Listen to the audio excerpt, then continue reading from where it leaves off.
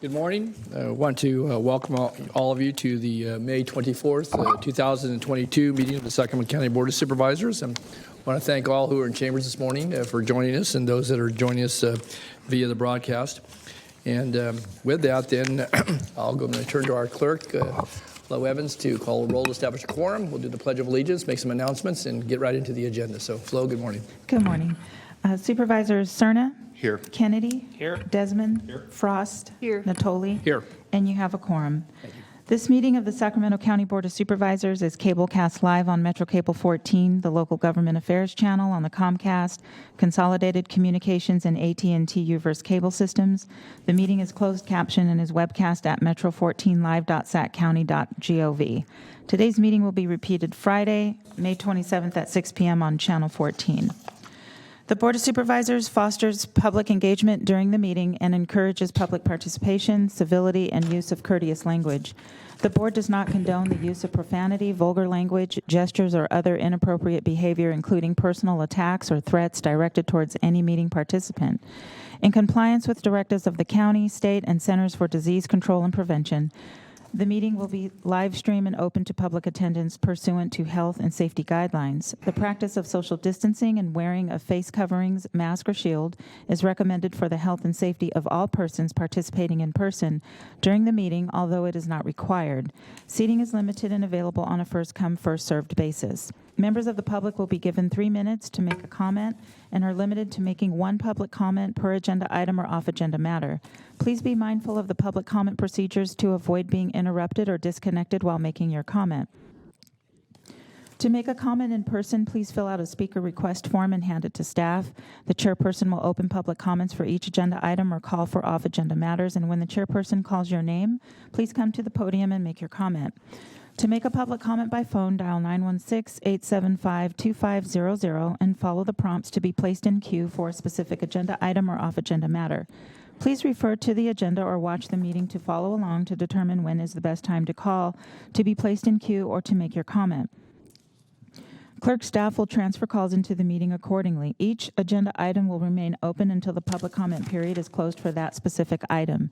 You may be on hold for up to an extended period of time, and your patience is appreciated. You may send written comments to email at boardclerk@saccounty.gov. Your comments will be routed to the board and filed in the meeting record. If you need an accommodation pursuant to the Americans with Disabilities Act or for medical or other reasons, please see the clerk staff for assistance or contact us at 916-874-5451 or by email at boardclerk@saccounty.gov. Thank you in advance for your courtesy and understanding of meeting procedures.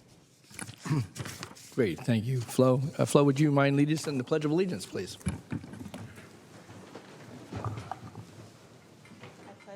To the flag of the United States of America and to the republic for which it stands, one nation, under God, indivisible, with liberty and justice for all.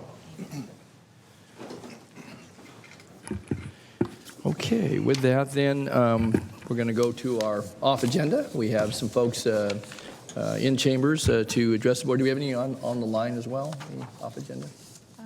Yeah, it looks like we have one off-agenda comment. Okay, good. We'll go to the off-agenda comments first, and then we'll come back to our regular agenda. We do have an addendum agenda. We have some items that we're going to take up here in a few moments. So, all right, with that, then we have Ryan Harris, followed by Seth Alexander, followed by Ted Samara. So, Mr. Harris, good morning.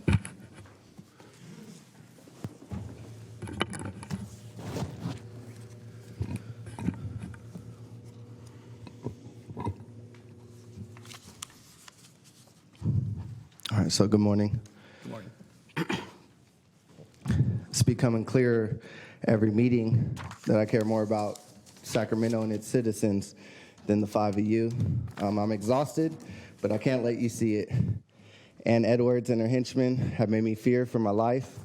I just want to let people know, with regards to my situation, that if I'm still at these meetings, then the Board of Supervisors are still not upholding their job duties to protect the people of this community.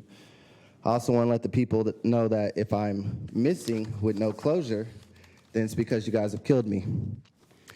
I say that because my life has been threatened, and you promoted and gave more power to the individual who lied and jeopardized my life, Ethan Dye.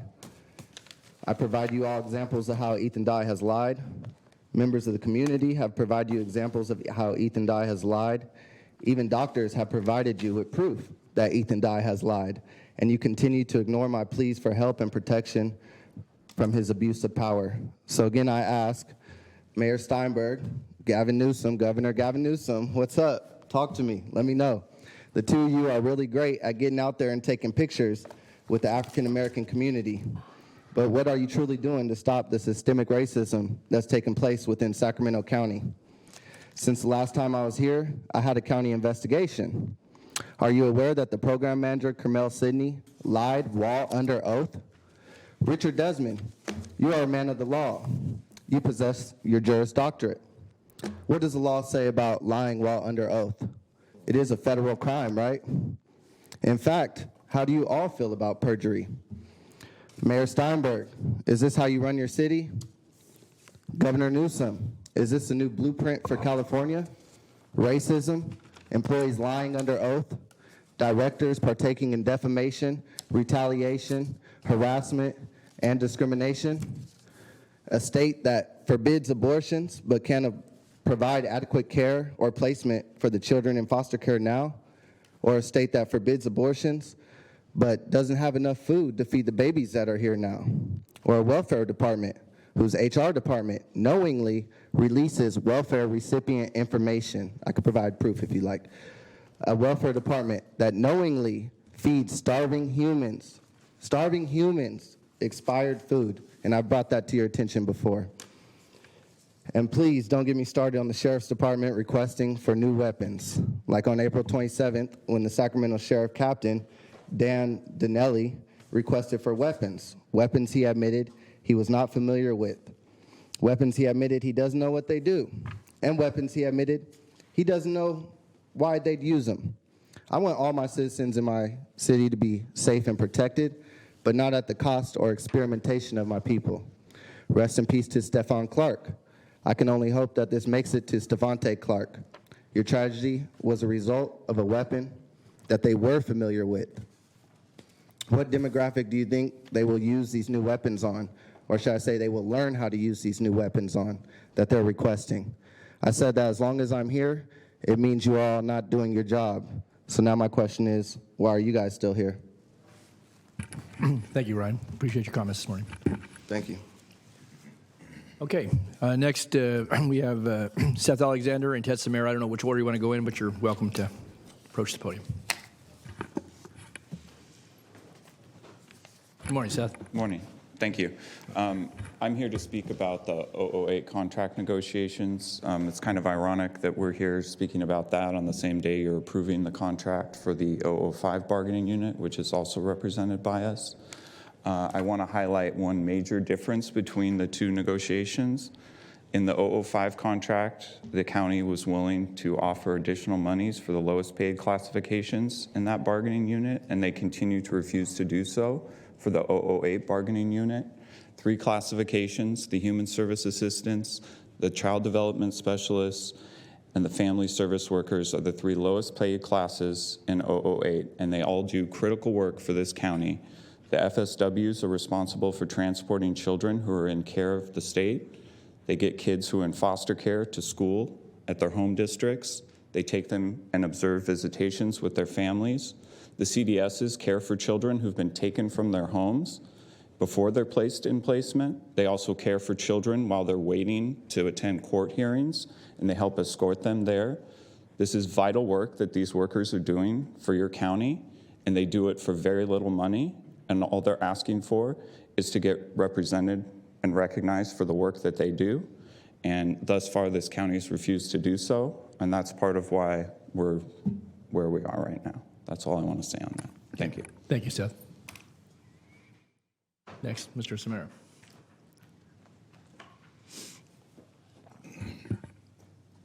Good morning, Ted. Good morning, Board.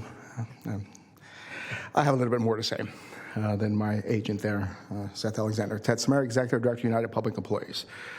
We appreciate the the strides we made with the 05 bargaining unit, and it's in front of you all today for your part to ratify that.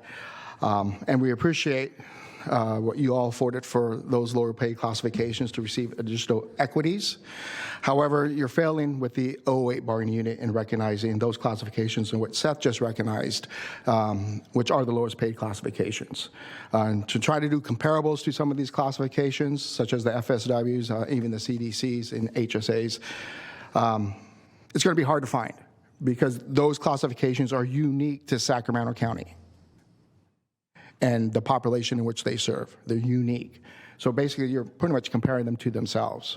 And I know we can't get into bargaining here with you all, but it is always the response we get during the course of this bargaining with our 08 bargaining unit that it's you all that is inhibiting the ability for them to receive more. And hence why we're here for, fourth time in front of this board, asking you, praying to you that you do the right thing. You all received my letter I sent to you all over the weekend of our notice of intent to strike.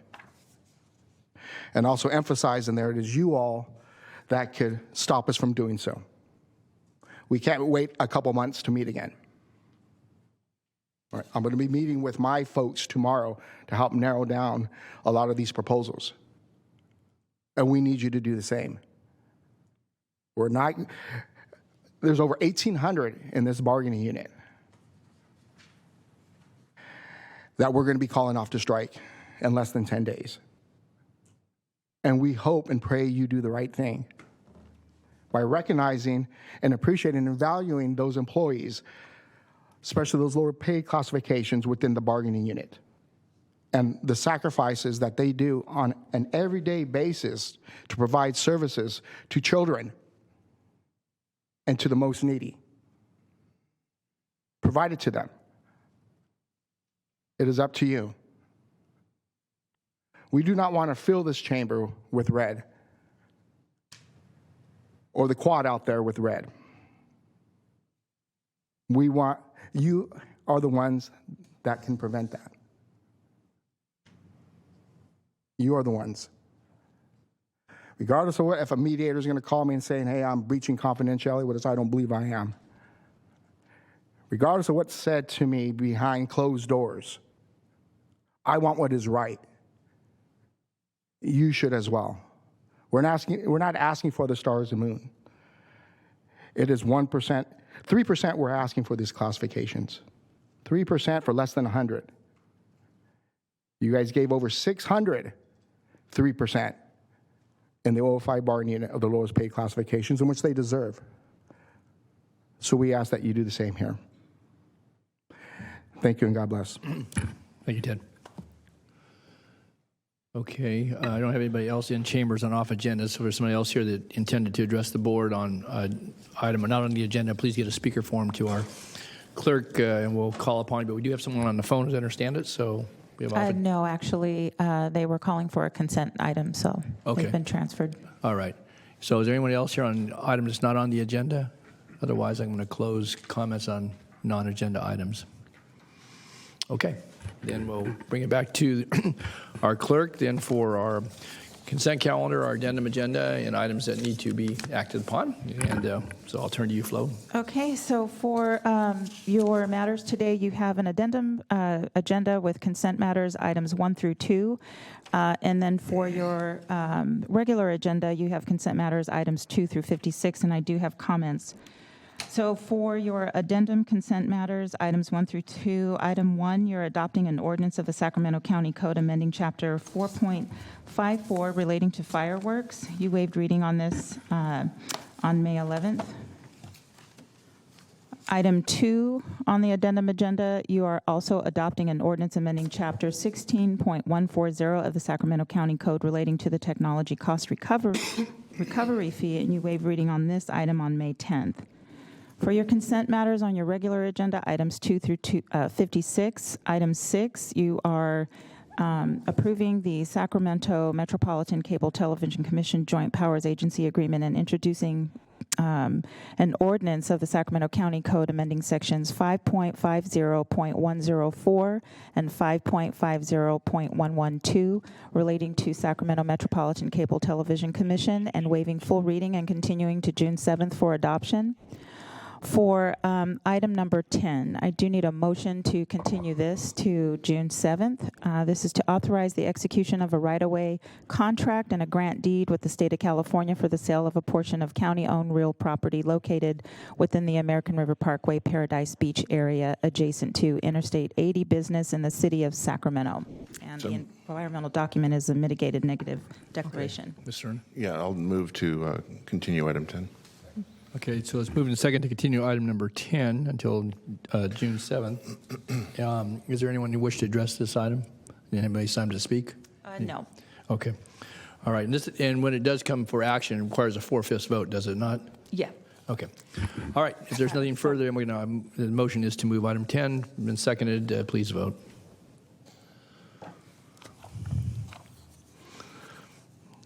Unanimous vote. Okay. Thank you. And that concludes my notes for your addendum agenda and your regular agenda. All right. And I don't have anyone in chambers that signed up to speak on any of the items, either addendum agenda. I know I see Mr. Ravel here. I don't know if you intend to speak, but don't think so. Nor the regular agenda. So let me go to my colleagues. I'll search to my left first. Any items you wish to call out? To my right, anyone? Supervisor Desmond? Yes, go ahead. Thank you, Mr. Chair. Just a comment and a question on item 14. Go ahead. Are we on those items yet? Yeah, we have to go ahead and call the item. Okay. Please. Mr. Desmond, did you say 14? 14, yes. Yes, that's to authorize the Director of Airports to consent to the assignment of the agreement for property and building rental and operating rights, Sacramento Executive Airport between the County of Sacramento and Patterson Aircraft Company.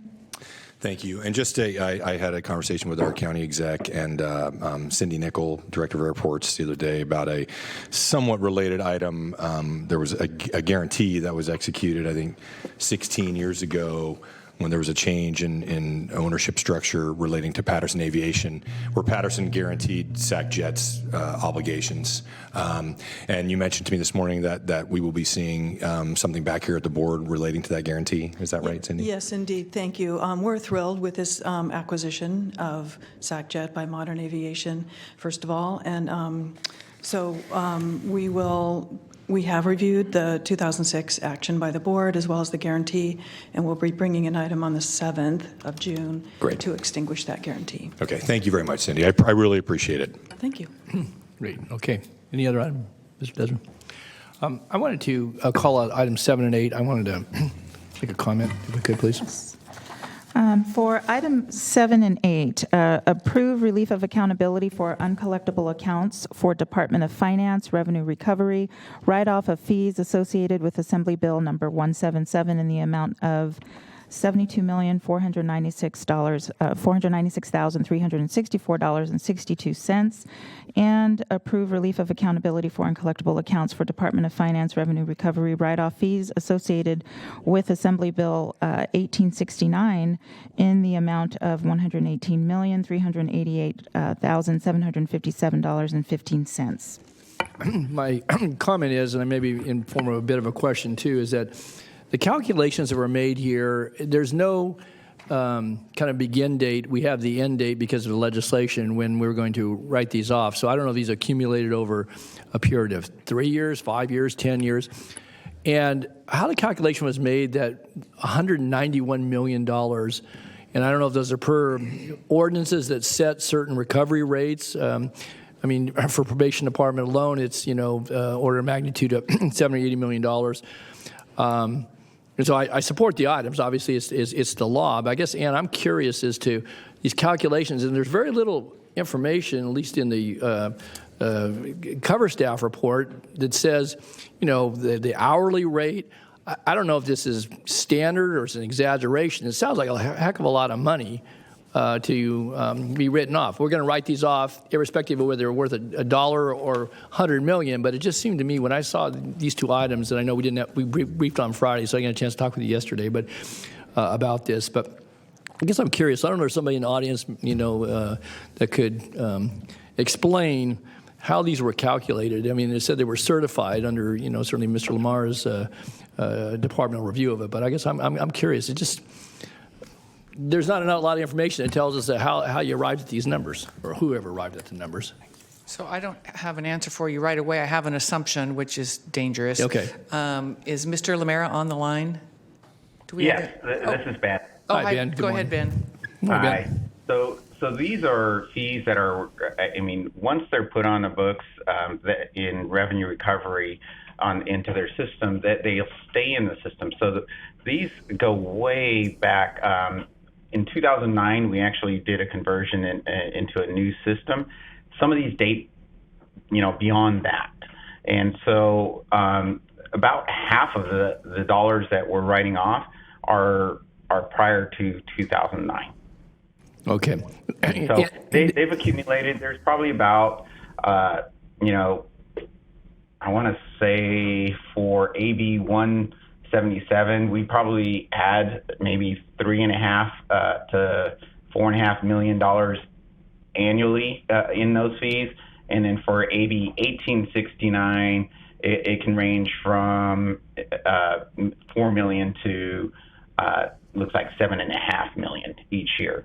And so these fees are very difficult to collect, and those that are charged these fees are really not in a position in most cases to be able to pay. And so they sit in our books in our system, but they may be dormant. They may not be they may be very difficult to collect. And so that's really what makes up these fees. It dates back to who knows how long.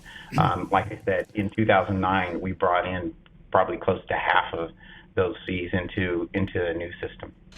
Well, thanks, Ben. I guess my question is then, why did we have to wait for the state legislature to tell us through their legislative process that we needed to no longer, collect, but also carry these? It would seem to me that at some point in time, and to your point, I appreciate the explanation, that if these were dormant and we're carrying them on the books for 15, 20, 25 years, I guess the practicalities of that, and I would assume we would have had the authority and would still have the authority as relates to relief of accountability. We see it on an annual basis for lost items and for certainly areas that are related to human assistance and general assistance awards and so forth, and just a number of other areas where they're either legal processes would allow for recovery, but people are deceased, or we find them no longer practical to pursue. Why, in the area of law enforcement, did we carry these for so long? And maybe you don't have an explanation, so I'm not putting it off on you, but it just seems to me to carry these for, again, because they show on people's records. And I know we're in an era where we're, certainly talking about folks being able to expunge certain things, certainly to get relief. But I'm just curious, is this something that I assume our board would have the authority a long time ago to have given relief on these if we had chosen or been brought to our attention? Is that accurate? No, they're court-ordered debt that goes along with the services that were being provided there. So so we really couldn't just come out and just say, let's just write these off. But not all these are court-ordered debt, are they?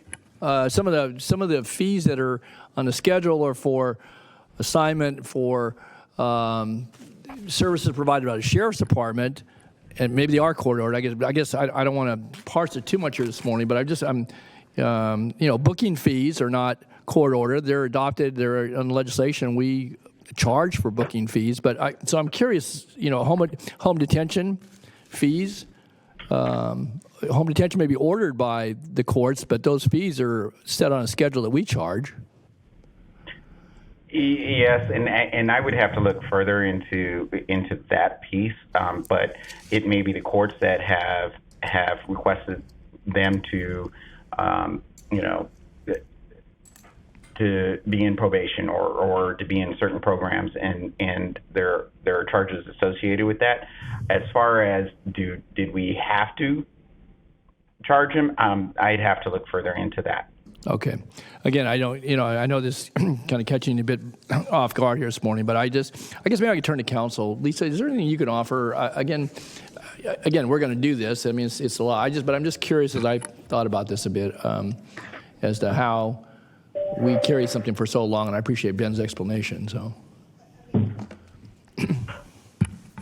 Right. Well, I think the process is just getting caught up with the legislation, if I'm reading it correctly, because these are statutorily created fees that are now not allowed to be collected based on this legislation. So I think that really is the key to the reason why we're doing this at this point.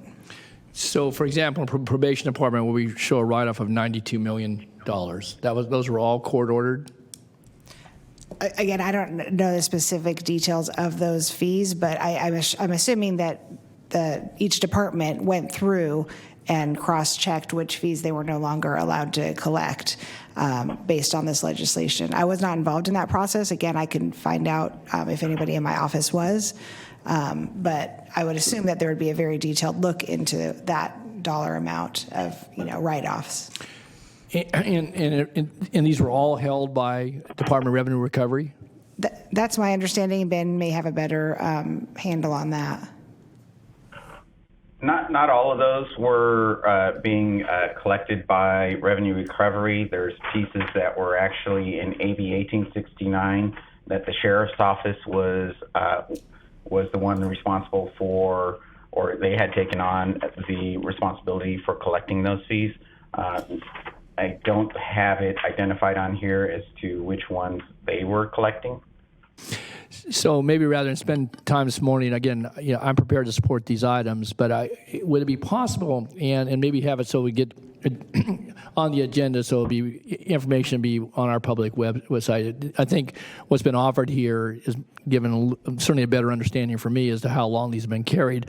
But if we could have, again, a little more detail, as Ben and certainly Lisa have elaborated, and maybe, again, without knowing all the detail here this morning, I guess I'd like to see maybe another item just on consent for information or receive and file, how we do it, that would give that detailed information so somebody could track that. Again, I just think it's important because there were some information gaps here as far as I'm concerned. So. We can certainly look into that. And it also is important to note that these fines and fees will no longer accumulate because we're not allowed to charge them. Right. That was clear. So, okay. All right. Anything else, Ben? Yeah. Otherwise, Nope, that was it. Okay. All right. Thank you very much. All right. That's all I had. You. Yeah. Thank you. Okay. Do we have anybody on the line to speak? We do. We have some callers for your addendum agenda item, I believe, agenda item 1 on the fireworks. Okay. All right. Then we'll go ahead and call that. Oh, you already read it into the record, but. Yeah. Would you like me to read it again? Yeah, go ahead and read it one more time. Yeah. Sure. Take callers. Item 1 is adopting an ordinance of the Sacramento County Code amending Chapter 4.54 relating to fireworks. You waived reading on this on May 11th. And Jillian, if you could transfer the first caller.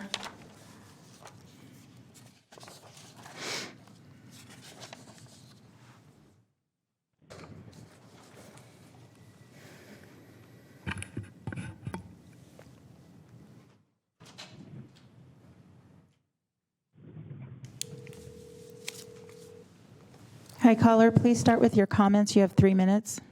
Thank you, Flo. My name is Lee Miller. I live in the unincorporated county in District 5.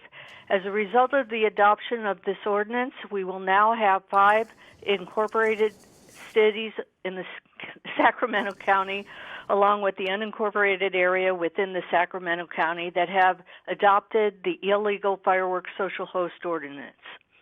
Residents against illegal fireworks would like to express their serious appreciation to the Board of Supervisors, the county executives, the county council, undersheriff Barnes, and other county departments for their contribution to this proposal.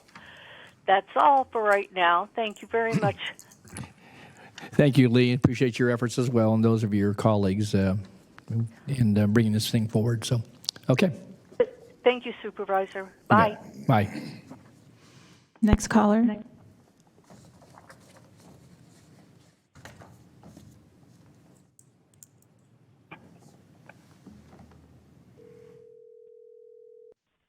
Hi, caller. Please start with your comments. You have 3 minutes.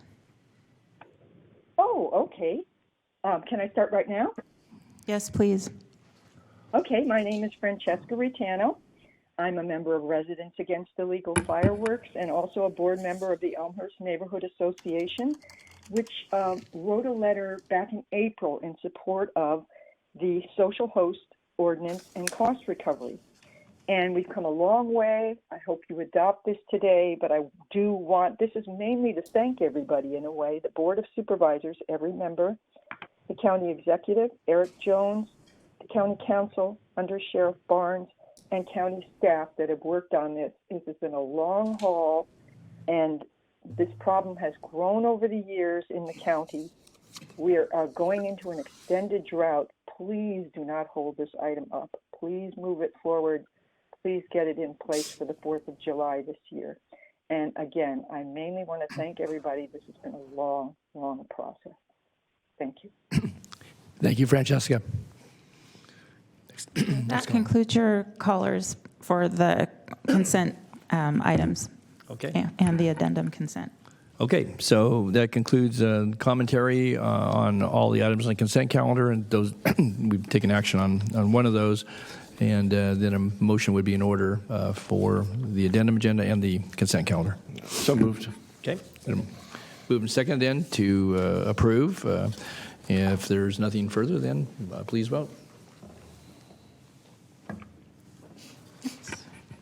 Hey, that's a unanimous vote. And let the record reflect that for item 10 on your regular agenda, you did take a separate motion to continue that item to June 7th. And this does approve your addendum agenda consents 1 through 2 and 2 through 56 with the exception of item 10. Okay, thank you, Flo. All right, let's go on to our next item. Okay. Okay, item 57 is a presentation of resolution honoring the Veterans Affiliated Council at the 75th Annual Memorial Day Ceremony. All right. Mr. Kennedy, I see you have some visitors in the audience.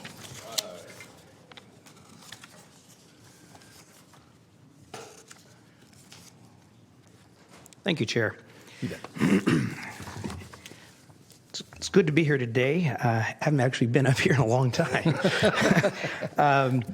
Here with the resolution honoring the Veterans Affiliated Council and the 75th Annual Memorial Day Ceremony. Whereas Memorial Day is an American holiday observed on the last Monday of May this year, the 30th day of May, that honors the men and women who died while serving the United States military. And whereas the Sacramento County is proud to be home of more than 84,000 veterans, and alongside them a majority of the Sacramento communities observes Memorial Day by visiting cemeteries or memorials. Whereas the Veterans Affiliated Council, VAC, serves as a clearinghouse for legislative information and honors the supports, activities sponsored for veterans and active military personnel here in Sacramento. Whereas Civil War, World War I, World War II, Korean War, Vietnam veterans are represented by 2 VAC monuments in the Sacramento Historic Cemetery, one of which is the historic obelisk in the Veterans Memorial area. And whereas for the last 75 years, the VAC has led the community through the 4-day span of Memorial Day weekend, hosting multiple events, such as the Friday prior to Memorial Day event of placing over 5,000 flags on the graves of each of our beloved veterans in a flag-raising ceremony. And whereas this year, the Memorial Day ceremony will continue at the Sacramento Historical Cemetery on Saturday, May 28th, 2022, at which the VAC conducts a ceremony to honor the sacrifices made by our fallen heroes by reading Governor's proclamation, which isn't nearly as important as this proclamation, providing walking tours through the cemetery to educate the community and facilitating a time of remembrance for the Sacramento community. Now, therefore, be it resolved and ordered that I, Patrick Kennedy, Supervisor of the 2nd District, County of Sacramento, State of California, on behalf of the Board of Supervisors and the people of Sacramento County, recognize and honor the Veterans Affiliated Council, VAC, at the 75th Annual Memorial Day Ceremony at the Sacramento Historical Cemetery, and encourages the community to come and support all our veterans and their families at this event on Saturday, May 28th, 2022. Gentlemen, I will be there. I look forward to having our community join us. And with that, I would like to introduce William Franco, the commander of the VAC. Thank you all for having us here today. I'm rather tickled, to say the least. And thank you all. Sue, you know, you're very near and dear. Phil, we appreciate you. Don, you've been a lifelong supporter of the Veteran Affiliated Council, as we know. Mr. Kennedy, I greatly appreciate you doing this for me. I'm greatly honored. And Mr. Desmond, for putting this all together and bringing us here together today. The VAC has been a piece of Sacramento for over 100 years now. And we are very fortunate to have the support of the community. And with that, I wanted to introduce one of my mentors at the VAC. This is Leroy Adams. He's been a mentor to me and an integral person at the VAC, and I just wanted to give him a couple minutes to say something nice. Great. Thanks, William. And good morning, Leroy. Good to see you. Good morning, Supervisor Natoli and Supervisor Desmond, Supervisor Kennedy, Supervisor Cerna, and Supervisor Frost. I'm the second oldest member in the VAC. I came a part of it in 1977. Mr. Campiel has 1 year on me. He's 98. He would have been here if he could have. But I just want to thank the citizens of Sacramento County of supporting our veterans. In my service, I served as a supply officer of a ballistic missile submarine. Made 19 patrols on the submarines. And things have changed a lot since 1977. But I'd like to thank the citizens of Sacramento County for supporting our veterans all the time. Thanks. Thank you, Leroy. Thank you. Thanks.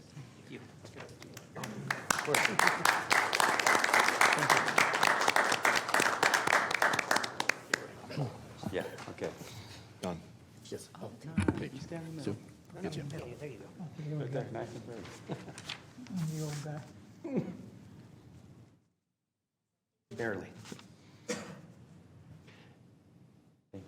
And William, Leroy, before you leave, I know a couple of members of the board, maybe all want to speak. So Supervisor Frost and Supervisor Desmond. So thank you, stand by. Yeah. Chair Natoli. Yeah, I just thanks. wanted to thank you for all that you do in the community. And I also wanted to ask you, where and what time is your event on the 28th?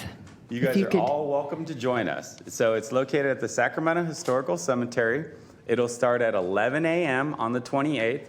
You're also welcome to join us on the 27th for the flag laying ceremony. That starts at 5:30. I'll be there setting up at 4 a.m. Both of them are located at 1000 Broadway.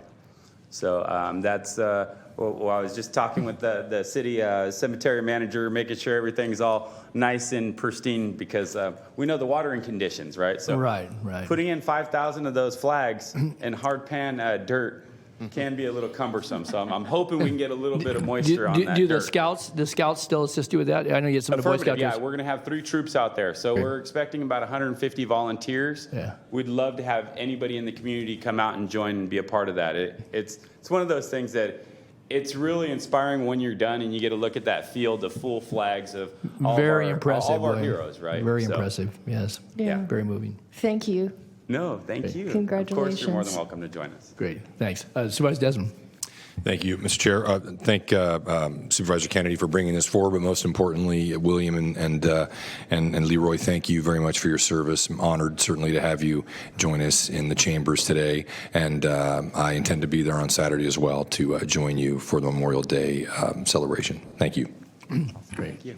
And I would just note, I know that, in addition to the services you have planned, I know throughout the community, in different communities, there are, Memorial Day observances on Saturday, but also I think on Monday in any number of communities. And I think it really is not only fitting, but it's an important tribute to certainly the fallen military personnel throughout the ages, but also to honor, veterans who, side by side with folks who didn't return alive, have, served this country very honorably. So I want to just thank you for your leadership, William, and certainly Leroy. I see Leroy over the years. I don't think he misses a veterans function that supports not just observances on Memorial Day, but Leroy, you've been very stellar and thank you for your work, and certainly to the council, and I thank Supervisor Kennedy for making sure we had an opportunity here this morning to recognize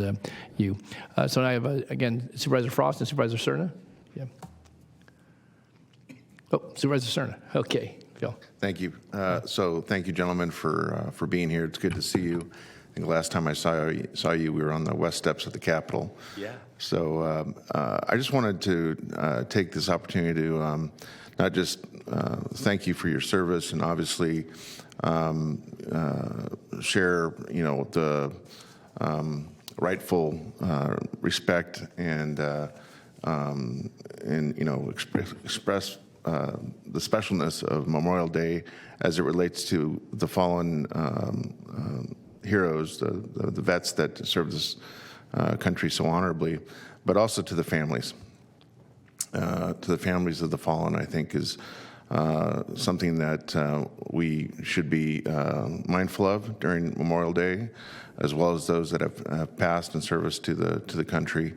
And I too look forward to being with you at not just the event on Saturday, but the multitude of events that I know you're responsible for throughout the year. So congratulations on the resolution, and look forward to seeing you again here in the chambers.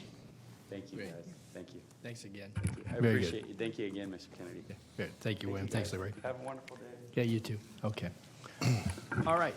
With that, and just a reminder to folks who may be watching, I assume there's some information that'll be out there in local press that will give the dates and times for the observances, but we've heard a couple of them made announced here this morning, but I know there's several of them on Monday as well. Okay. With that, Ms. Evans, back to you. That was really nice. Yes. Okay, item 58. This is the Sacramento County Landscaping Maintenance District Zone 4 public hearing on the detachment of the Green Farms Estate subdivisions, authorizing the Director of the Department of General Services or designee to execute a quitclaim deed and transfer landscape maintenance responsibility. And these would be for properties 289, 0201, 079, 0000, and 289, 0201, 080, to the Green Farms Estates Homeowners Association. The environmental determination is exempt. Okay, and we have Ms. Kodani with us. Good morning, Dorothy. Good morning, Chair Natoli and members of the board. The Green Farm Estates subdivision is located on the south side of Fair Oaks Boulevard, east of Eastern Avenue, and it has been in the Landscape Maintenance District since 2002. There have been discussions for the Homeowners Association to assume maintenance responsibilities for those parcels, landscape parcels fronting Fair Oaks Boulevard. So therefore, on April 26th, the board adopted a resolution of intention to detach the subdivision from the district and set today for the public hearing. We have since been notified by the Homeowners Association that they wish to provide formal approval for this item, and will be discussing this matter at their June 13th meeting. And so therefore, they've requested that this item be continued to July 12th, at which time the HOA representatives will be available to provide their support. And so therefore, additionally, to not require the additional mailing and publication of the public notice, which occurred on May 9th, we request that the board officially open the public hearing and continue the matter to July 12th. And so unless there are any questions for me or the Department of Transportation staff who are available, that concludes our presentation. Okay, before I open the public hearing, any questions of Dorothy or staff on this? All right, I don't see anyone in the queue, so with that, then I'll go ahead and open the public hearing, and recognizing that you just reported that the association wants to take an opportunity to formally review this at their June 13th meeting. So unless there's anyone here in chambers or anyone on the phone, which we have none, then we will go ahead and continue, keep the public hearing open, and continue this matter to July the 12th. I mean, you need a motion? You need a motion. Yes, the motion. Okay. We have a motion. Do we have a second? Second. Okay, it's moved and seconded. Do we need to have a set time? It would be 10 a.m. or for the continuance? Actually, I'll coordinate that with the clerk of the board as far as the time or... Okay. Because we have a public hearing, so we may want to just note it, and it won't be heard any sooner then. So you want to do it 10 o'clock on the 12th? The reason I ask that is that... We do have some other items that have already been noticed at 10 Okay. a.m. on the 12th. Okay. 10:01? We're quick. No.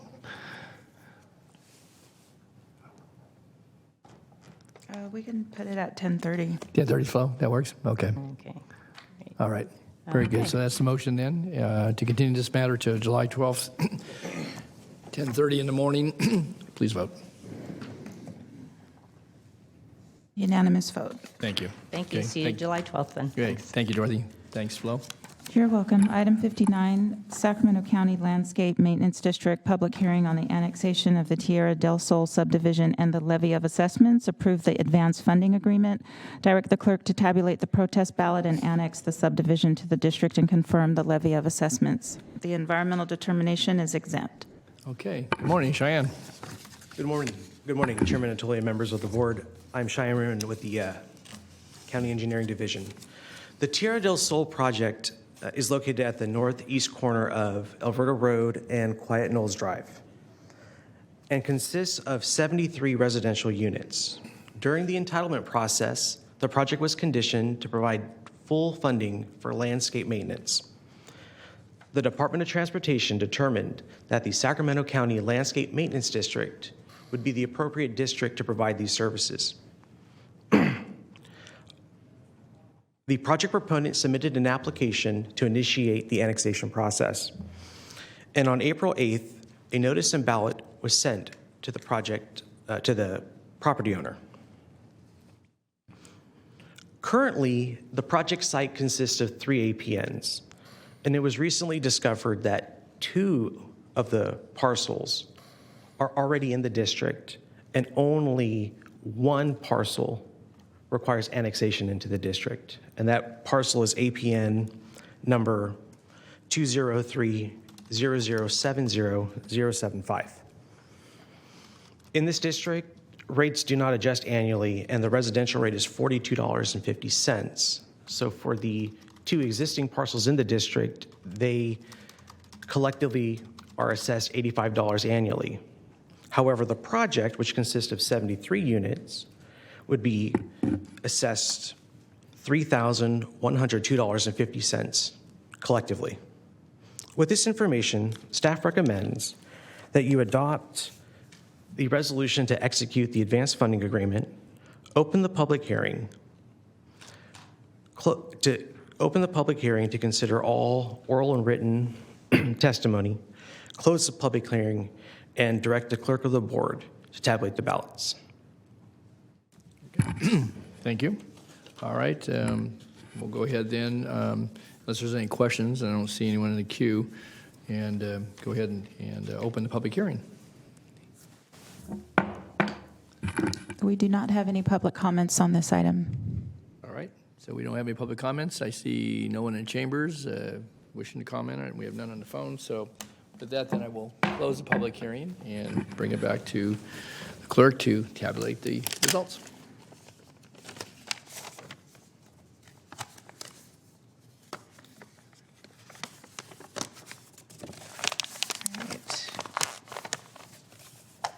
Okay, so we received 1 ballot.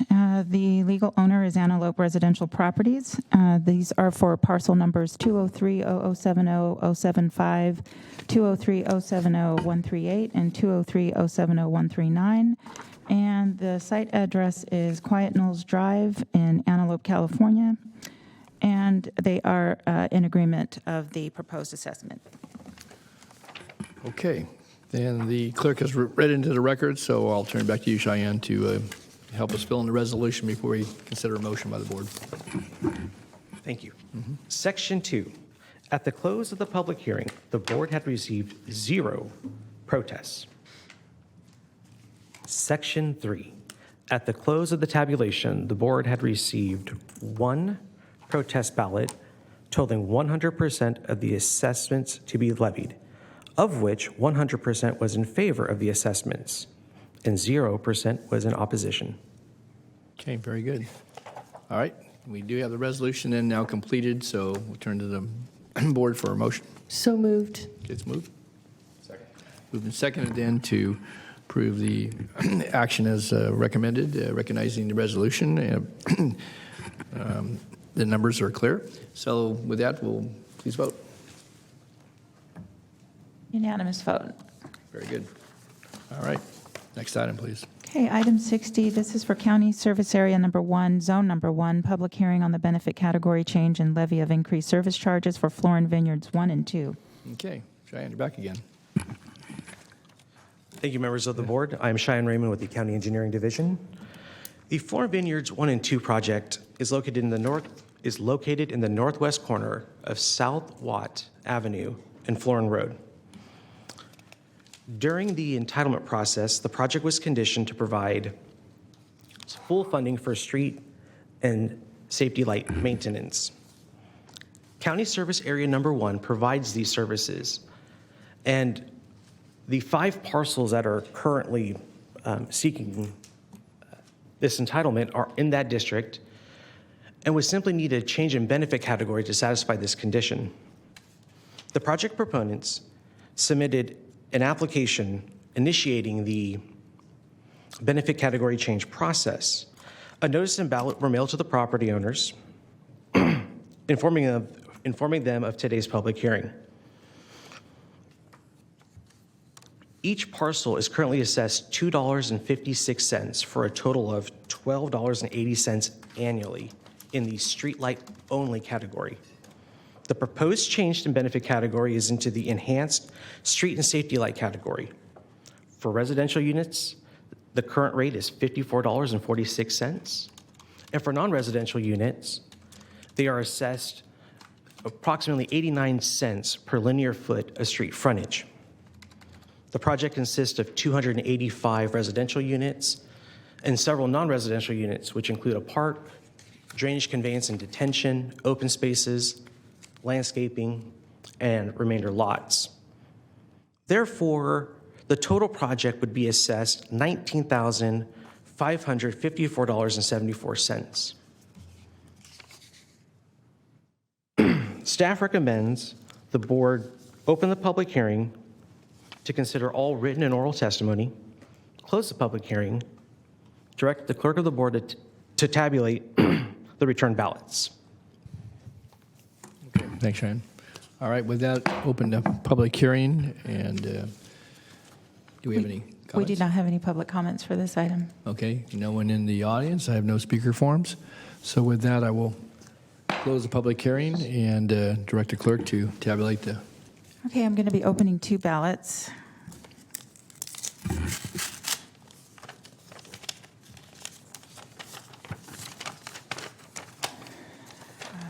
Looks like this was. Okay, this legal owner is the Lusich Family Revocable Trust, parcel number 06400720014, address 8895 South Watt Avenue, Sacramento, 95829. And this is regarding the annual service charge. And they are in favor of that proposed change. And let me get to the second ballot.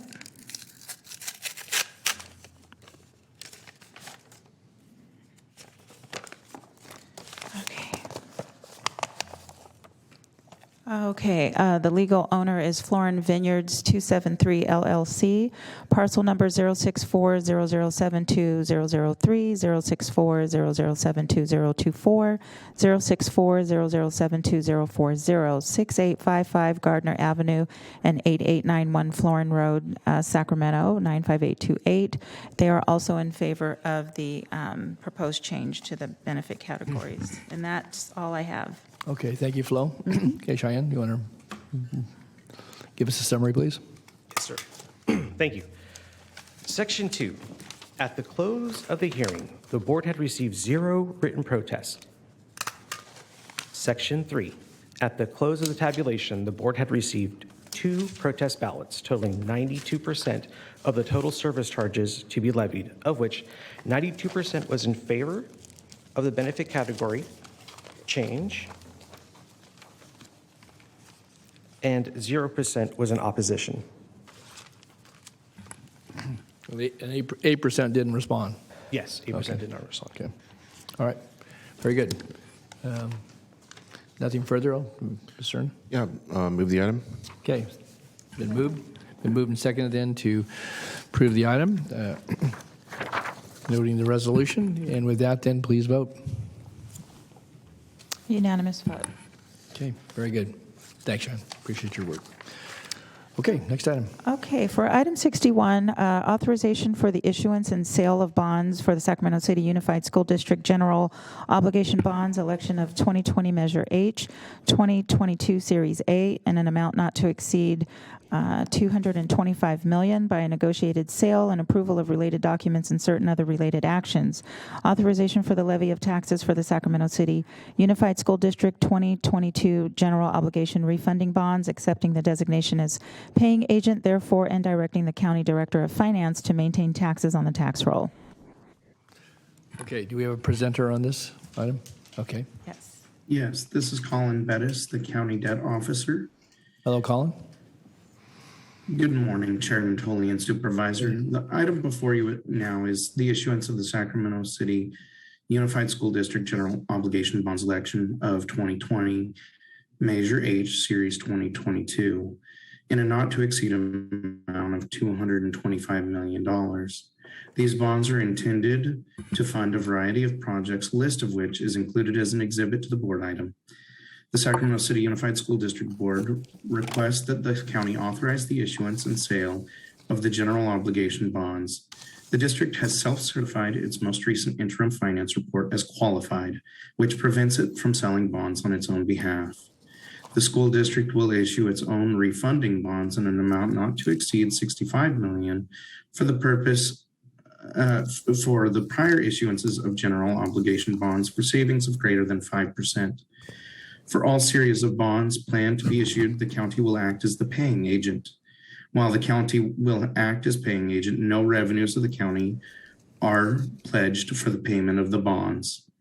There are 4 recommendations before the Board of Supervisors today that will allow the county to issue the debt on behalf of the Sacramento City Unified School District and to serve as the paying agent on the bonds.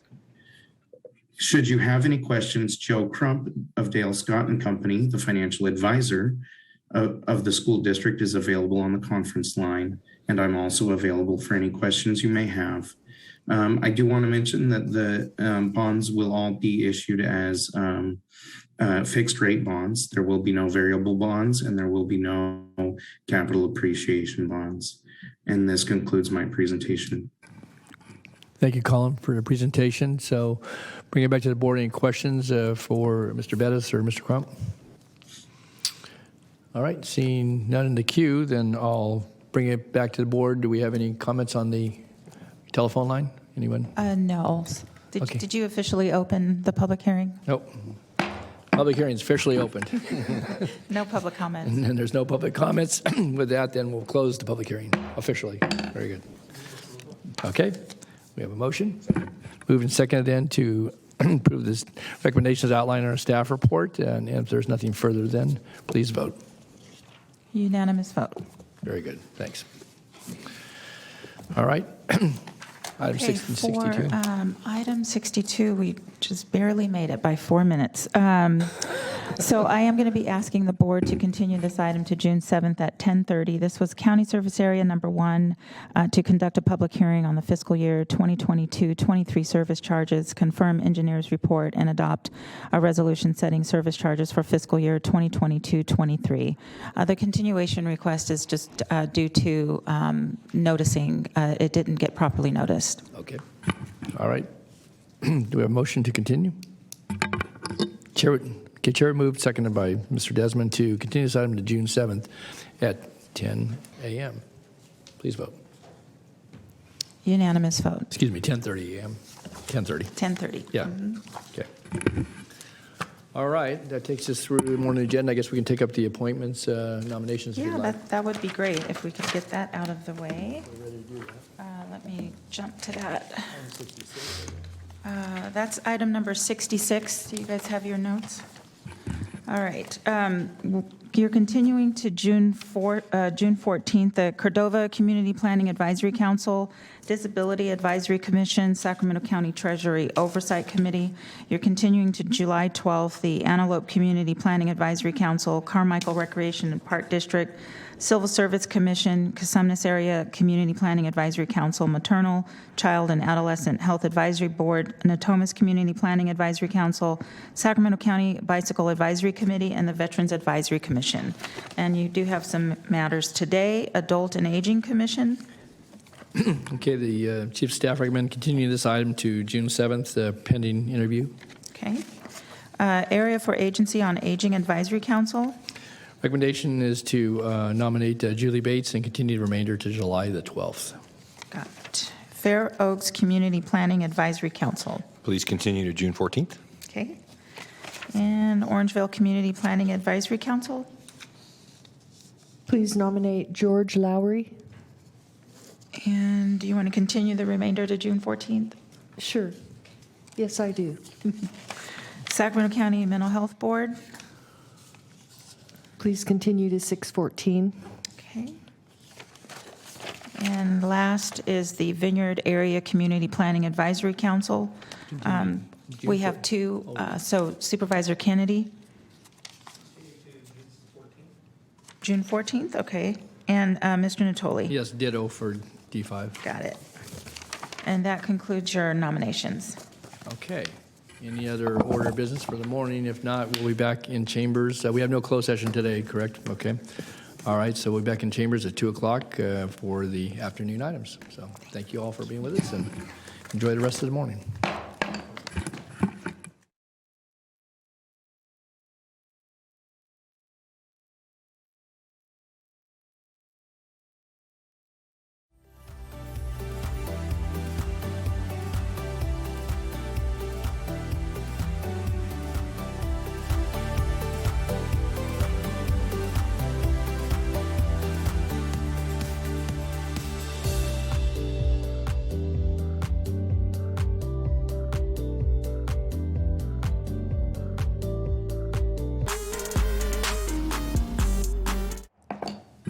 Good afternoon. Want to welcome folks back for the afternoon portion of the May 24th, 2022 meeting of the Sacramento County Board of Supervisors. I know we have several presentations this afternoon, and appreciate the folks that are going to be with us throughout the course of the rest of the agenda to make those presentations. So with that, I'll have our clerk call the roll to establish a quorum, and then we'll go into our agenda presentations. Yes, okay. Supervisors Cerna? Here. Desmond? Here. Frost? Here. Natoli? Here. And you have a quorum.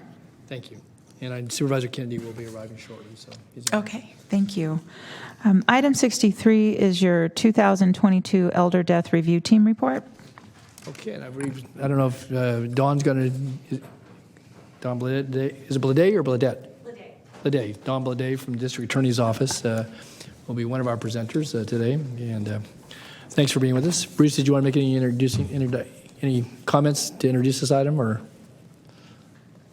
Mr. Chairman, I think we'll have some comments after the presentation. We also have Michelle Cajeas on the line, too, that can comment on the report as well. Okay, so we do have Michelle. Is there anybody else on the line? Just Michelle? That's all. She might have some of her staff on, Mr. Chairman. I'm not sure. Okay, all right. All right, Dawn, we'll turn it over to you, and thank you for being here. I know it's the annual report and some disturbing information in here, but also obviously working to try to help us better understand some of the outcomes and the why-fors, and maybe to make some improvements that will hopefully prevent some of the things that were listed. I would just tell you that it seemed like you looked at a lot more cases this year than maybe in the past. I don't know. I just need to review. That may be because the time period of the report actually was from 2019 to 2021. So we didn't give you a report during the COVID shutdown. And because the cases weren't getting through their criminal justice system, we didn't have as many to review. Okay. Coroner's office was otherwise engaged, et cetera. So that's probably why you see more, but it also gave us a better database to work from than the annual. And we're considering, Michelle and I, Cajeas, have actually talked about trying to do a 2-year, because I think it may give us better information than just a single snapshot of a year. Okay. Very good. Well, Dawn, if you want to just tell us who you are and how you get to be the chosen presenter along with Michelle here today, and then go right into your presentation. So, Thank you. My name is Dawn Blade, and I'm an Assistant Chief Deputy District Attorney at the Sacramento County DA's office.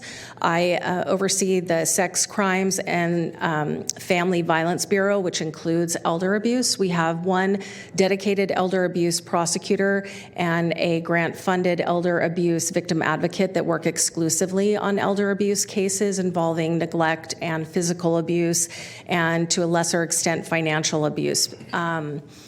So I'm here on behalf of the Elder Death Review Team. The Elder Death Review Team was established in 1999, and that team is a collaborative team of multi-agencies, both community-based and law enforcement, working together in Sacramento County. What we do is discuss Sacramento County's needs in areas of support, education, improved collaboration with respect to neglect and death, and even accidental death of our older population.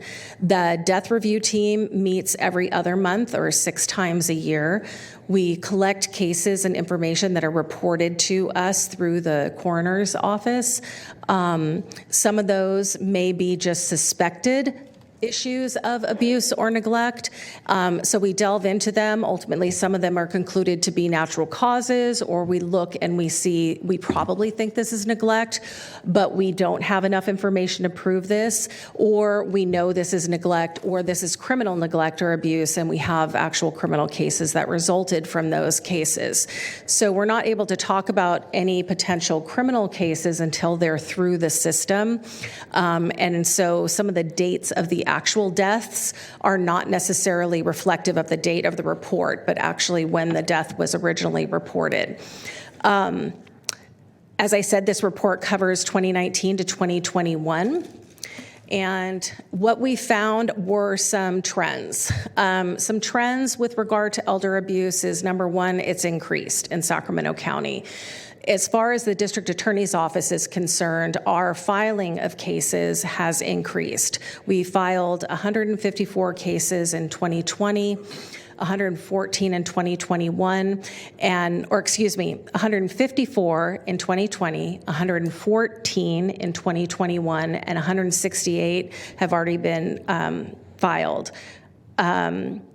It may not seem like a jump, but on the year that we had lesser cases, I think that was attributable to many of the investigative resources that were devoted to other areas, and we weren't receiving as many reports to file from law enforcement. But we are seeing cases of abuse and neglect increasing in terms of their involvement in the criminal justice system. Of course, we're only seeing a sliver of these cases, the cases that were actually actively investigated by law enforcement and then referred to the DA's office for action or review. The next most common type of case, abuse is the number one. That's where the investigative priorities lie. That's where the law enforcement does get involved. They make sure that investigations are completed. But oftentimes in neglect cases, because they don't necessarily have the specific training to identify elder neglect, they don't necessarily know what they're looking for and what available evidence is out there to help make a case of this. That's both a training issue and a resource issue. On the training part, our elder abuse prosecutor, Tara Crable, is making the rounds and also has recently prepared a video for law enforcement training in order to educate our law enforcement officers in Sacramento County as to signs of abuse and neglect in elder situations. And our hope is that that will help increase those cases getting to us for review that have a meaningful investigation where we can make a filing decision or pursue criminal charges where it's warranted. The financial crimes against elders are not necessarily investigated to the extent that actual physical harm cases are investigated. So we don't see that many of those coming our way. I know that there has been Adult Protective Services has gotten some funding and is doing work in that area. I'd like to see us do more, but with the resources we have at the DA's office, our focus has been on the violent crime aspect of elder care and elder abuse. Dawn, can I just ask you, excuse me just for a second while you're on that, because you talked about your staffing, you say you have one attorney, and then you said an investigator that are assigned. What's your staffing A ratio? victim advocate. Victim advocate. Yes. And so you basically have you and one other prosecutor that handle all the cases, and you have other sex crimes as well, right? I'm not the person who's hands-on. So I oversee the Bureau. The Bureau includes adult sexual assault, child abuse, elder abuse, domestic violence, human trafficking, and animal abuse. So that's my umbrella of bureaus. Under each of those is a supervisor and then assigned deputies. Under elder abuse, though, there's just a single attorney who's doing intake, who's then vertically prosecuting those cases, and then one victim advocate who is assisting. And you can imagine these cases in terms of communication and outreach with elders can take time. It's hard to communicate. Oftentimes, elders don't have a lot of people they talk to, so when they get the opportunity to speak with someone, those conversations become in depth, and we want to be as respectful as we can when we're trying to provide services. So it's a lot of work for one person to be handling all of the calls and setting up resources for victims who are elder. So again, without getting too far askance, but we're going to be talking about budget here in a couple of weeks. And I guess as I read the report, again, there's, a lot of this is to look back to try to help us going forward. But if we only have one prosecutor assigned, and where we have over 200,000 seniors in this community, but of course it's dependent adults as well, so it's not just those that are that are 60 or older, but that population has grown. In fact, that stat was pointed out in the report. But when I read these scenarios and the vignettes of these situations, my God, it just the way people have died, and some of it being neglect, some of it being maybe inexperience, but some pretty terrible things. I wouldn't wish it upon anybody, I guess, as I read some of these. And if we only have one prosecutor assigned, I guess I don't know how this bumps up. Obviously, Anne Marie and her staff have to look at it. You included just how you assign folks. But it seems that we're, way short of what we need to be, because it's one thing to have APS folks on the front line. But, and there are some cases here, and I'll ask you about them a little later on, at least I made note of a couple of them, where information wasn't presented to the DA, for example. You didn't know the person had died before determination was made. You weren't going to pursue the case because there was other factors involved, and we just have two sentences. So again, how you evaluate those things obviously is a much greater detail than what's represented here. But I guess the point I want to make is that if we're serious about doing something, certainly trying to prevent it to begin with, but to intervene if we can, discover and build a system that helps us do that. But at the back end of it, where folks have died, in some cases, pretty horrible deaths, at least in their last days, it would seem to me that we need to be able to prosecute. I don't know what the caseload is for your one prosecutor, but in a county this size, if you have one person that can handle that, let alone get into court and have a case prepared, to hold folks accountable. It's not about just the criminal prosecution, but these are some terrible. I wouldn't want this to happen certainly to anybody that I know or family member, but to anybody as I read these. And people that are elders that are in their 70s, 80s, in a couple cases, were centenarians. And I guess I'm taking it back that we only have one. Is it one person in your office with a victim advocate that handles all that caseload? And I don't know what the caseload is for your prosecutor. I guess that's part of my question. Her caseload is pretty significantly high, and what we've had to do with her caseload actually is cases where there's not necessarily a typical dynamic, where maybe an elder is a victim of a robbery. It's not necessarily like an interfamilial. We have to give those to the felony team attorneys because she can't do all of them. So you can be charged with committing an elder abuse crime just because of the age of the person who you inflicted a crime crime of violence. So there may be a crime of violence that occurred, and because the person is over the age of 65, we add this elder abuse. Yeah, the gentleman was punched in the Right. face at the gas station. So the those lady was knocked cases, down exactly. in the store. So those cases go to other units, and we try and focus on the ones where there's kind of more dynamics at play. Typically, the majority of these cases involve family members who are perpetrating the violence and neglect. And so there's a lot of codependency there, a lot of dynamics similar to domestic violence. The elders don't want to prosecute their children. And so that type of intervention, it takes a little more time to really work through with them. We absolutely could benefit from having more than one dedicated prosecutor. We just, right now at the office, we're really struggling with high caseloads in all of our specialized units because of some of the caseload holdover from the pandemic and just simply because we have more violent crime occurring here. You know, a couple of things that kind of jumped out to me, and I want to be able to do your report here, but, you know, there was a case, one of these cases where there was good reason to believe there was criminal neglect. There was another one where, it was a suspected homicide. Not always family members, I don't think. In one of those cases, it wasn't a family member. And the other one that really got my attention, or a couple of these here, where you actually have either licensed workers, not IHHS, family members receiving pay, and or facilities. And I know there's a whole state licensing regime and all that. But again, those folks, for a significant sum of money in most cases, are paid to take care of folks. And then you have these descriptions of people who battered, bruised, beaten potentially, and die. And yet there's no prosecution of that. There's really no follow-on to any degree. You can turn somebody into licensing. And I guess it seems to me if we're going to have accountability for folks that are very vulnerable, and whether it's at the hands of family members or others, that, one, there needs to be sufficient resources with the DA's office, but there needs to be sufficient resources with Adult Protective Services and any other agencies that are related here, because this is a growing population, and the vulnerabilities as folks, and again, I found your chart that listed the ages, there's a large number kind of in that early entry at 60, 65, and then kind of spreads itself out. But to think of somebody who is well into their late 80s, 90s, even 100 years old that are subject to some of these things that are in, of the 36 cases that you investigated in this report.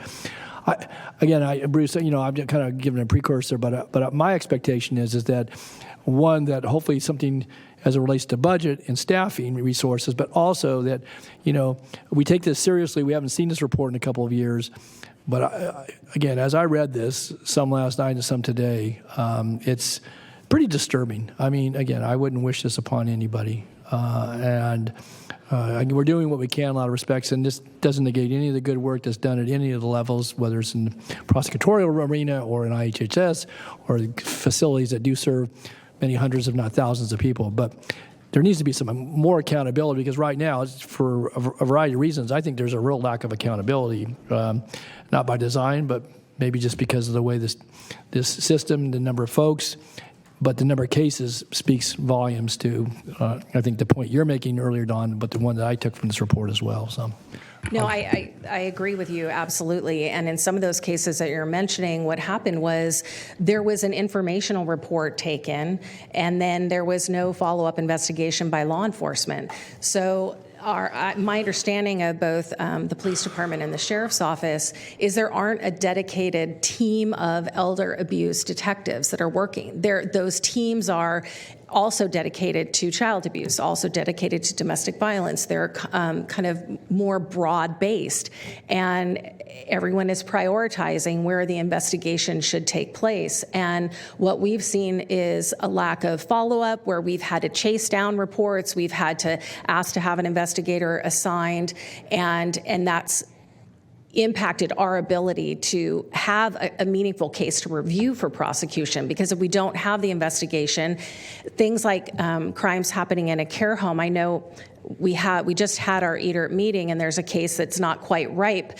that I won't get into the details, but what I will say is it was at a care facility, and the individual was taken to the ER, and the ER doctors noted significant physical abuse on this individual who was deceased.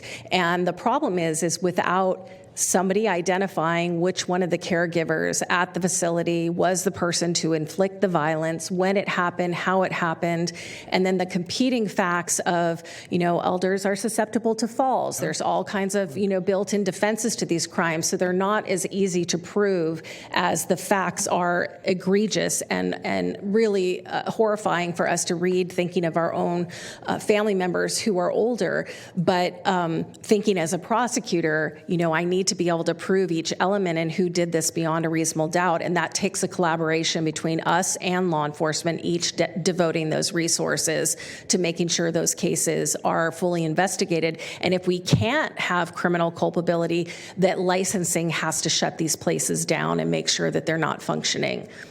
I would concur with that. And because my takeaway was kind of, old, kind of out of the way, and maybe soon to be forgotten. And I just think that, the work that's done here can't be any of those things. It needs to be a very, I think, poignant reminder of, of how serious this is. And yeah, you're right. There are circumstances sometimes that, wouldn't lend themselves to what you said, to something to be prosecuted. But, if we have a growing number of seniors and at-risk folks in our communities, and obviously we're more and more dependent upon individual care, which I agree with the independency and folks remaining in their home and so forth, but that accountability, because if not, I just think, the report that you brought forward here today from your review will just be more voluminous in years to come if we don't do something to try to stem this. And I think there's things being done, and that's part of the report. So I didn't mean to interrupt your presentation, That's okay. but this was pretty graphic in my view, and I'm sure I my recognize colleagues. that.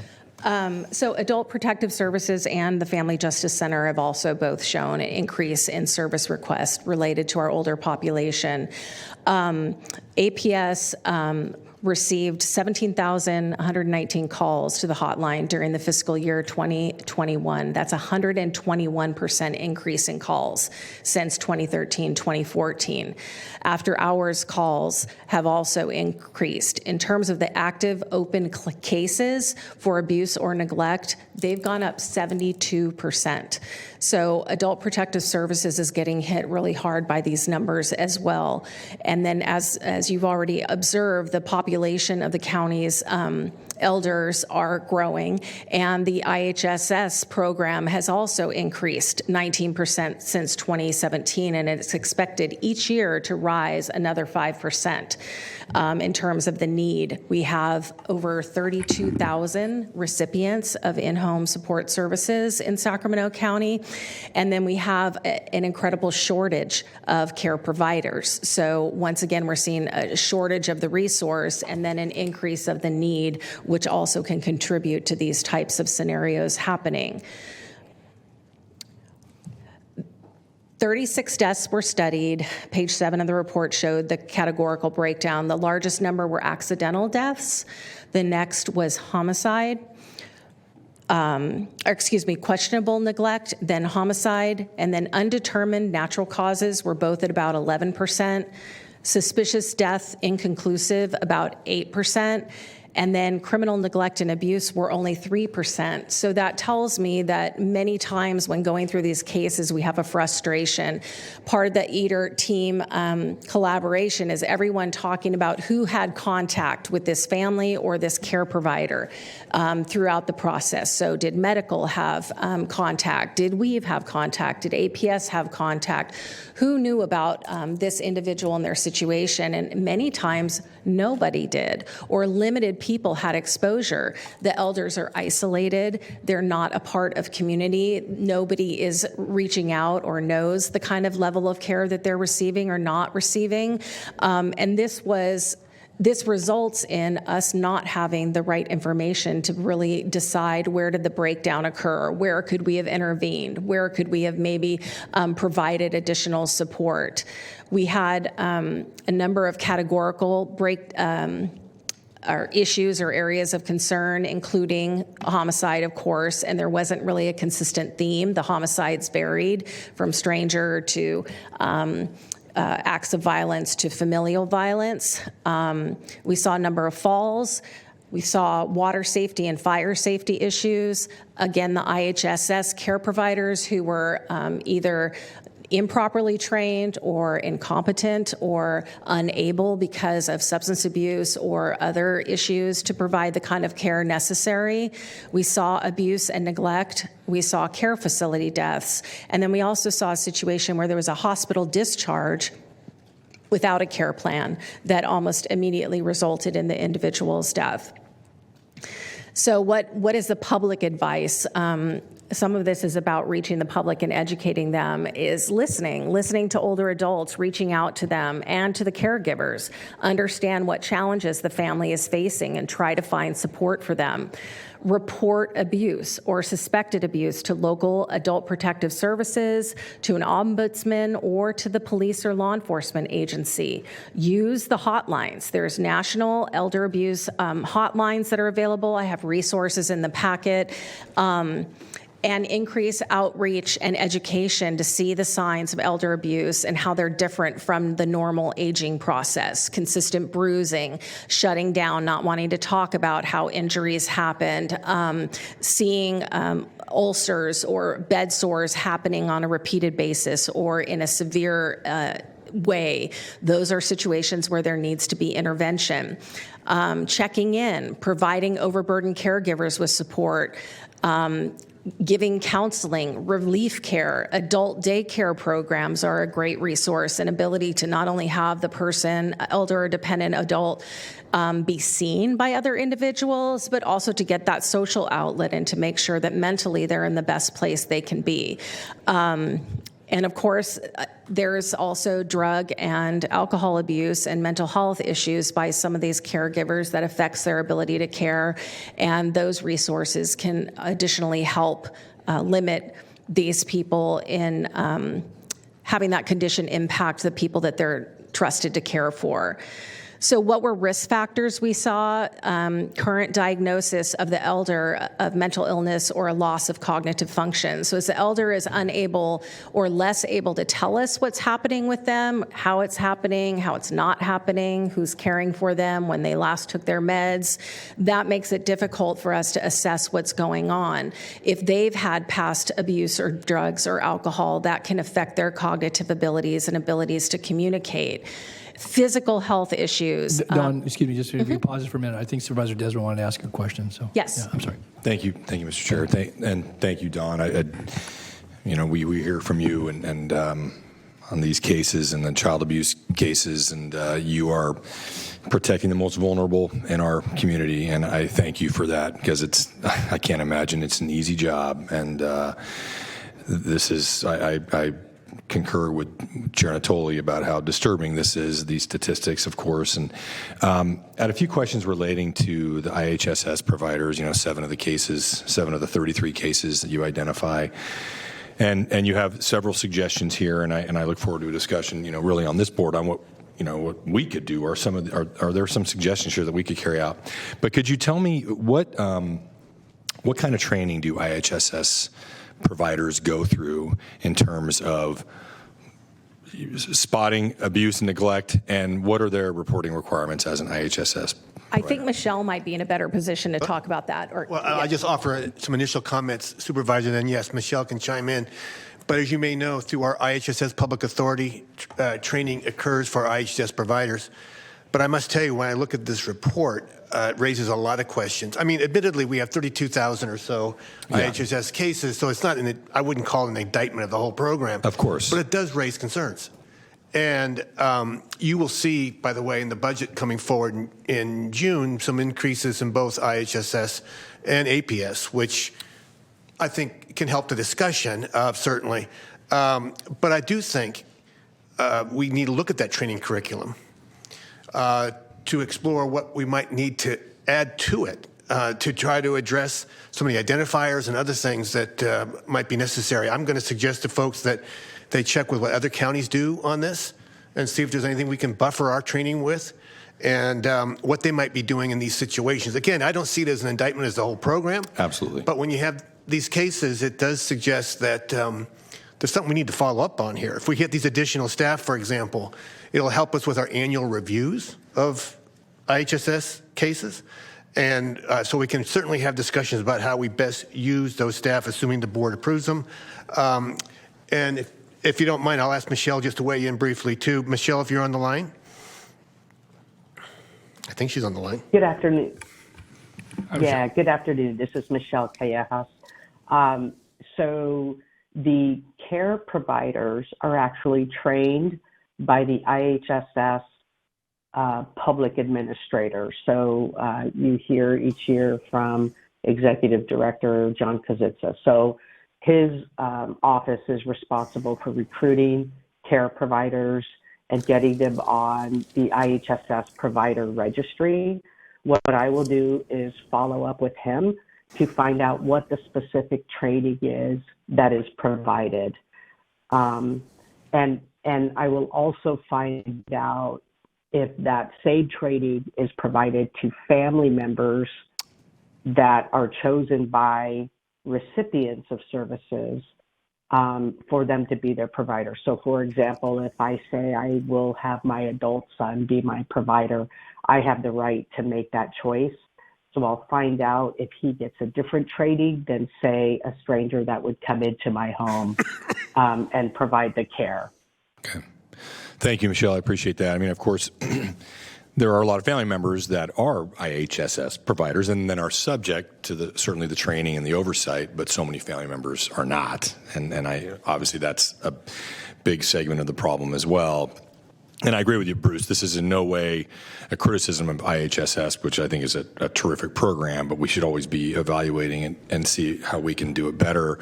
I remember there being a big issue with IHSS in terms of background checks that we did on IHSS providers. And there's, I think, been some push and pull over the years. I see that you have, it looks like you are recommending that we take another look at some of the eligibility exclusion categories, which, I would certainly support. But something else you had in here that I wasn't aware of, Dawn, is that a social worker from the county needs to make a visit every year to an IHS provider residence. And is that happening? And what is the feedback we're getting from it is happening, but admittedly, Supervisor, like many counties, we've had a hard time keeping up with that. So these staffing increases that I mentioned will help, certainly. So we will be monitoring our situation when we get those staff. But it's also a question of what you do when you're out there, too.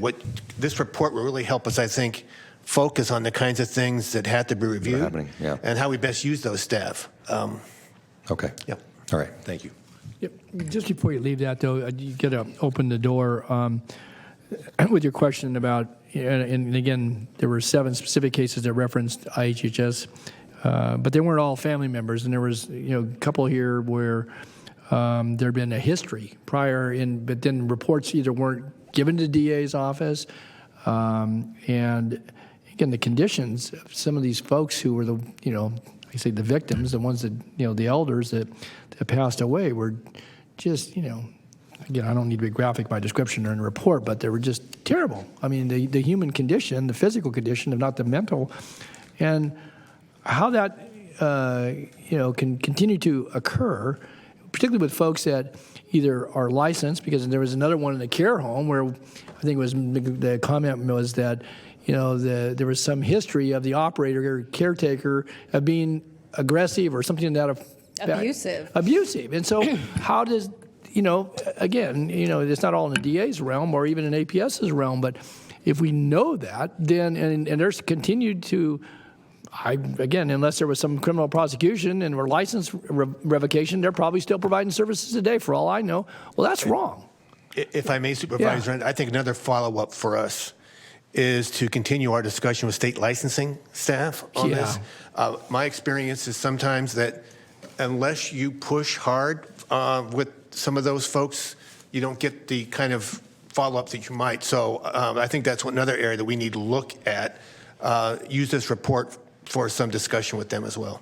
Well, I would go as far to say, because, again, my experience, I probably wouldn't be as gentle in my description as you are there, Bruce, but is that, again, and maybe watch what we ask for, but if we really are concerned that, the state has the licensure requirements, but I would think that if a local jurisdiction, i.e. the County of Sacramento, wanted to get involved, not necessarily we'd be the licensing agent because that's not our role, but that if we wanted to have some ability, maybe delegated or deputized ability, we ought to seek that. Again, there's a cost associated with it, but there's a cost associated, a human cost, if we don't seek to do more. And I would suggest that beyond just, I can tell you over the years, I've had the opportunity on a few issues, and again, I won't say that the state folks have been unresponsive, but not unlike what Don describes or what you would describe, that it's a big state, only got X amount, blah blah blah. If you file a complaint, we have to respond in 10 days, and they do follow up. But I guess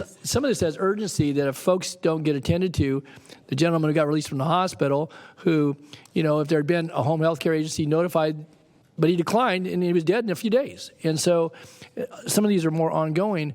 I guess what I would suggest to what you just said, that maybe we got to have a serious conversation. Again, it certainly will have budgetary impacts.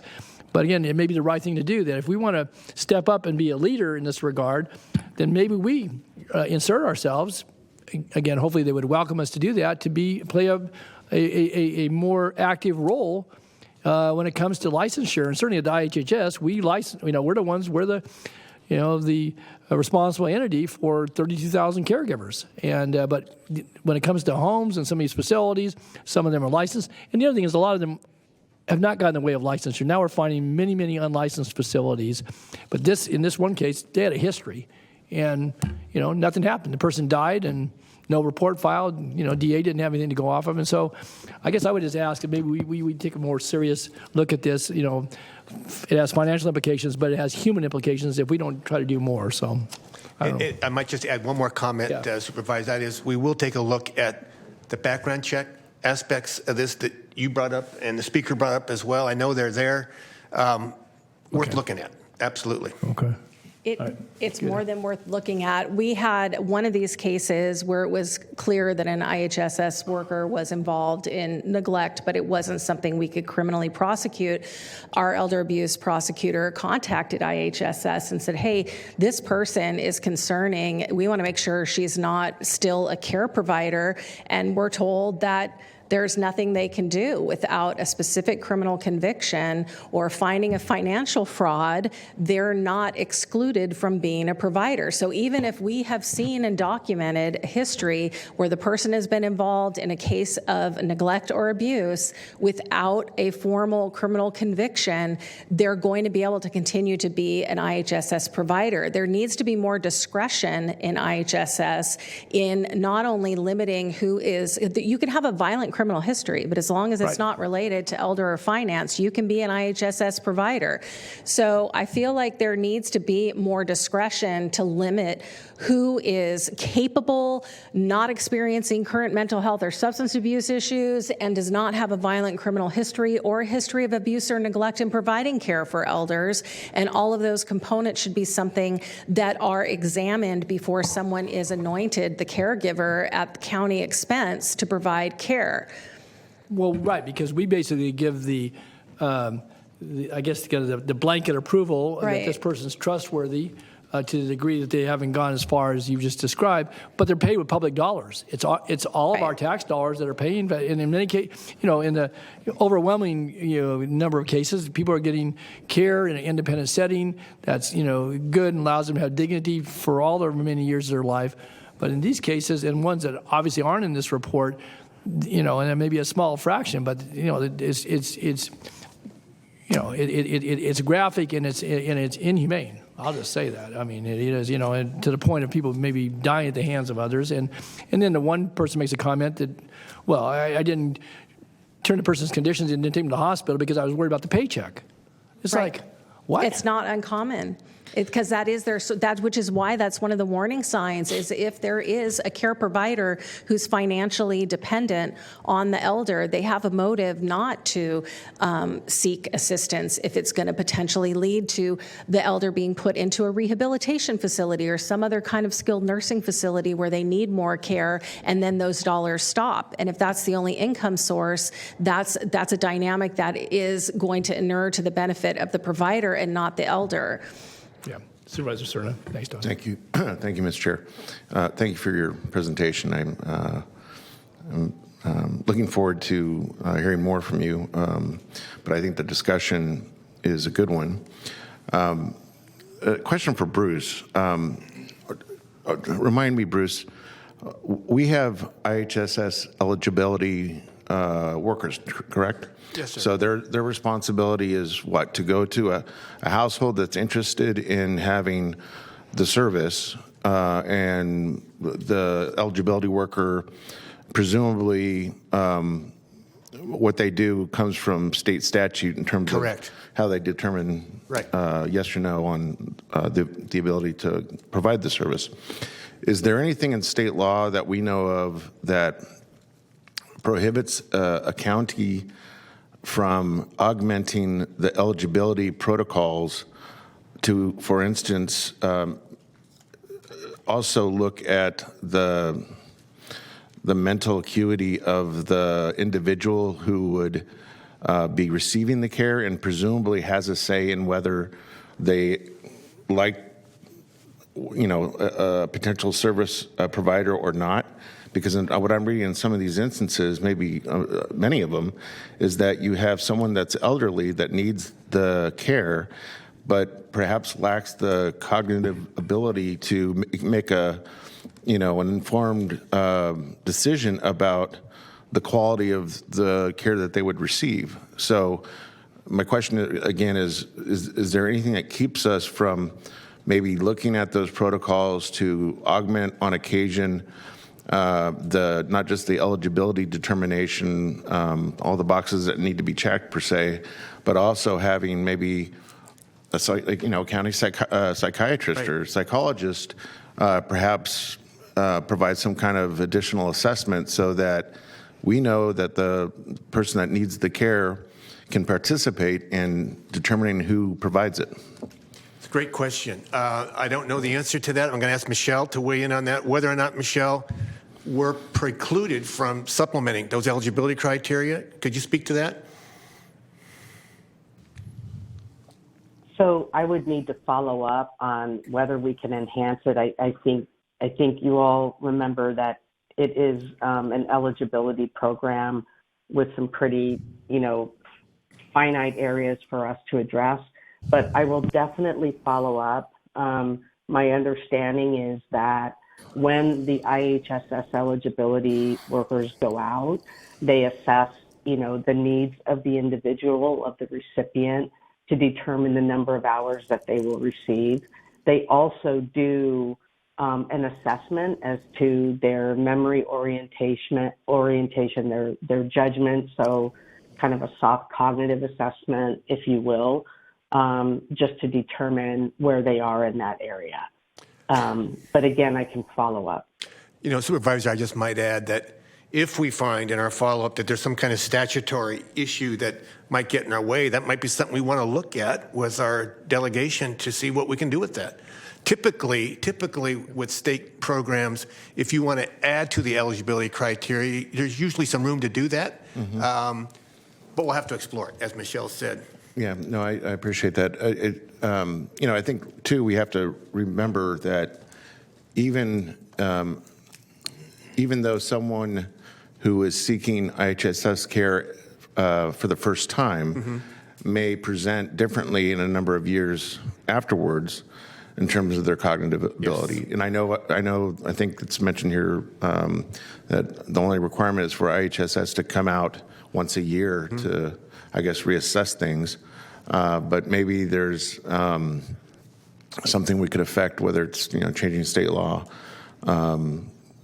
with regards to how to assess the mental acuity of someone to include a more frequent assessments or something like that once it becomes clear someone's having problems with memory or recognizing folks, that kind of thing. It seems to me that there's too much there are too many common denominators with this report around those instances where there's questionable abuse or neglect, and the fact that the person receiving the care perhaps wasn't 100% able to make that decision for himself or herself about who provides that care.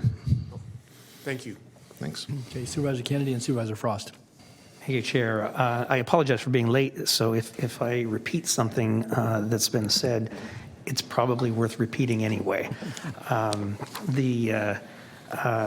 First of all, I share all of the concerns that have been and the ideas that have been spoken up here today. You know, I recently met with a bunch of, and forgive me if I slip into IHSS, I do that all the time, with a bunch of IHHS workers. Recently, as did Mr. Cerna. And, you know, some of the concerns that were shared with me were really shocking to me, and I'm not necessarily on the county, but from the statewide level. And that was, as has been alluded to, the level of training.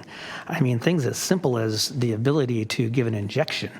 You know, as somebody who raised a diabetic daughter, I was very well trained in how to give injections several times a day. And these folks, a lot of them were complaining and saying, you know, we've never been told how to do that. And that's so basic and shows a real flaw in, again, I'm not pointing the fingers at our staff, but it's a flaw in the system. So I do think that we need to look very closely and scrutinize where our holes are, and if it is a question of going to the state and, you know, asking for further training dollars, and it should come with dollars, by the way, and requirements, then, you know, I think we need to uncover those stones.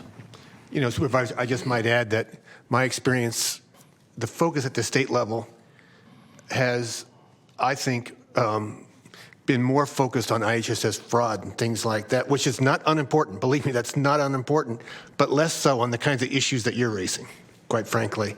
So it's worth a discussion, an aggressive discussion, to see what we can do about that. Good. Thanks, Patrick. Sue? Agreed. So as you've, oh, I'm sorry. Oh, no, I'm sorry. Don, that's yes, okay. Frost. I just wanted to just add briefly that in-home care is probably one of the most challenging things to do, spoken by someone who took care of both of my moms till they died, and who has been exposed to that 24-hour-a-day personal care where you're taking care of the mind and the body and the spirit. And it's a heavy lift for people who don't really make a ton of money and may not have the opportunity for the training. So I think the idea of, you know, training and then making sure that we're not only evaluating the in-home care provider, but the individual who's being cared for, you know, like if someone has dementia, they may have periods of extreme anger, or, you know, they have challenges themselves that are really hard to deal with. And so making sure that, I don't know if there's a screening process. I mean, I'm assuming we're screening the person being cared for, so we know it takes someone who can manage. We're giving them the heads up on what they're walking into and what could happen.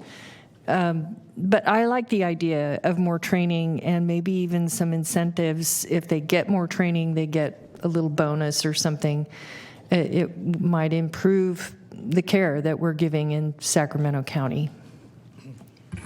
Thanks, Supervisor Frost. Okay, Dawn, thanks.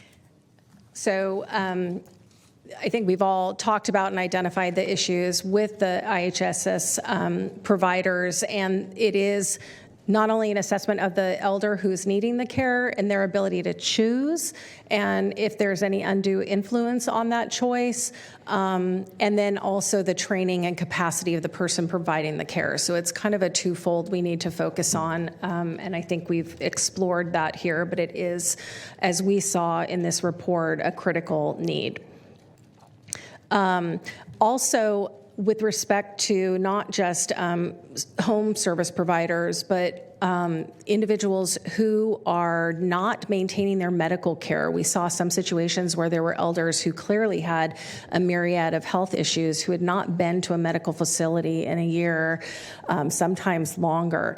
So I don't know if there can be requirements added that there is a regular checkup or a regular doctor visit so that we know that a medical professional is seeing the elder in addition to the care provider providers so that we have a better idea of what's happening. We had one case where medication just was stopped. The son just decided to stop giving it.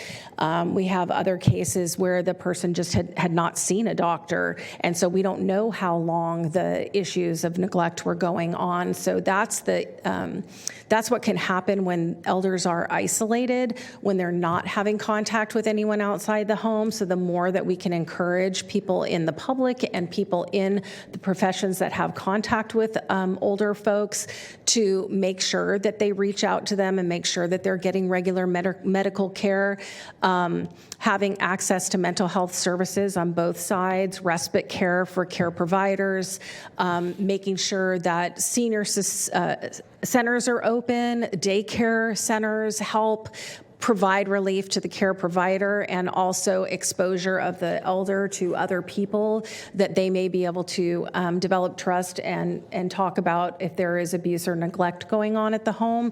These are all ways that we can perhaps intervene in these situations in the future. We also had difficulty. We've had a transition in coroner's office parties who are participating in EDERT, and there have been, and I was new to the team for this report as well. Paul Dernberger was the bureau chief previously, and he literally left the day we shut down. So there wasn't a lot of transition going on, and there was some changes in the coroner's office as well. And so we're working together now to make sure that we're getting all the cases, because we weren't seeing cases get referred to us, and our docket was shrinking. And we couldn't figure out why we weren't having new cases to talk about, because we know there's elder deaths in the county happening. So we're working on, I'm meeting with the coroner's office and kind of talking about the intake forms and making sure that we get those cases to the team to talk about. And that also oftentimes helps identify cases that maybe didn't get to law enforcement properly, or where we can ask law enforcement to follow up on an investigation. And then at the same time, we're doing education and outreach to the law enforcement agencies to make sure that they're investigating these cases and they're doing so properly and getting the cases to us. But without the referrals, we don't have the data to obtain the information with regard to what elder deaths have happened. I tried to get statistics from the coroner's office just so we could see a snapshot in Sacramento County during the relevant time period of natural deaths, accidental deaths in the county as a whole, and I haven't been able to get that data. So we're going to work together and see if, because I think that would be meaningful as well to understand what percentage of our deaths are happening in each of these categories, not just from the EDERT perspective, but in the county as a whole. So one of the recommendations, and that we're already working on, is to work more collaboratively with the coroner's office and law enforcement to make sure that these cases are getting referred the way that they should be, and that we're collecting the data that can help us in the future. We also want to reduce danger and prevention through education, and that's with respect to financial abuse and accidental deaths. We talked about water safety, fire safety, fall safety, both in facilities and in home environments, and those are topics that can always benefit from additional education of the public. So we will continue to work with our partners and hope to better address the issues of elder neglect and abuse in Sacramento. We want to protect our older population and, of course, make sure that we reduce the number of preventable deaths and avoid the kind of scenarios that you saw in these summaries. I know they're heartbreaking, and some of them are horrifying. One of the other issues, and I'm not sure this is a statutory thing we think we've decided, but there were a few cases we've seen where the caregiver kept the elder at home after they were deceased. The body was there for weeks and months. Weeks and months. And there's really not a crime committed. So there's not a time frame with which you have to report death under those circumstances. So we're trying to figure out where the lapse is in that requirement to make sure that we don't have a loss of evidence and information, or that an elder is sitting home decomposing and we have no way to find out how it is that they died and whether it was by natural causes or some other means. So that was another issue that we were surprised to see in our review of the cases. Are there any other questions? Okay. Well, thank you, Dawn. Let me see if there's any other questions at this juncture. I know we kind of punctuated throughout your presentation, so if you want to stand by, and then I think Michelle may want to offer some additional, and there may be some more questions. So again, thanks to the team, and I think it's really important, just as you noted, to be sure that there's continuity when it comes to, turnover, long time, involvement by certain staff members that have, headed up the effort, and then kind of something gets lost in transition. Obviously, COVID had some impact to probably the handoff in your offices, but I think it's really important. This effort has been ongoing. If nothing else, it gives us this forum certainly to talk about what has happened, what the reviews have shown, and certainly where we can stand to make changes that hopefully impact positively on people's lives. So. Appreciate Absolutely. that. Thank you. Great. Thanks, Don. Okay, Bruce, I'm going to get Michelle down on the phone. Yeah, okay. Michelle, if you could offer some final comments, please. Yes, thank you. First of all, I want to say thank you to Dawn and her team.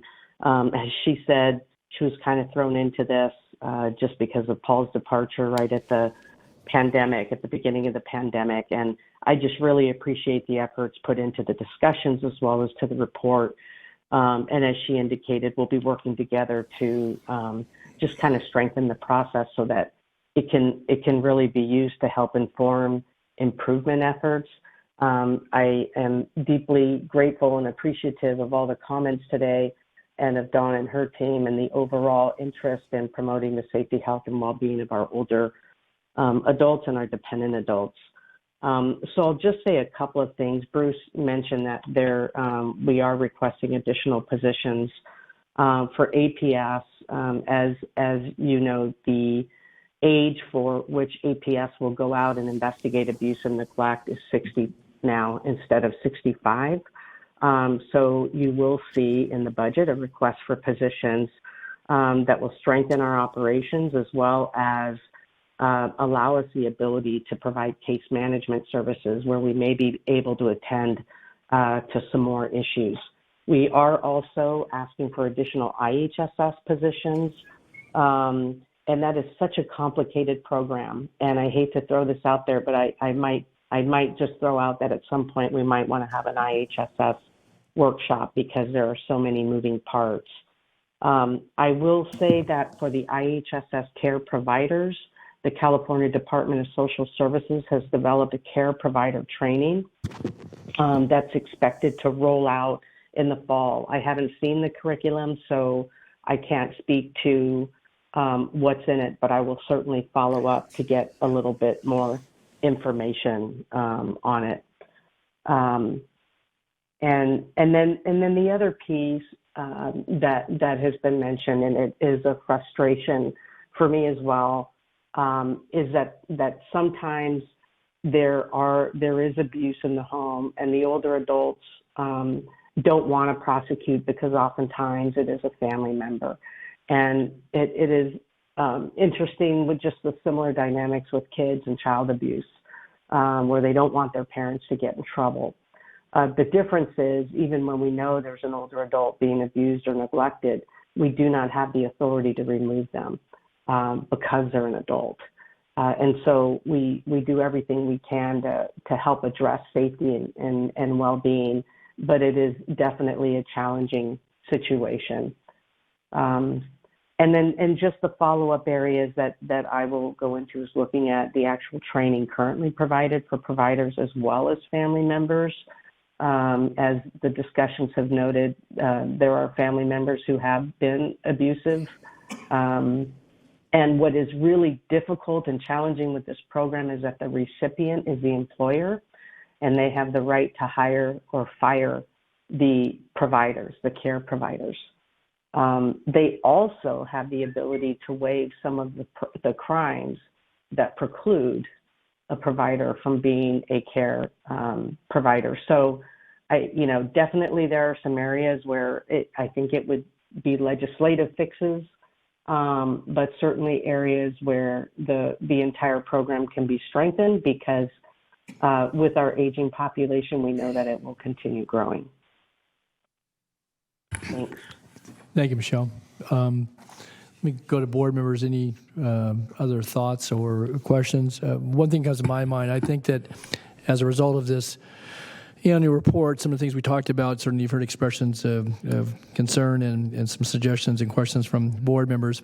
I think maybe as a follow-on, we ought to have a summary of maybe some actionable items that either could, certainly tie in with our budget discussions around programmatic elements and certainly support in that way, but also we've talked about state licensing, we've talked about training, we've talked about other ways to intervene in some of the considerations. So, Bruce, not to task you or anyone else with, but I think oftentimes we have these discussions and then, it's fruitful to the degree that there's some follow-up, but I do think maybe as a matter of course here that if that summary could be, prepared by you or somebody under your authorities, maybe Michelle's authority, and then keep this board posted on, where we can weigh in. If it's a legislative approach, then certainly that would come to us in one context. If it's a budget issue, whether it's recommended or not, that's another. If it's state licensing, if it's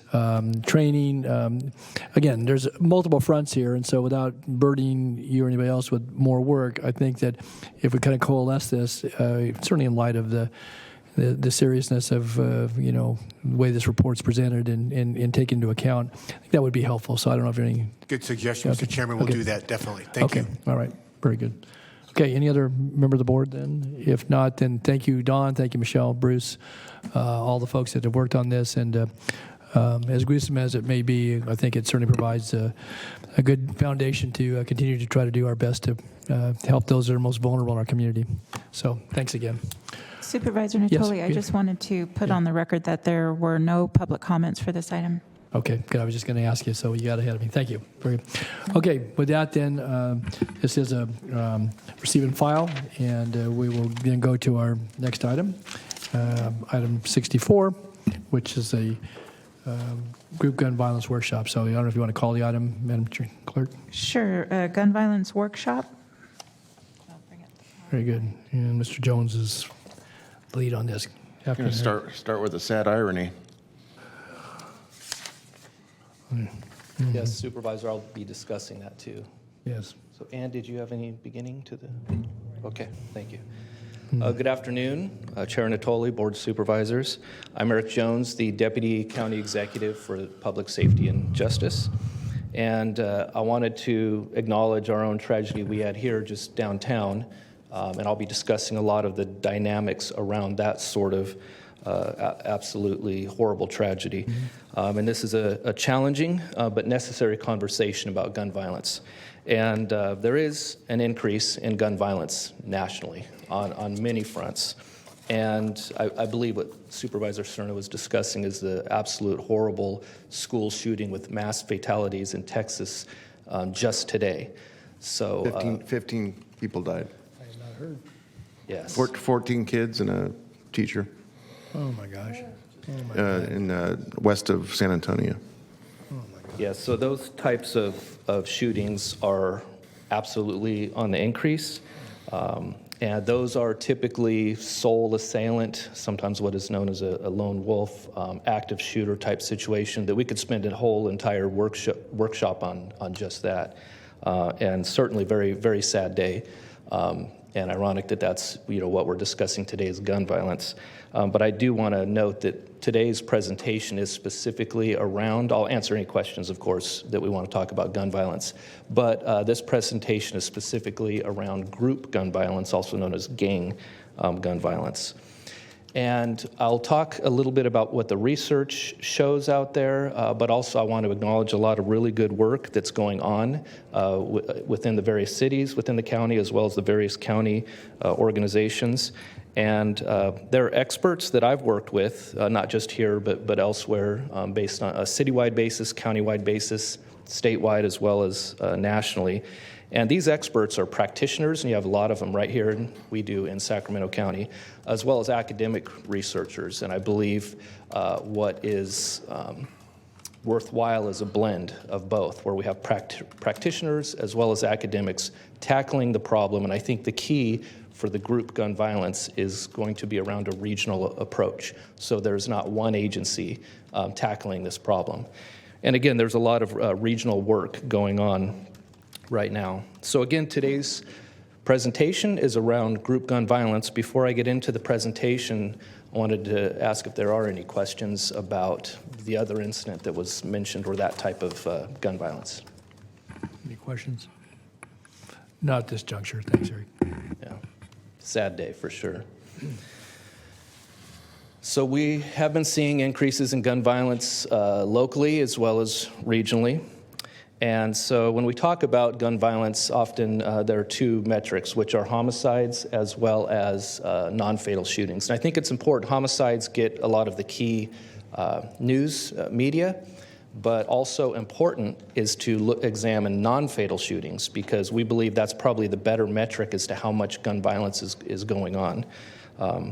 And then definitions of, so I think it's important that we talk about the problem, the scope of the problem, as well as definitions, so we're all on the same page.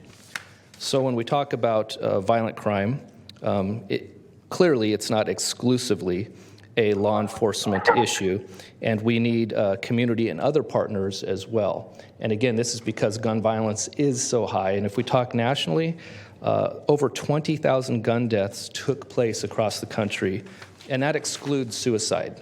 Okay, it does not even count suicide in 2021. And also 2020 was the highest U.S. firearms homicide rate in 25 years. And we don't see many changes in the country lowering that trajectory.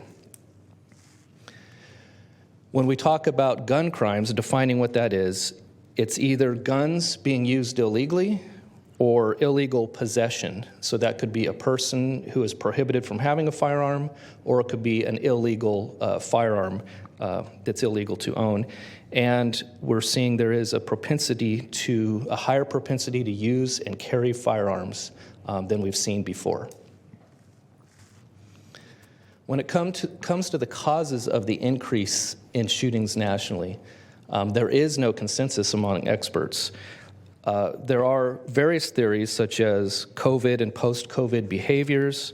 Lead sociologists and criminologists cite things such as increased overall criminal activity, community tensions, reduced enforcement in some cases, reduced support and services, economic desperation, and drug and gang connections with a lot of the various gangs and groups that we've been seeing. But again, there is no clear actual consensus among the experts. There has been a change in group and gang dynamics. So the reason you might be wondering, why are we saying group gun violence? Why aren't we saying gang violence? Well, the gang members don't call themselves gangs in all cases. Sometimes they'll use terms as sets, cliques, crews. They don't want to identify themselves as gangs. Might it be to avoid gang enhancements and criminal charges, or might it just be the dynamics are changing is fairly unclear. We're also seeing there's an increased involvement in drug and human trafficking with these groups that are the most violent. Territory is less important than it was over, let's say, the past couple decades. It used to be perhaps that this gang is from, or group is from this area of town, and this one is in this area of town. They move across territories, and it really doesn't matter anymore. And social media has very clearly changed things, and we've seen that in recent cases, very highly publicized here, where gangs or groups will call out the other one and even give their location as to where they're going to be. That is a completely new dynamic than what was seen in law enforcement in years past. Another thing that we know is that those who are active in the group gun violence, they are equally at risk of being shot and equally at risk of shooting someone. So it sort of depends on the situation or the day. So they're equally at risk of each. And another thing we know is that the percentage actively involved in these type of violent groups is a very, very less than 1%. It's a very small percentage of our overall population, which gives us some hope that data-driven strategies can help us focus on the very active groups.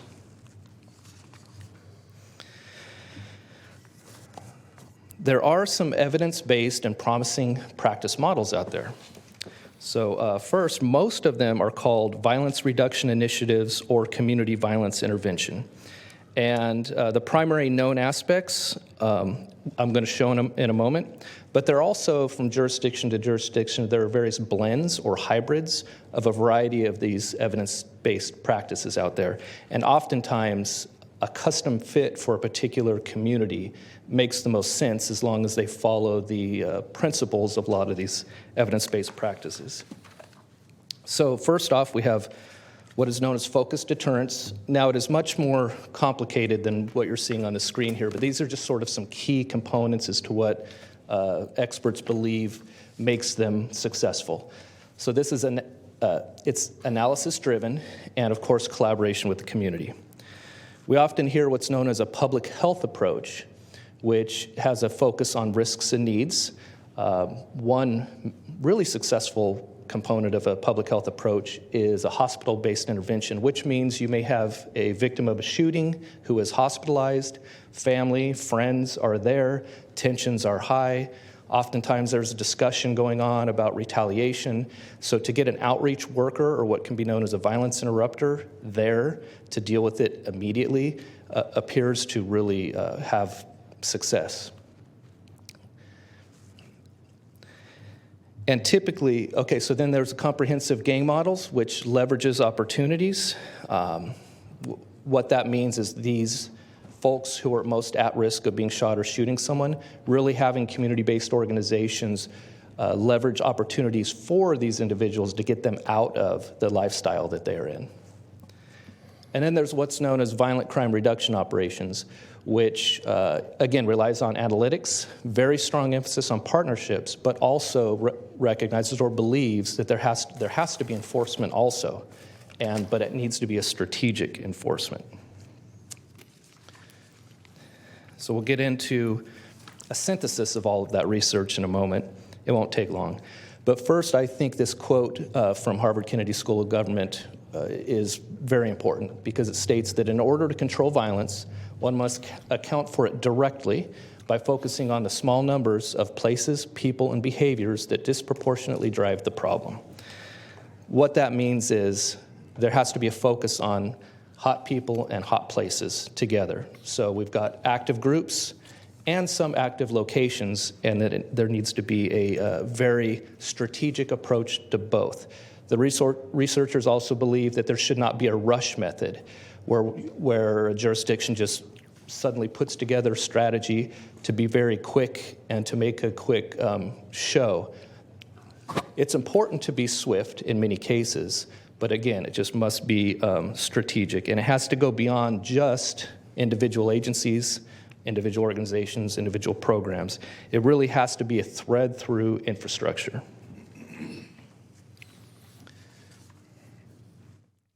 So what, of all of the bodies of research out there, and there are a lot, from U.S. Bureau of Justice Assistance, National Institute of Justice, universities, many bodies of literature.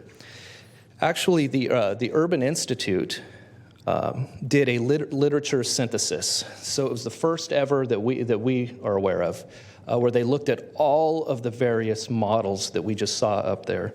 And they really synthesized and extracted what made each of those models work. So where there was, say, focused deterrence, where there was a public health approach, when it was successful, what components made it successful. So here we're going to go over those themes to see exactly that. So first, community engagement and partnerships. So we know if it's just enforcement, may come off as a sort of occupying force in a community. If we're not engaging the community, who know the community better than us oftentimes, it's not going to be as successful. Next, we're community trust building efforts, clearly, and it's not just trust between police and community, it's really trust between government and community, and trust between organizations and community. Also, what showed results was the problem analysis. So it was a deeper dive than just looking into reports and police reports. It was really doing analytics and having analysts assigned to the work to really do what's called a network analysis, which would, if we were to put a network analysis on, say, one group that is very active, it would look like a galaxy of connected dots. But the analytics tell you who is the most active, and it's sort of predictive analytics. Who is the most, again, at risk of carrying a gun and committing a gun crime? Not everybody in a gang is doing gun crime. We really need to focus first on the small percentage who are. And another interesting dynamic with groups, gangs today, is that sometimes there are what we call sets or subsets of the same gang, and sometimes those subsets will be in conflict with each other, which is a relatively newer gang dynamic than we have seen in prior years. Again, it's about data. You'll see this word scorecards. What happens where this type of work is successful is various agencies will get together on a very regular basis with analysts, and they will examine all of the shootings, and they'll do actually daily shooting reviews and weekly shooting reviews, and whether someone's shot or not. And so then individuals and groups will be scored in a mathematical formula to tell the enforcement team as well as the community outreach team which groups are the hottest right now. Because it has to be very swift and very nimble. So, Eric, give us an example of a community nearby where that's being done. Do you know? Or? You know, there was a pilot program done here in Sacramento a number of years ago where they did it in a South Sacramento area for a couple years, and it was successful. They partnered with a group Stockton has partnered with and continues to, which is California Partnership for Safe Communities, Oakland, Fresno. There are a fair amount of communities who are using this work that you're seeing up here. And then how do they measure success in reduction in shootings, reduction in number of homicides, reduction in guns on the street? How are they able to measure what's successful or not? The two primary metrics are gun homicides and non-fatal shootings. But I should back up. It's group or gun-related homicides or non-fatal shootings. So there may be domestic cases or others that are still horrible, but when it comes to this specific gang-related reduction strategy, those are really the two metrics that drive it. Some jurisdictions have attempted to use amount of guys at risk getting jobs, which is important. You know, there's a lot of different metrics for a lot of the outreach work, but really the primary goal here, and you'll see in a moment, it's the singular message in communication is important between law enforcement, community-based organizations, DA, probation, federal partners, is that the gun violence needs to stop. The message needs to be focused and narrow. And then potential great byproducts might otherwise come out of it as well. Increased guys getting out of the gang lifestyle altogether, getting jobs, maybe getting housing if they don't have it. Those are great things too, but number one is reducing shootings. Okay, thanks. Supervisor Frost had a question. Good. I just wanted to ask, so I wasn't sure I understood. Did you say we do know the hot places at any given time? Do we know in Sacramento County these hot areas?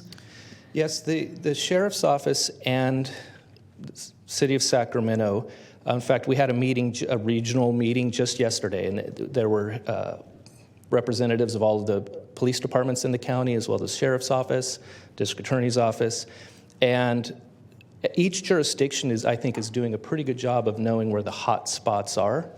But one thing about analytics is those hot spots change regularly, and I think the key is being swift enough in a near real-time capacity to be able to respond quickly. For example, a new group conflict may arise, possibly out of a social media posting, as an example, which is not it's a normal occurrence, unfortunately. And then that group will flare up, this group will flare up, and suddenly you can't wait for the next week to have a meeting to find out where are the new hot spots really active right now. But yes, my understanding is that the jurisdictions here with the Sheriff's Office, probation, work well together to understand who are the most active and where are they the most active. And the other thing I wanted to ask you is what does that mean, building government trust? What does that look like? What could we do to build that trust with those groups? I believe the first part is the frontline law enforcement, because they are typically those most active out, pulling cars over, trying to do proactive and preventative enforcement.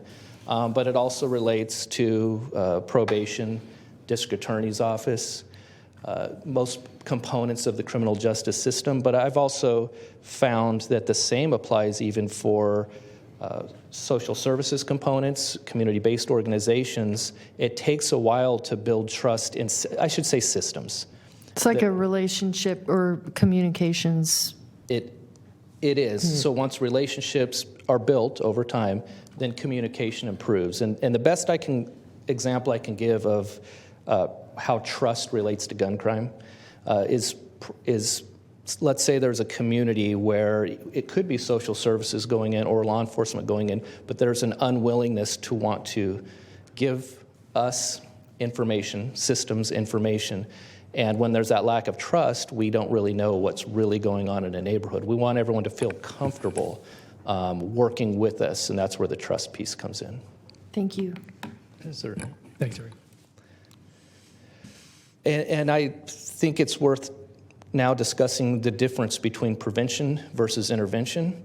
Both are extremely important, and both can be and should be on parallel tracks. Prevention is much larger in scope, and it's really about keeping youth out of gangs, keeping youth or young adults from getting guns in their hands. And there are a lot of great organizations doing that work. Intervention really applies to those individuals that are out there already with gun in hand and already are in some sort of conflict right now. And so prevention is not necessarily the right tool for that group. And you'll see later we're going to talk about violence interrupters, or also known as peacekeepers. They're essentially outreach workers who have typically been in this lifestyle before and are more credible and are out now and want to make a difference, and are more credible messengers than perhaps me or somebody else from another organization. So a lot of these focus deterrence and other strategies you saw a moment ago, they very much focus on intervention. It's very acute, it's very laser focused on those individuals that are the most at risk of being shot or shooting someone. And again, it doesn't take away from prevention. There's just a belief that there are organizations that are great at each, and they should work together, but also remain focused in either prevention or intervention. It's really, we can look at it as they are separate service pathways. And again, some organizations are excellent at each. I already mentioned the need for rapid course adjustment, critical because these flare-ups can happen literally overnight. And then there could be 3 or 4 retaliatory shootings across the jurisdiction, and there has to be a need for immediate rapid course adjustment. Enforcement, necessary, but it needs to be precisely focused. By that, it shouldn't just be broad-based blanket enforcement in a community, because that can have the effect of creating a further barrier of that trust between that community and law enforcement or the other groups involved in this work. So the enforcement needs to be very precisely focused on the components we've talked about. Oh, and I also want to mention, this is not, sometimes there is a myth that this is soft on crime. It is absolutely not soft on crime, because we're talking about this very, very serious gun violence. It's just focused and strategic. And clearly cross-coordination between not just law enforcement, not just the criminal justice system, but all of the community partners as well, clergy, nonprofit organizations, they all have what you've heard me say before is shared public safety. It has to be a shared approach where we're not looking to just one agency or one organization to focus on this very important issue. And I already mentioned the singular message that clergy should have, community-based organizations, law enforcement, is that the gun violence simply must stop. And we want these guys, they're typically men, 18 to 24, we want them to get services. But the message also has to be, but if you continue to use a gun illegally, we have to have swift but but fair enforcement. And that's another thing, what the data shows us is that oftentimes there's a belief that the group gun violence are youth. And sometimes it is. But really what the data typically shows is we're talking between 18 to mid-20s, or usually in the mid-20s to higher 20s, that are most actively engaged in the gang violence.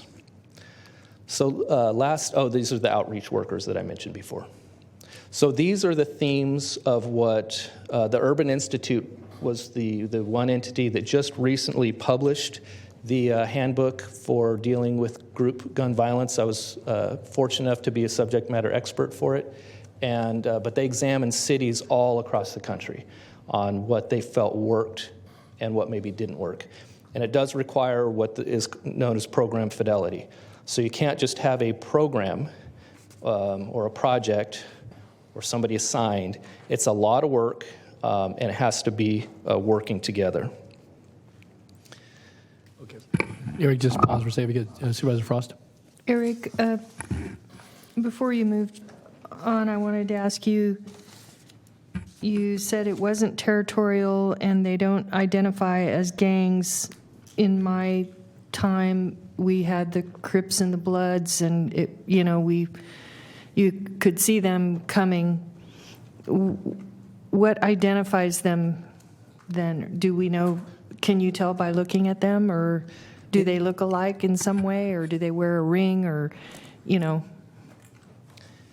Yes, Supervisor Frost, that's a good question. It changes and it depends. So not all groups behave this way, but oftentimes it used to be that Crips and Bloods had very clear territory, and also Crips wore blue and Bloods wore red, as well as Norteño and Sereno. Norteño wore red and Sereno wore blue.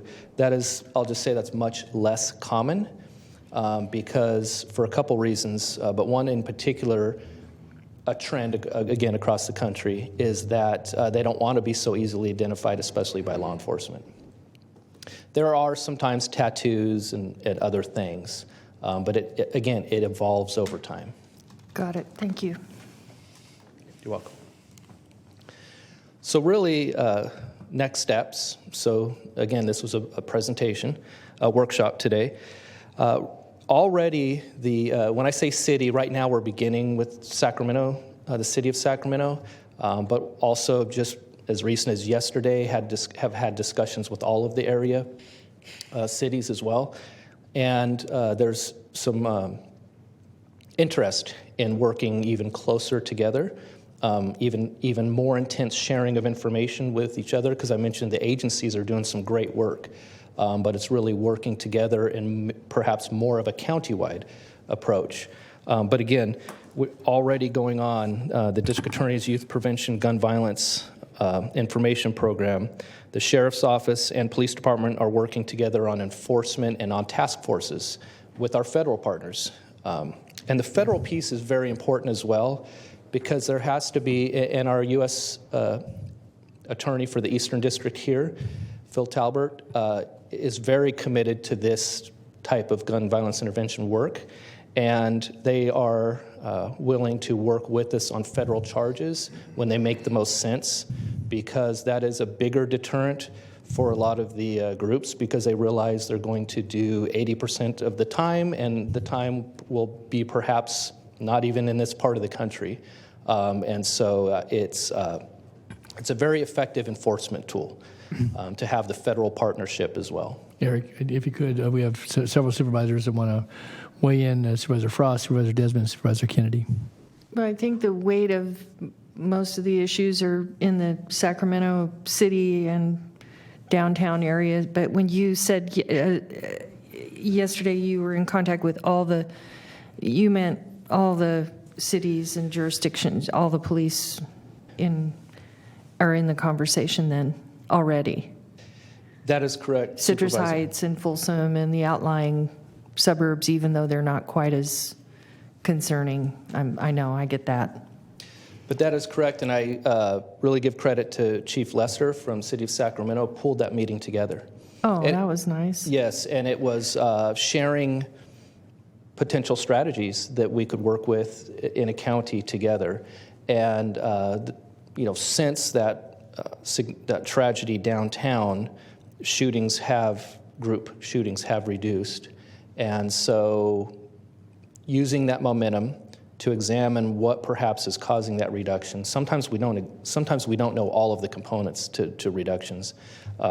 However, I was impressed with putting a meeting together that quick to share ideas around a regional approach, and that was the common theme: regional approach. How can we work together? They work together with SWAT and other area bombs and other areas, so it makes sense. Thank you. Does. Absolutely. Desmond. Thank you, Mr. Chair. Thank you, Eric, for the presentation. It's a pretty heavy day of presentations, and I know that it sounds like we probably need another presentation at some point about other, mass shooting incidents like the one that happened in Texas today. And there are some similarities, but obviously a lot of differences, a lot of mental health issues and other things that we get into. But in terms of this, I appreciate the presentation today, and looking forward to having more of a discussion about the next steps among my colleagues up here. But I went to I think I may have mentioned this to you, the head of security at Arden Fair Mall is actually a retired CHP chief. He was my boss at one time, but he's worked very hard to create a collaborative effort between Brother to Brother and Advanced Peace, the Sheriff's Department, Police Department, on a model that's really worked, I think has been successful at Arden Fair Mall in terms of, I guess that would be more of the intervention. Would that be a combination of both, what they do?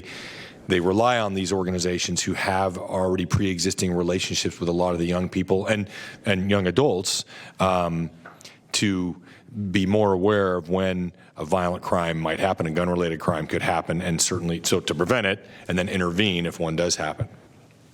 Yes, Supervisor, and I'll actually go ahead and throw the rest of these up just so I don't miss them all. I'm sorry. No, that's okay.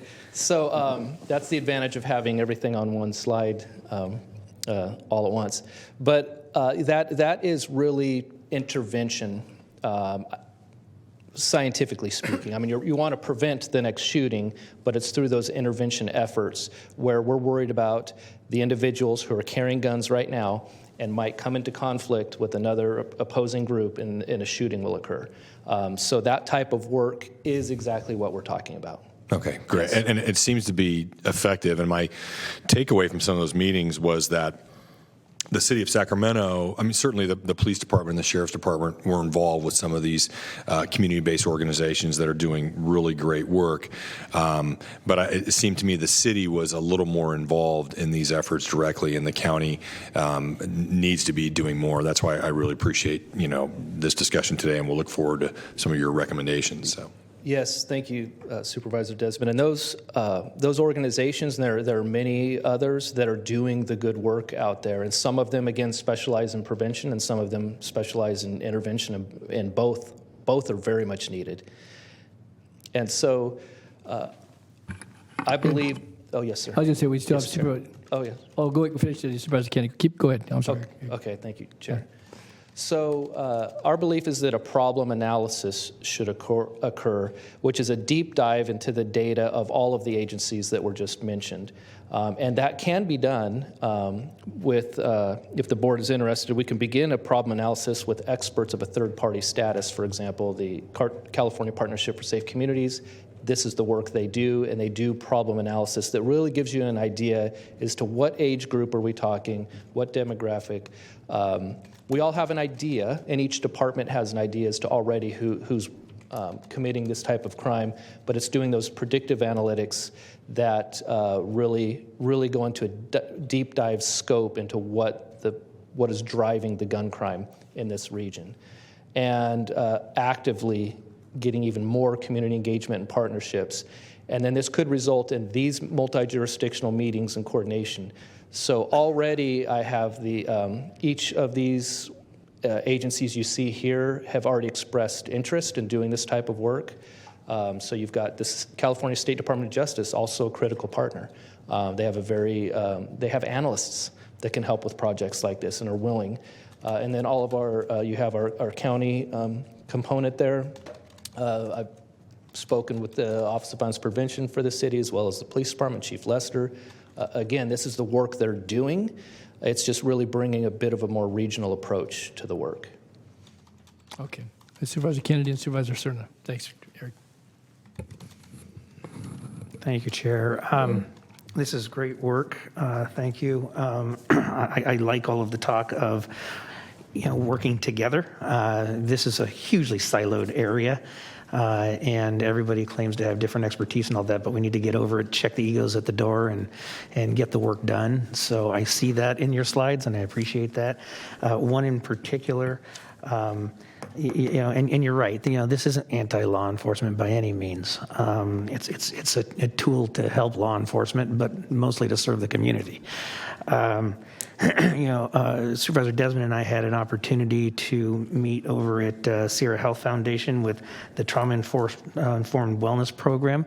Again, like you said, there's a lot of different programs, but one of the things that was great about this program, and I'm sure you're aware of it, but I want to say it again, is that it drew from a variety of different organizations. And as I said earlier, the ego checked at the door. I saw that happen.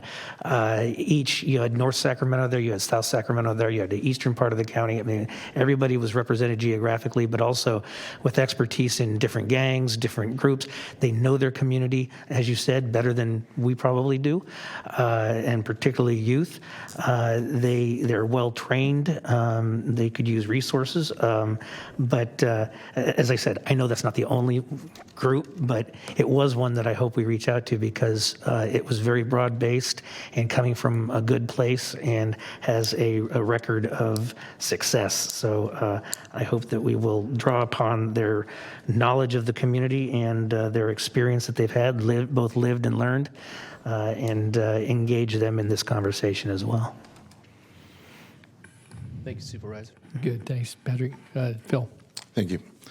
Appreciate the presentation, Eric.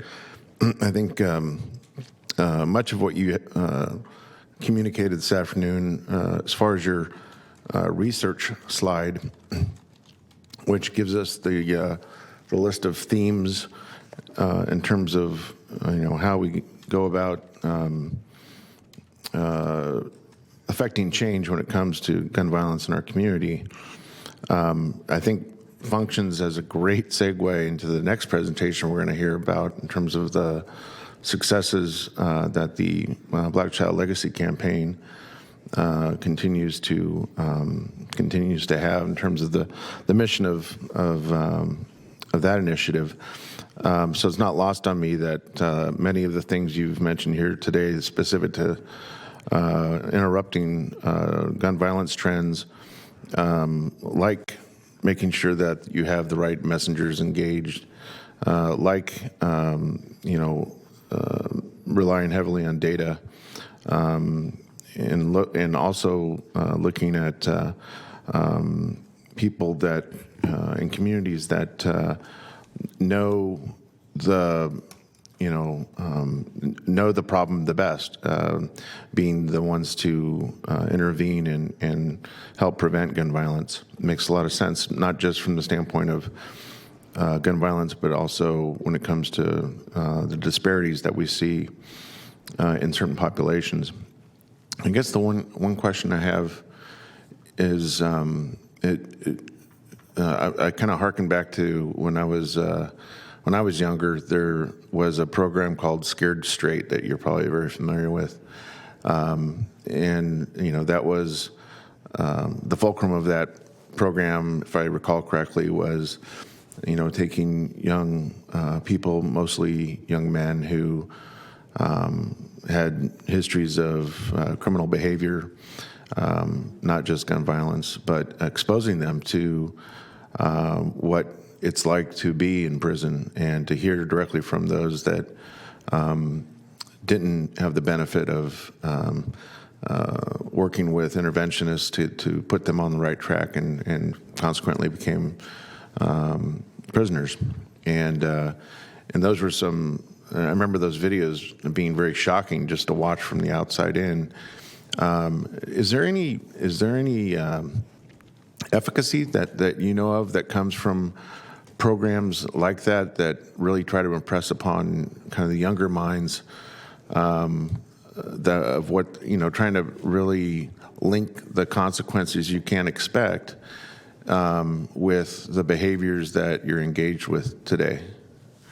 Yes, Supervisor Ernest. So that's actually Scared Straight is one of the most studied, and I do have to tell you, it was one of the few programs that had a negative outcome and actually increased violence, which is so because of the manner of it. You mentioned linking consequences. That part is good, but it's done in a different way. There are about 15 or so other types of programs to deal with youth who are at risk, to again link them to consequences and to understand them.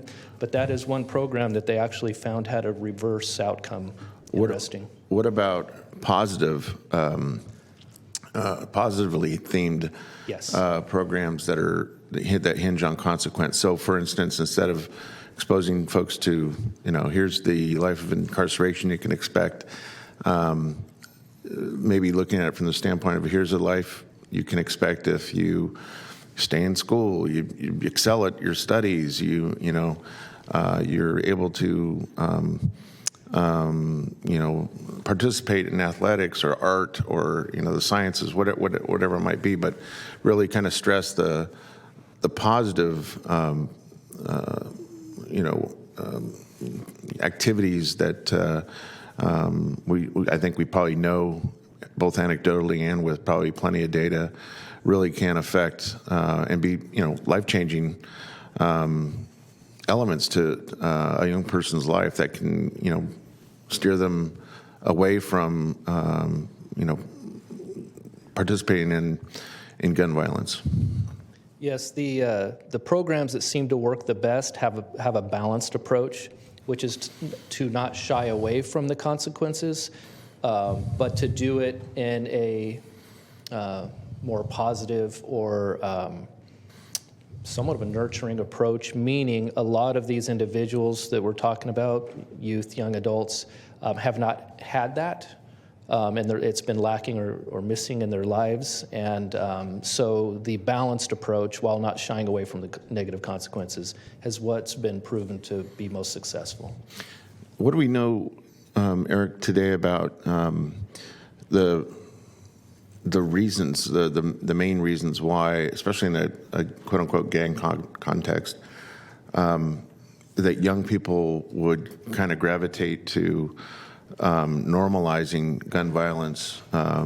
Is it economics? Is it, and when I say economics, is it like, for instance, drug sales, narcotic sales? Or is it the sense of belonging because they don't have that sense of belonging from what would otherwise be, a strong family bond? Is there any data or research that you are, familiar with that tells us, what drives that 16-year-old to, go buy that, 9mm for protection, or is it, is he buying it for the purpose of, committing a robbery? One could say there's as many reasons as there are individuals that get engaged in it, but a lot of what is cited is that typically they are in an underserved, impoverished neighborhood. Oftentimes there is a lack of family support. So they attempt to find a sense of belonging some other way, which they find that in, say, a group or a gang.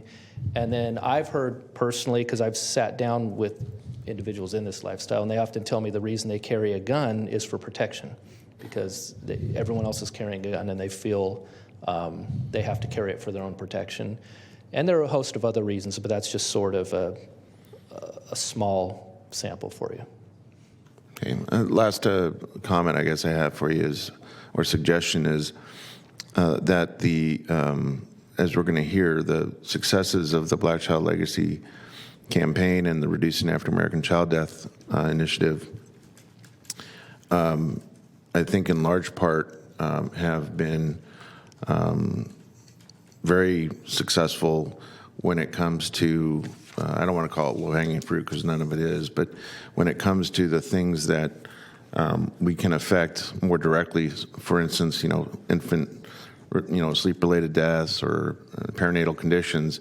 But the other two leading causes of death that are part of that initiative is reducing third-party homicides and child abuse neglect homicides in the African American youth population. I would really encourage us not to lose sight of those two parts of the challenge, because those are, I suspect, are going to be the ones that are going to be most challenging to reduce both the number of deaths and the disparity.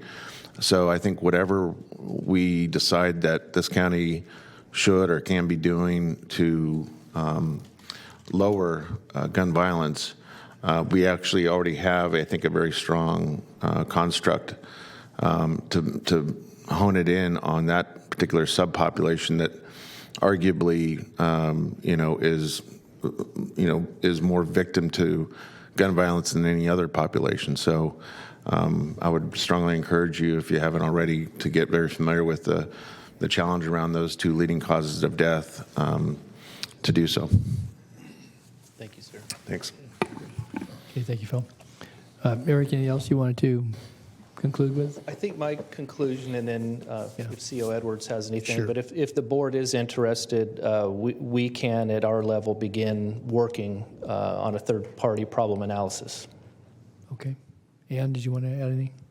That's exactly what I was going to add. That is how we would like to proceed with your support. Do you need direction today? I mean, It's not a vote, or Yeah, no, I because know, we'll bring but- something back to you, but a few head nods, and I'm seeing them, so.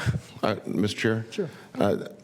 I'm glad to hear that, but I would like to also understand is that at some point we don't, and it's important to talk about. It's important to have conversations like this and to understand the challenges and what's in front of us in terms of perhaps even prospective policy making in the future. But if we're going to go down this road, I want to feel comfortable knowing that we're going to have the will, both from the executive, administrative side of things, as well as the board side of things, to apply resources, to budget around it if it's necessary. I mean, we don't want to spend money for the sake of doing that alone, but I think there probably at some point, depending on our interest, there will be a need for additional resources. So I think that's a part of the commitment that we need to be honest with ourselves about starting today. Well, you have my commitment. I think this is a very critical and important issue, and I think it's really important that we do something.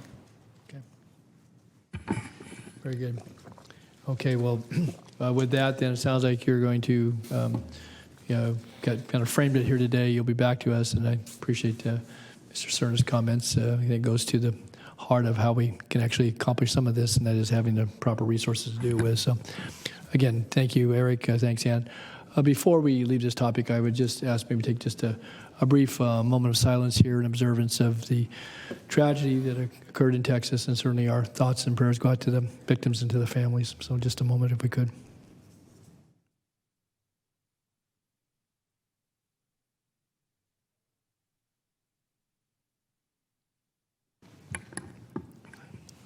Okay, thank you very much. All right. With that, then we'll move to our next item. Do we have any public speakers? Oh, I'm sorry. Do we have public speakers? I didn't. We do not have any public speakers. Very good. Okay. Thanks for a reminder, though. Okay. With that, then let's move to item 65, the last order of business for the day. Yeah. Item 65 is the fiscal years 2019-20 and 2020-21 annual report on the Black Child Legacy Campaign. Okay. And we have a number of presenters here. I see some very familiar faces. And who's going to kick this off? Liza, you? Hi. Hi. Yes. Good afternoon, board members and Chair Natoli. I'm Melissa Lloyd. I'm the Child Protective Services Deputy Director. I'm presenting today on behalf of Michelle Callejas, who could not be here today with us, but is with us via phone, as is Probation Chief Marlon Yarber and Department of Human Assistance Director Ethan Dye.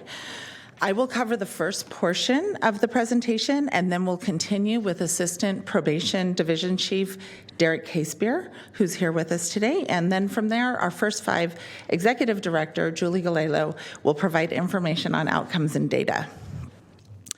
I'd first like to start by acknowledging the Board of Supervisors, all of you, for supporting this effort. And I really need to specifically thank Supervisor Cerna for your initial work and call to action establishing the Blue Ribbon Commission on Disproportionate African American Child Deaths, the effort that later became the Black Child Legacy Campaign. Sacramento County Probation, Department of Human Assistance, First 5 Sacramento, and the Department of Child, Family, and Adult Services are active partners in the Black Child Legacy Campaign. We are all excited about our work in the community, and we're truly humbled to be a part of improving outcomes for Black and African American children and their families. This excitement and commitment has extended throughout the departments, from our staff on the front lines and beyond. And with that, I want to acknowledge the work of each department's leadership teams that are leading the efforts, starting with the Department of Child, Family, and Adult Services, Kim Pearson, who's here with us today, who has been phenomenal in her leadership, both internally in our agency as well as with our community partners. And folks from our CPS team, Tiffany Glass, Claudia Taylor, and Karen Parker. Additionally, from probation, of course, Chief Marlon Yarber, Shonda Cruz, who recently transferred over, and in her stead, we are now working with Lindsay Simone. And to round it out, Director Ethan Dye and Stephanie Hopkins from Department of Human Assistance. You'll hear about the performance data a little later, but I do want to state how proud we are of the relationships that we've built with our partners and with the families we serve. And the partners at Sierra Health Foundation, the Community Incubator Leads, First 5, Child Abuse Prevention Council, Department of Human Assistance, and Probation, to make the systemic changes that promote better outcomes for our community. I'll now share more specifics on how county departments are contributing to the effort. Since 2015, DHA, Probation, and DCFAS have co-located staff at each of the 7 Community Incubator Lead sites. DHA provides eligibility specialists, CPS provides social workers from our informal supervision program, and Probation provides deputy probation officers. Through multidisciplinary team meetings, the 3 departments work closely with the Community Incubator Lead teams and families to identify the needs that need to be addressed and goals to work toward together. This integrated, holistic approach to serving families in the neighborhoods where they live really helps to remove barriers for families. It reduces the amount of time and effort it takes to navigate through multiple public systems and reduces the amount of times that families have to retell their story, which, as we all know, in and of itself is very traumatic. Over the years, we've gained many insights from our work through this effort, which have led to some changes in the way we serve our families. A bit further into the presentation, Julie will share more specifics on cross-system approaches that have recently emerged, all of which reflect the shift in child welfare systems across our nation to take a more upstream approach that focuses on social determinants of health, strengthens families, promotes protective factors, and helps children and families remain safely together. I'd like to share some highlights from each department since our last update to the board. For Department of Human Assistance, they have been working with customers since the start of the pandemic. They have increased efforts of support by maintaining staff support at each community incubator site. They have outstationed staff who have worked with homeless services and Sacramento Housing and Redevelopment Agency to secure housing, stabilize housing, and connect to rental assistance programs. DHA also has a new partnership with the National Association for the Advancement of Colored People to provide restaurant meals to families experiencing food insecurity due to the pandemic. This new collaboration will increase referrals and engagement of resources within the African American community. For probation, when Assistant Division Chief Casebeer comes up, you'll see some impressive data regarding the reduction of juvenile wards in the CIL zip codes. And as for DCFAS, specifically the division of CPS, the CIL outstation collaboration continues to reflect partnership and collaboration to support community and families involved with CPS. I'm so sorry. This ongoing approach speaks to the importance of public and community agencies working together to support families in their own communities. I think the best way to illustrate this approach is to read a few statements from each of the teams that are working out there. One of our informal supervision social workers, Sarah Lee, has shared, quote, "Our CIL teams that are in place have been so beneficial to our families we work with. The presence of BCLC in the community is really immeasurable. Having CPS, DHS, and probation, along with our community partners in one location, is so beneficial to our clients. My clients are so appreciative of the services. I truly believe BCLC is an amazing piece of catalyst for larger change within our systems that historically have not always worked to the benefit of children and families." One of the deputy probation officers, Richard Wiley, shares, "My experience at Arden Arcade BCLC has been good. In the beginning, there was some tension due to the climate at the time with police use of force. This created a gap between us because I was law enforcement. However, after building trust and a respectable relationship with them, everything has gotten better and continues to get better."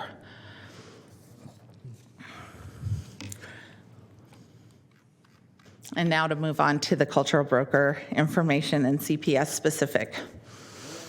In addition to services provided within the CILs, DCFAS administers the Sacramento County Cultural Brokers program with 3 community-based agencies.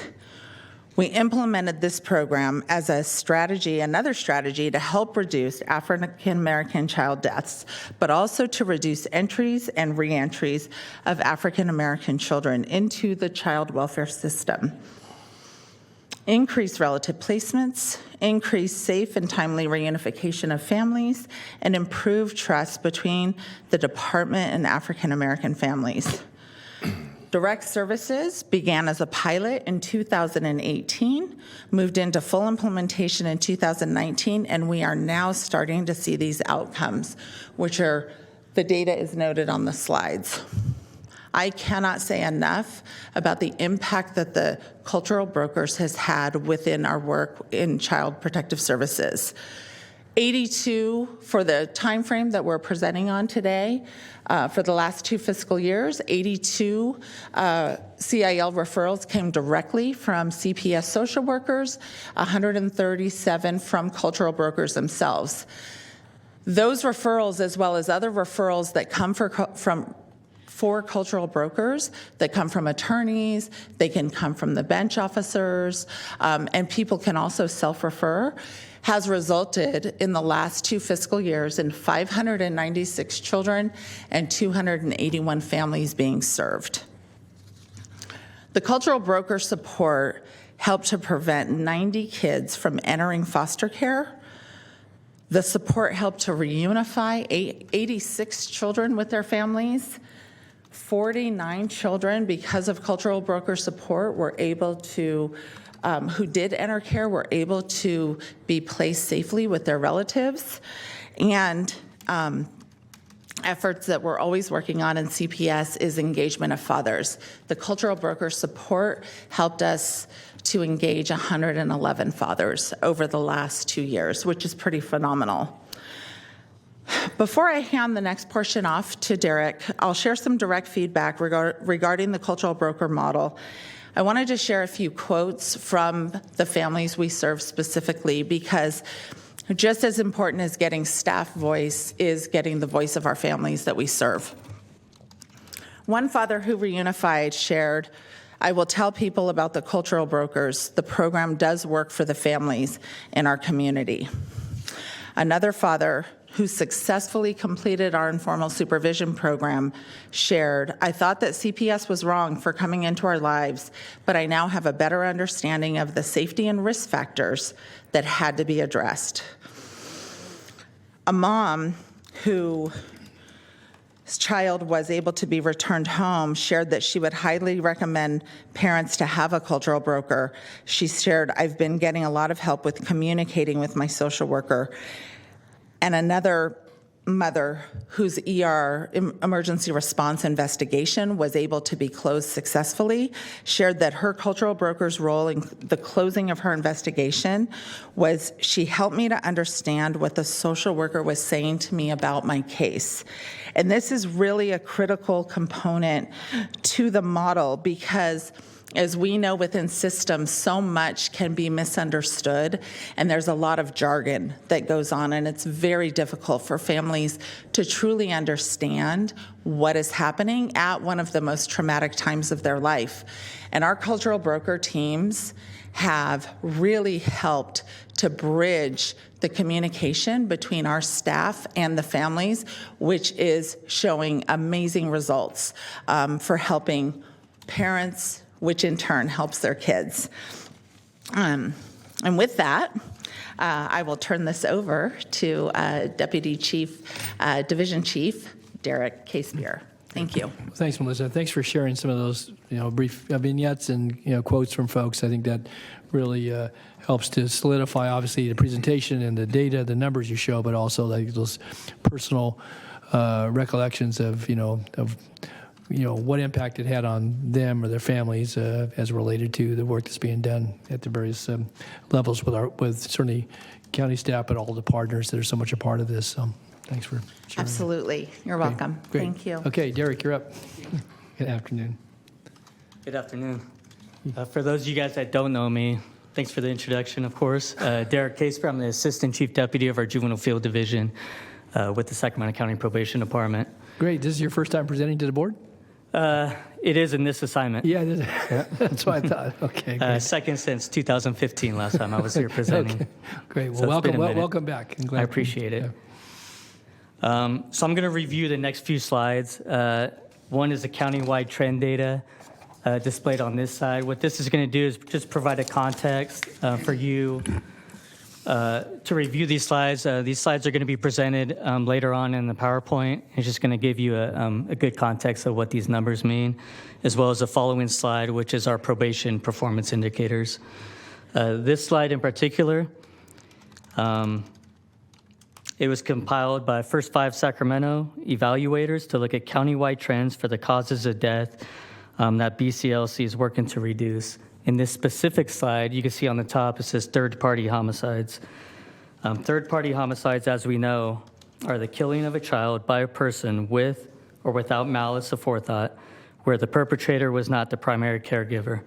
Okay, these can include crimes such as gang violence, DUIs, or as a result of driving under the influence of alcohol or drug could result in a fatal accident, resulting in the death of a child. If you look at the blue line, there's three different graphs on there. The top blue line represents African American youth. The yellow or orange line represents non-African Americans. And then there's a countywide average, which is represented in red. If you look at the bottom of the graph, it's broken up into years, and each one of those subcategories are 3-year increments. First five, Sacramento County Public Health, the Child Death Review Team, and the Sierra Health Foundation have all agreed to use the 3-year rolling averages. This prevents anomalies from year to year, and it also helps provide more stable and reliable data when collecting it. For each of the data slides that resemble this one, as you'll see further in the PowerPoint, we start from 2012 to 2014. We use this as a baseline. At the beginning of 2012, where kind of the efforts had just started gaining traction in trying to resolve third-party homicides. And in 2015, it's really when it started beginning traction.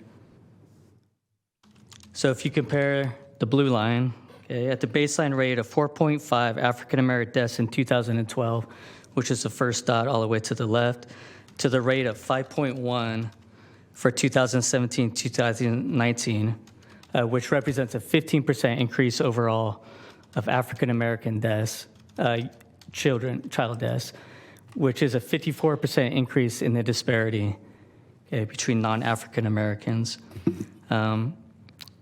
You look at those numbers and it's a considerable jump, but we have to provide the context as far as the number of child deaths related to third-party homicides is relatively small. So any number is going to shift that data. I think we can all agree that any death is unacceptable, right? And we're looking forward to combating these deaths and to working with the BLC. And I think it's trending in the right direction. If you look at the rolling average from beginning in 2015 to 2017, compared to the efforts to combat this issue towards the end of 2017, you can see a steady decline.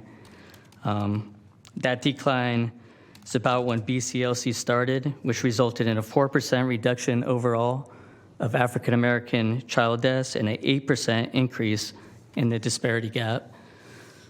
So as a result, we believe we're trending in the right direction with these efforts. Excuse me just for a second, Jerry. So if I understand, you said trending in the right direction, steadily decreasing, but if you're using the last three blue dots to the right there, it's 0.1 of 1% on a, again, rolling 3-year average. It's going in the right direction, it's going down, but when you see the jump from where it was the third year in, I guess I'm trying to have a better understanding. I understand that, it's relative to numbers and every life is important, but so explain to me how that's a steady decrease, just the 0.1 of 1%? It's incremental on this graph, maybe, right? I guess incremental is probably a fair way to describe it, but right. Yeah.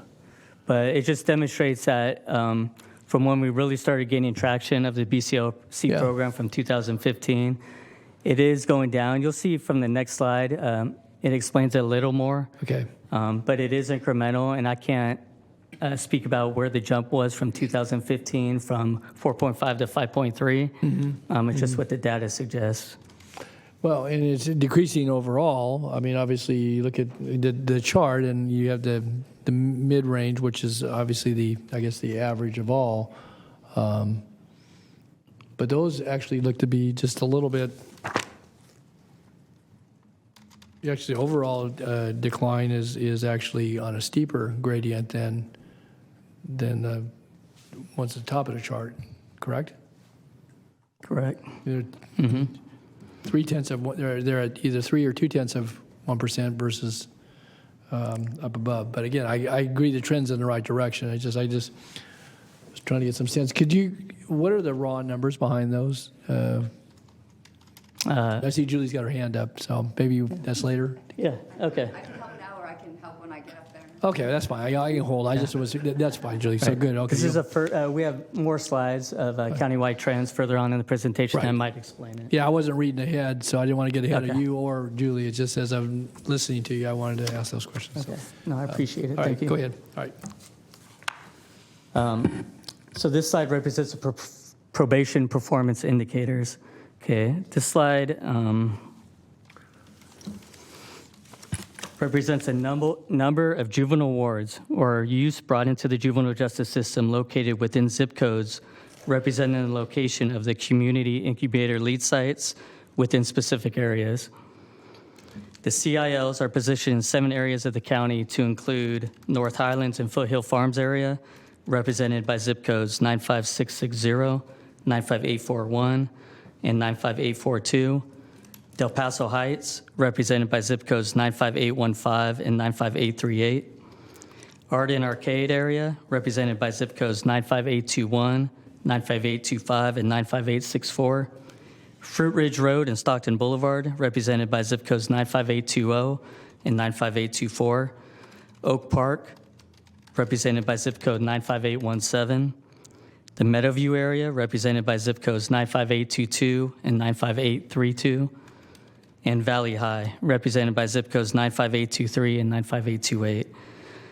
So you can see each column is represented in a different color code, reflecting the year. With the most current year, it's a little hard to make out on this graph, but it's the furthest color code in dark blue all the way to the right, representing 2021.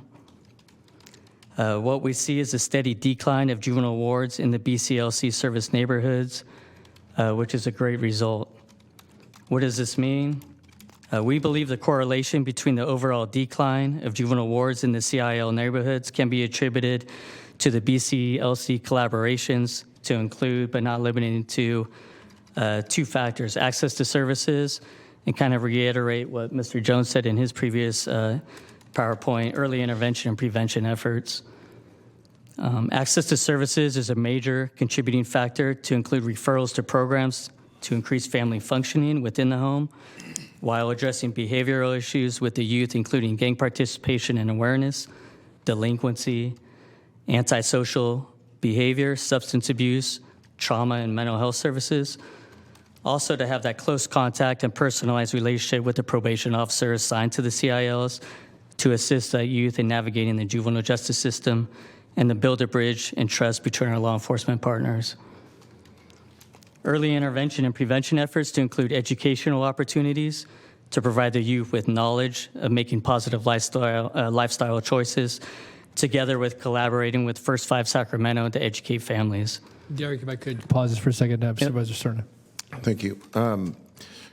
This is a very telling slide. The graph is very telling. However, I want to make sure I understand it clearly.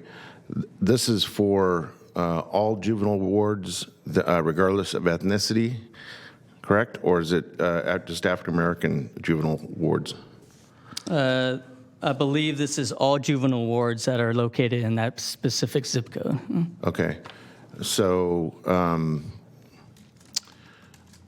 do we have a disaggregated data set that tells us what it is? Yeah. Just for African American? I do. Juvenile wards? Yep. Is it you don't have to recite all the numbers, but is there a similar trend in each case? So countywide, based on all these zip codes mentioned, youth on probation, African American, 376, non-African American, 364. But over time, though, what's the comparable over time for just African American juvenile wards? I guess is what I'm asking. Do we have that data? I can't speak of that. I don't know if Chief Yarber wants to weigh in. I don't have that data with me. Sorry. Okay. And just to be clear, too, this is a juvenile ward is any young person aged what to what? 0 to 18. 0 to 18. Yeah, brought into the juvenile justice system. Yep. Okay. All right. Yeah, I don't know if the chief wants to chime in. Yeah, good afternoon, Supervisor. This is Chief Probation Officer Marlon Yarber. Sorry I cannot be there. Appreciate Derek standing in for me. So the trend with regards to the number of youth on probation or the wards essentially in the zip codes, I think is remarkable. It does speak to sort of our overall efforts at reform. And Supervisor Cerna, with your question around sort of how does that also relate to just the African-American population? And while we see those numbers decline with regards to the African-American population, we do still have disparities, and so there's certainly still overrepresentation. We can follow up with the board with regards to those specific data points, however. No, I appreciate that, Chief. I think that would be an interesting subset of this, what this display is telling us, because that really gets to the whole question or nature of the challenge in front of us with regards to the disparity for a particular ethnicity. Agreed. Great. Thanks, Supervisor Cerna. Thanks, Chief. Okay. Go ahead, Derek, continue. That was it, basically, on this side. I mean, just as a result, we see a pattern of these strong downward trends that African-American youth are benefiting from the CIL sites and BCLC services. Okay. Very good. Any questions? I don't see any questions at this juncture, so I know you'll be in the chamber. So, all right. I appreciate it. Next presenter. Hi, Julie.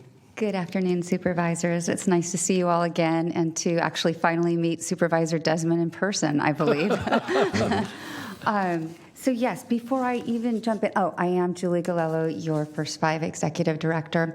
I'm going to go back to this slide so I can answer Chair Natoli's question.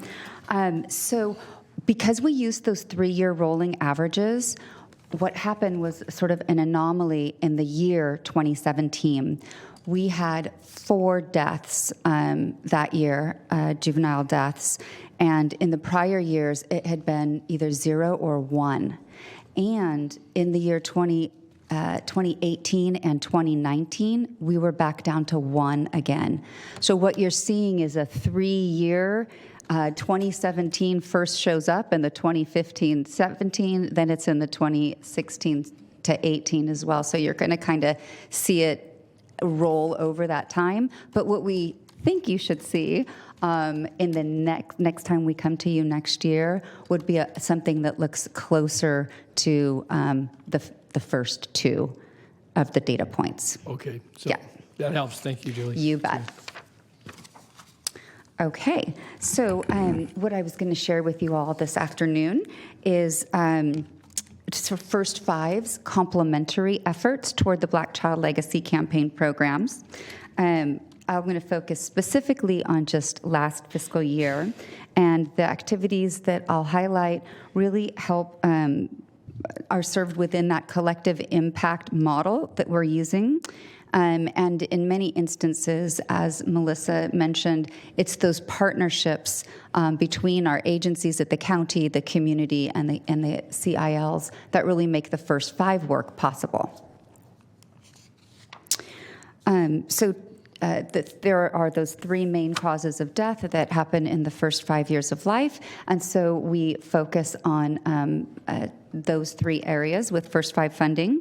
To start with is our perinatal conditions, which includes low birth weight and prematurity.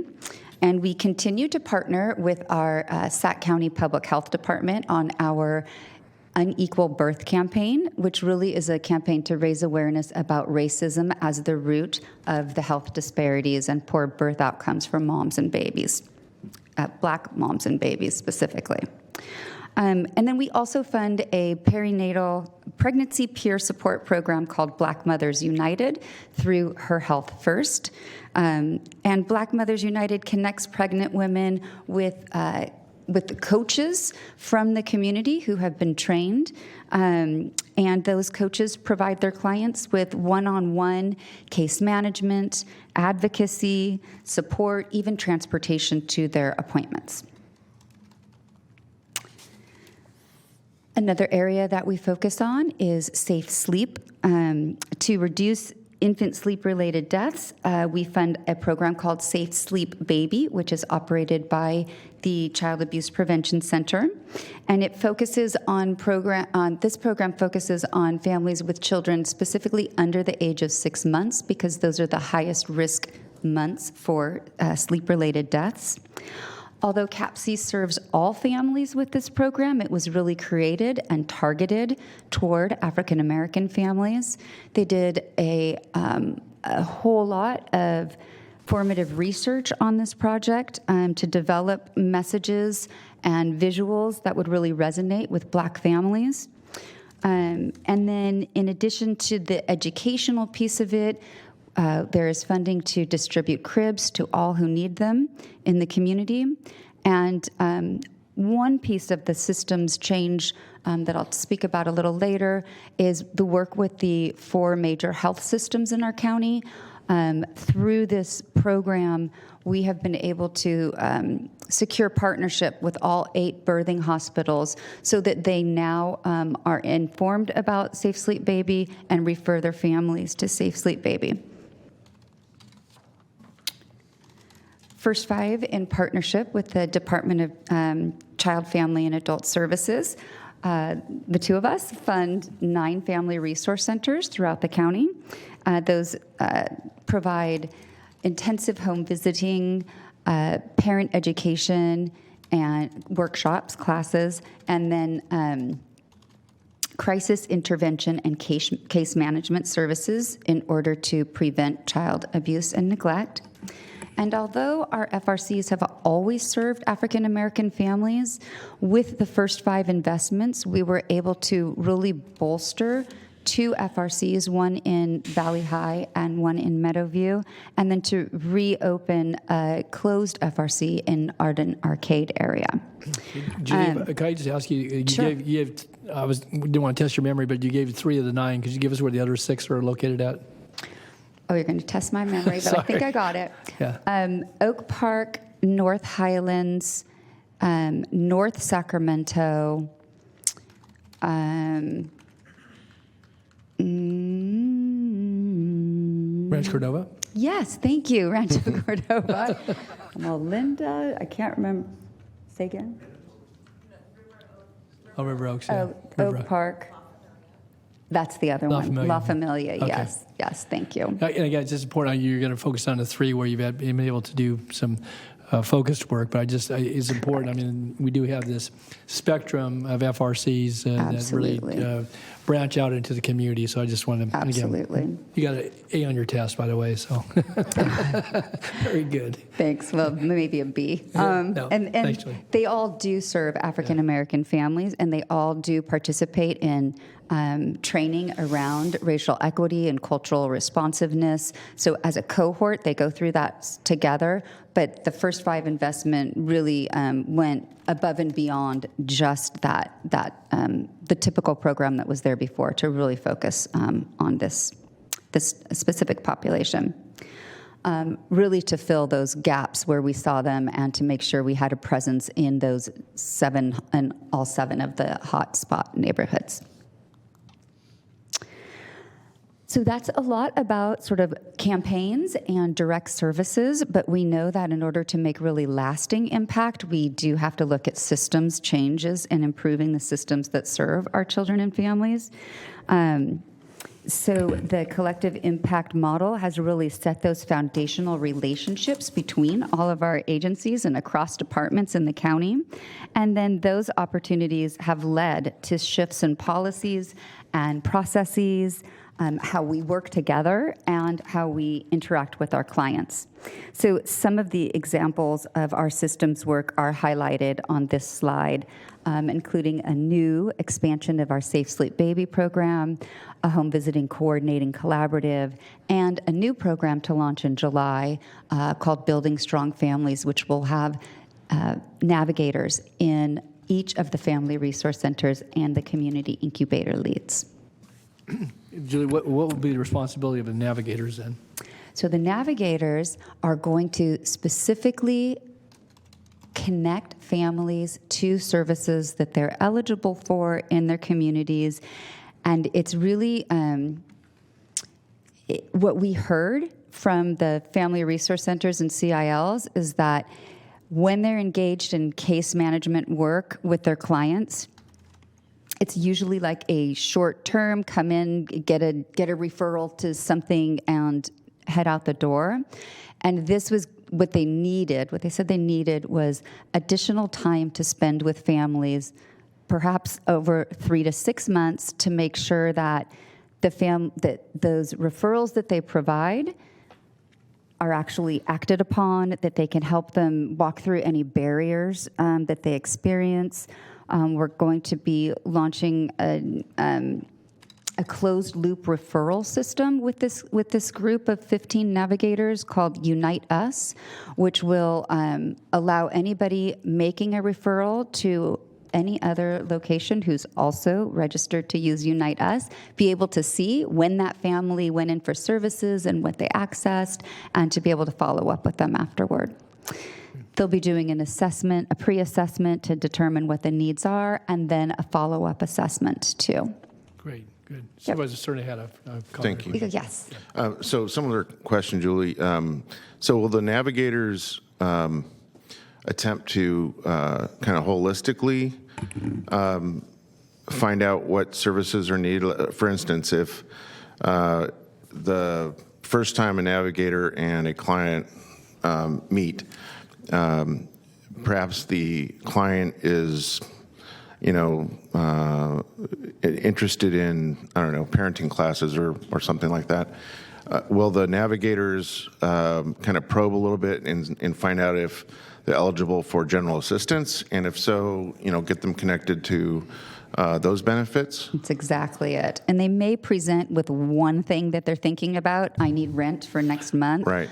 But then the assessment that we've created is really helpful to say, okay, and it looks like there's these other needs too, and let me connect you.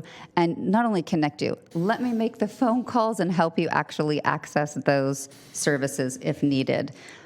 It's slightly more hand-holding, but it was really focused on the communities that were hardest hit by COVID, that have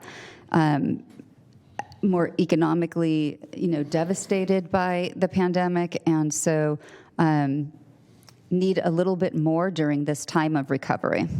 Very good. Thank you. Mm-hmm. Okay, so now I'll jump into some of the data that you have in your packets. In this first slide, we're looking at the overall rate of infant deaths in Sacramento County, and these are deaths due to any cause for a child under 1 year of age. And when we compare the baseline from 2012, 2014 to the current baseline through 2017-19, we saw a 17% reduction overall in African American infant deaths and 32% reduction in the disparity gap, which definitely meets the Blue Ribbon Commission's goal of reducing by 10 to 20% by 2020. We did see a slight increase in African American infant death rates in the past two averages. As you can tell, there's a slight uptick from 8.3 to 9.0.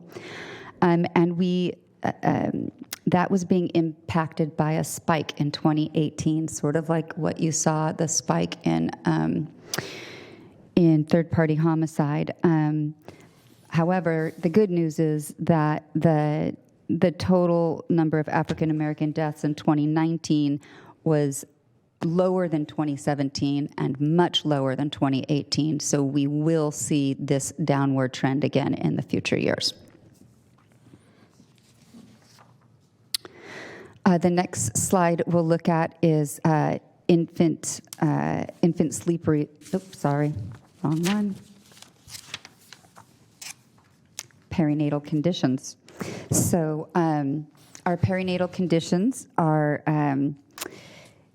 those things I mentioned, such as low birth weight and prematurity, but it's also placental abruption and congenital infections that are preventable. This rate continues to decrease with the most current rolling averages lower than any other previous averages. And compared to our baseline, we do have a 10% reduction in in the death rate and 5% reduction in disparity. But I would say that while we're trending in the right direction, this is the one where we kind of have the furthest to go. We still do have a pretty big disparity gap, and we haven't reached the Blue Ribbon Commission's goals in this one quite yet, and we're hovering right around the bottom of that goal. And then infant sleep-related deaths, definitely a much more dramatic decline here, 56% reduction from the baseline period and a 65% reduction in disparities, so clearly meeting and exceeding the Blue Ribbon Commission's goals.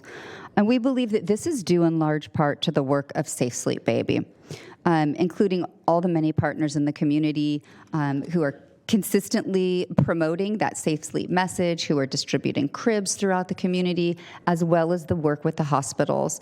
That systems work means that every single child born in Sacramento County is asked a question before they leave the hospital. That question is, how do you intend to sleep your child?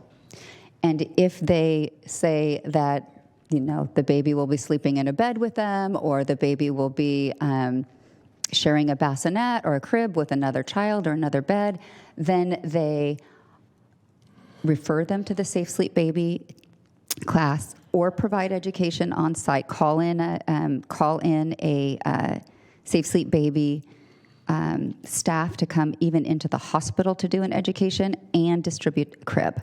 So it's kind of like what happened when they started asking about car seats. Every parent who leaves they have to ask, how are you bringing your child home? So now it's, how do you intend to sleep your child? That's a huge difference for the county. Julie, if I could just ask on that, so is it safe to, presume rather than assume, that what you just described is fully integrated into both obviously the medical facilities, hospital systems, but in what we're doing in it's not one of those things that, budgets got tight again or whatever, that it would go away, because this is ongoing. It will, new mothers, new families, and new children. And so I guess that's my question. Is this, in a way, do you think it's, again, obviously make sure that people pay attention to it, but that it is now integrated in what we do, just as you said. It is sustainable. It is in their policies now. Much the way breastfeeding policies have changed over time, this is a change in policy because we had all of the major health systems at the table and on board and participating in Safe Sleep Baby when needed. And once one of them starts it, then there's a bit of a competition, and then everybody does it. And we even had Kaiser donating cribs to the program and other things. So it's been very successful and will stick around. Okay, great. Yep. Mr. Chair? Yeah, sure. If I can just add on to some of that, just as a friendly reminder to the public and to my colleagues, with the cooperation of our CEO, we also, in the spirit of making this as sustainable an expectation for county residents and ourselves, committed ourselves to multi-year budget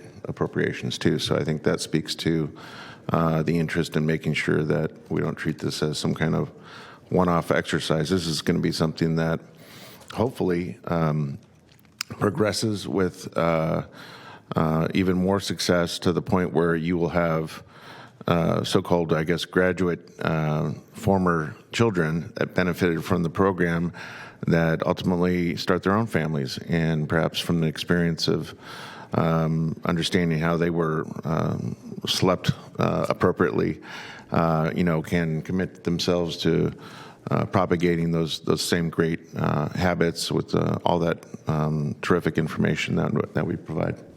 Great. Maybe the same crib passed down from generation to generation, right? Maybe not. Maybe.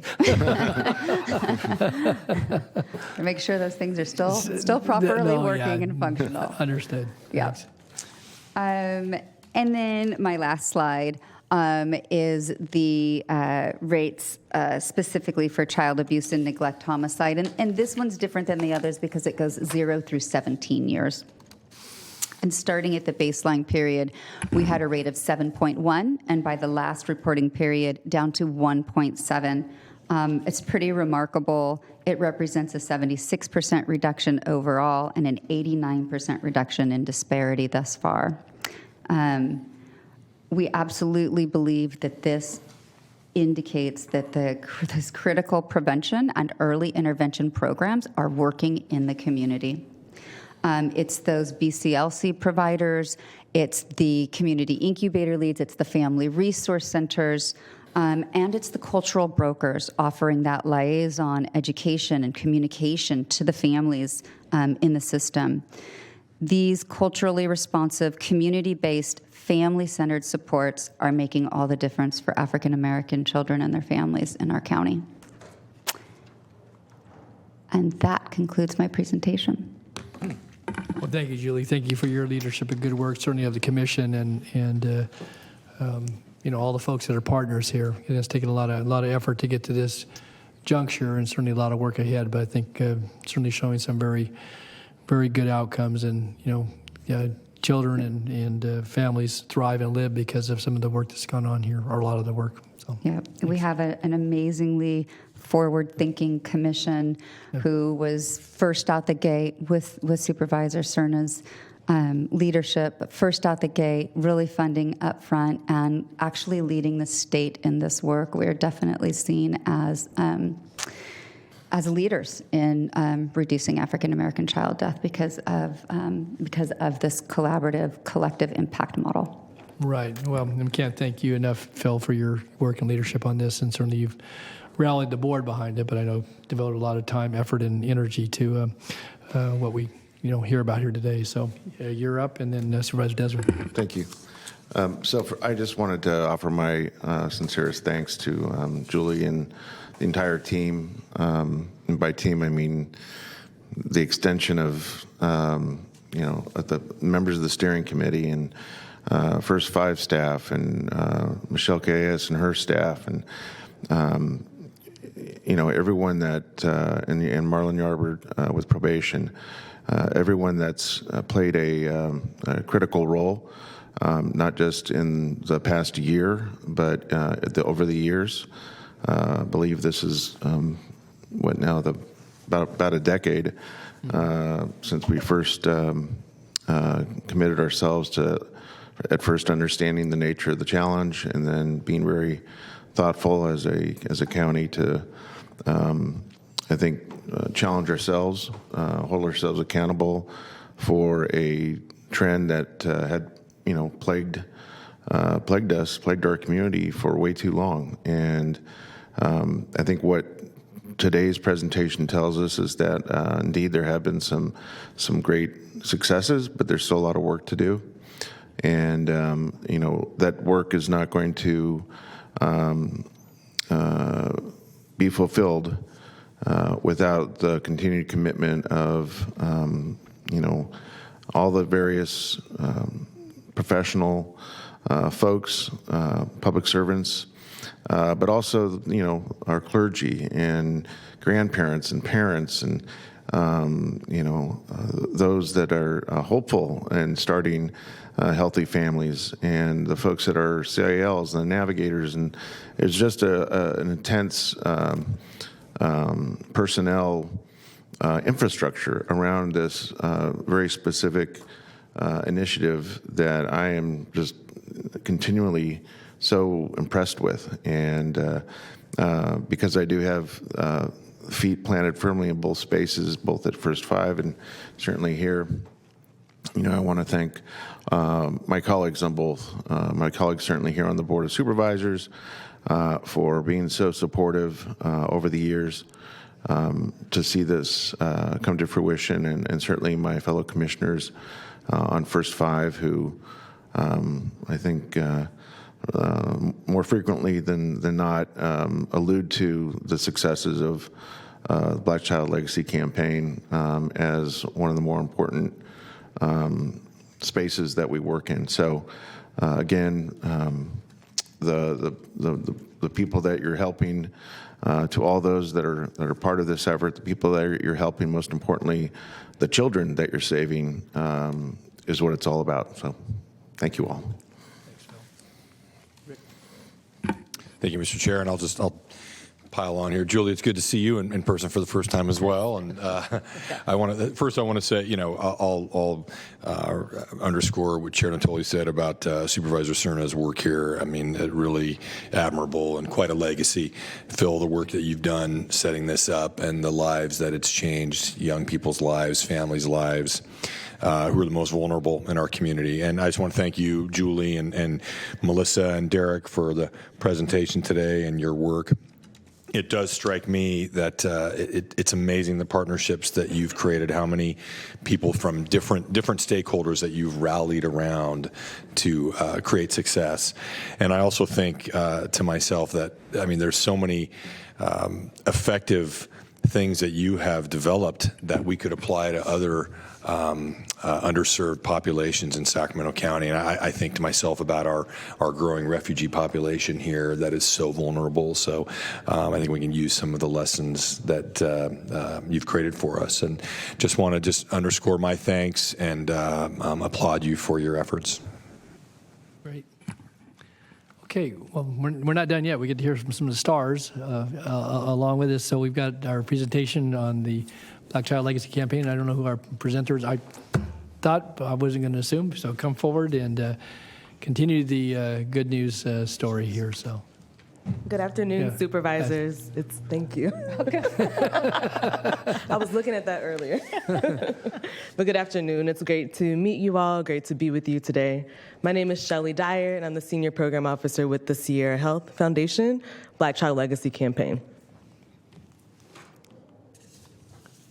An overview of our presentation today, we will just take a look at the successes, the past successes that were accomplished prior to my joining Sierra Health Foundation in November of 2021. We'll also just take a look at our work that goes beyond the impacts that we have with reducing African American child deaths, but also spans to the Black maternal health crisis and how we're combating that as well. Our violence prevention work with our Healing the Hood team, as well as systems change successes and impact by the numbers is where we'll just wrap up there. This is an origin story that you all are quite familiar with, especially one of our early champions, Supervisor Cerna. But I'll share for the public record that the Steering Committee on Reducing African American Child Deaths was created, and therefore the Black Child Legacy Campaign was launched. The initial goal of the campaign was to reduce African American child deaths by 10 to 20% by the year 2020. And it's very exciting that that goal was surpassed, but the fact remains that there are still far too many Black children dying in Sacramento County, around the nation, and there's still much work to be done. So our commitment remains to improve the physical, mental, emotional, economic, and social health of Sacramento's Black community. This is just a shot of our working infrastructure here. Our work is concentrated across 7 different neighborhoods, including Valley High, Art and Arcade, Del Paso Heights and North Sacramento, Oak Park, North Highlands and Foothill Farms, Fruit Ridge, Stockton, as well as Meadowview. The phrase that it takes a village definitely rings true when it comes to the Black Child Legacy Campaign. Our community leaders within the community incubator lead sites are really to credit for the amazing work that they do with the communities due to their knowledge, their proximity, their lived experiences, and their ability to make an impact because of their relationships there within the community. But we already presented together here today as a team. Our community spans also with the probation office as well as our partners at First Five and beyond. We'll share a bit more about our community of people who really contribute to the success here. But just to share a bit about the surpassing of the 2020 goal is that according to Applied Survey Research's fiscal year 2020 to 2021 report, infant perinatal conditions death due to infant perinatal conditions decreased by 23%. Infant safe sleep issues, death decreased by 33%. Child abuse and neglect deaths. You had a home run, Shelley. Oh, no. Okay. Child abuse and neglect deaths decreased by 25%, and third-party homicides decreased by 48%, which is really astounding there, but of course, there's still work to be done. To just loop back to our multidisciplinary team that contributes to the success and partnerships of our work. This is, cross-sector work that's done both in communities and across the different agencies. Our community incubator lead sites, our CILs as we refer to them as, across the 7 neighborhoods in partnership with the Sacramento County Probation Department, the Department of Child, Family, and Adult Services, and Child Protective Services, as well as the Department of Human Assistance. Our crisis intervention workers who are there at the community level to intervene when it comes to violence prevention and support with that wraparound ongoing services as well. Her Health First, and also our hospital partners at UC Davis Health. So can I just ask you, so Her Health First, I don't know if I've heard of that organization. So is that a collaborative or is that a standalone organization? Sure, it's a standalone organization, but they're also the fiscal agent for building healthier communities. And I think it was Julie who mentioned them earlier. They house the Black Mothers United program, which provides Black mothers with free doula services and pregnancy coaches to coach them throughout their pregnancies to increase healthy birth outcomes within African American communities. Oh, great. Go ahead, Phil. All right, mic is off. Yeah. Are they still over at Fruit Ridge Community Collaborative? They are. They're Okay, still good. there. Great. Okay, very good. Thanks. You're welcome. Okay. This is a quote from one of our community intervention workers here. It's all about being able to meet the kids and meet the youth where they are. And in the process of doing that, it's gaining their respect. So really just being able to relate to the youth, relate to the community that they're working with because of their knowledge of them and knowledge of the community is definitely one of the successes of the Black Child Legacy Campaign. The Black maternal health crisis, just to center us in this. So beyond our work with reducing African American child deaths, we have definitely started to expand more to combat the fact that Black moms across this country, and including in Sacramento County, are dying while bringing life to this earth, and that is absolutely heartbreaking and devastating. So today in the U.S., moms, especially Black moms, are dying at one of the highest rates in the world. According to the 2020 CDC maternal mortality report, it's that approximately 55 Black women died per 100,000 live births in the year of 2020. So this is almost 3 times the percent of the maternal mortality rate of white women. And just to highlight that again, Black women in Sacramento County specifically are 4 times more likely to die from pregnancy-related conditions. And that again is just very heartbreaking. We'll share more about some of the programs that we have to address this issue, but just want to really highlight that this continues to be a very devastating reality here in this county. Shelley, if I could just ask you, so in the statistics that it's one of the highest rates in, throughout around the globe, is that as compared to developed nations or developing nations or just overall? That's actually overall. Wow. So even in this, very wealthy country, you look at other countries that are still developing, and our maternal mortality rates, pale in comparison to theirs. Wow. Yes, thank you for that. Pretty sobering statistic. Yeah. Supervisor Frost? Do you attribute that to not enough care during pregnancy or early care during early pregnancy, or? There are many things that you can attribute it to, but we attribute it to racism, systemic racism, and that is in the type of care that Black mothers are receiving, the recognition historically in this country around the pain that Black people face not being necessarily recognized. And I think something to point out too, that this statistic goes across income levels. This is not a issue of women who are low income, which doesn't make it any better, but this is true for Black women across the board, across income levels. So it's definitely something that we attribute to systemic racism in terms of care. It can be also in terms of access to care, and just the ability for providers to really see the pain and respect the experiences and knowledge that Black women, Black birthing people bring to their birthing experiences. Thank you. You're welcome. And this is our wraparound support overview. So the work doesn't stop when we talk about our crisis intervention workers arriving at a scene and responding. Our Healing the Hood staff continues to provide case management work.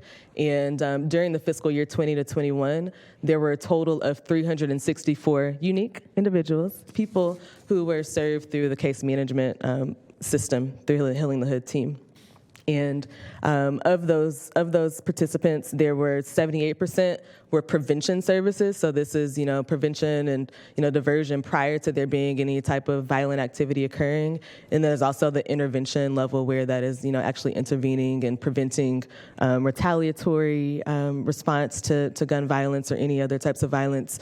But that's the breakdown is between intervention and prevention there. Shelley, can I interrupt for a second? I think you may have skipped over a slide. Did I? Yeah, The gun violence? Yeah, a couple, I think, somehow got skipped over. Healing the Hood infrastructure, gun violence. Thank you. Yeah. I don't know how that happened. Well, I already jumped in the infrastructure. Thank you for catching that. And we'll loop back around here. Okay, this is setting the context for gun violence that, this, as we all know, this is not something that's only happening in Sacramento. It's something that's happening across this country. So in 2018 to 2019, there were 0 youth homicides in Sacramento. In cities the size of Sacramento, though, did see a 27% increase of homicides in 2020. And this just breaks down the increase in homicides in cities that are similar size to Sacramento, as well as your smaller towns. So a steady increase across the nation when it comes to gun violence over the past years.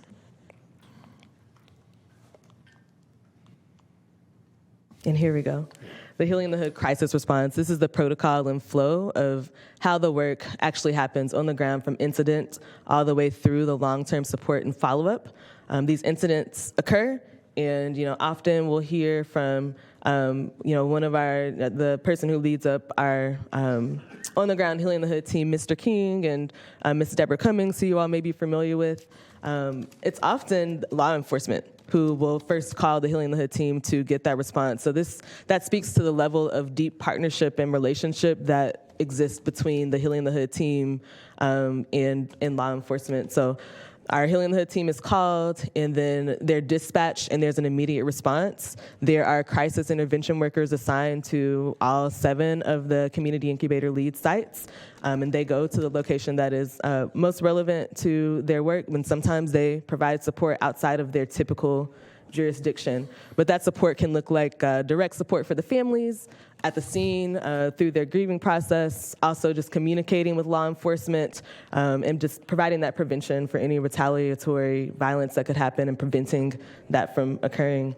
And it even goes through that long-term follow-up and support, which can often look like funeral service support for the families, and just connecting them to case management through the Black Child Legacy Campaign services, which will be even more targeted through the Family Navigator program that Julie was mentioning earlier, First 5, which we're really grateful for that partnership to grow as well and support the case management work.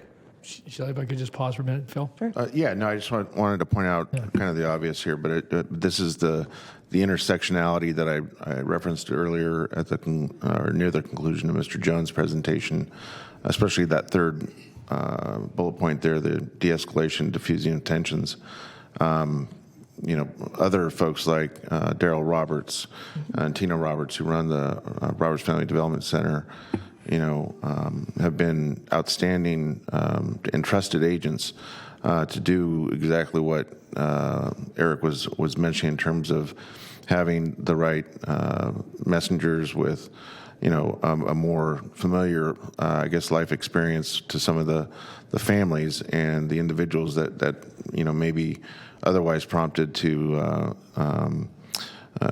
retaliate. I think is working very well, and it's an important part of of this effort. And so I just wanted to make sure that we don't lose sight of the fact that we're already putting in motion some of the strategies that were mentioned in the previous presentation around addressing gun violence. Thank you, Supervisor Serna. This is Healing in the Hood, just a picture of what the gang prevention can look like, and it's not just it's not only targeted at the person who may be involved, but it's a whole family approach. We believe that working with whole families is the way to go. Education and workplace development, workforce development, as well as mentoring opportunities and positive emotional development and that relationship building that happens with persistent communication and just the ability to, over a long time, I've heard from some of the CIOs that they have worked with the same families, maybe not on a particular case, but the families come in, whether it's for a family event or community event, over years and years. And that's what we like to see, is just providing those really positive opportunities for people to engage in the communities that they love in positive ways as a way to prevent violence. This is another quote from a CIL lead here, and that's, while the CIWs are at the hospital, they're working with the families to try to help that family navigate through the system.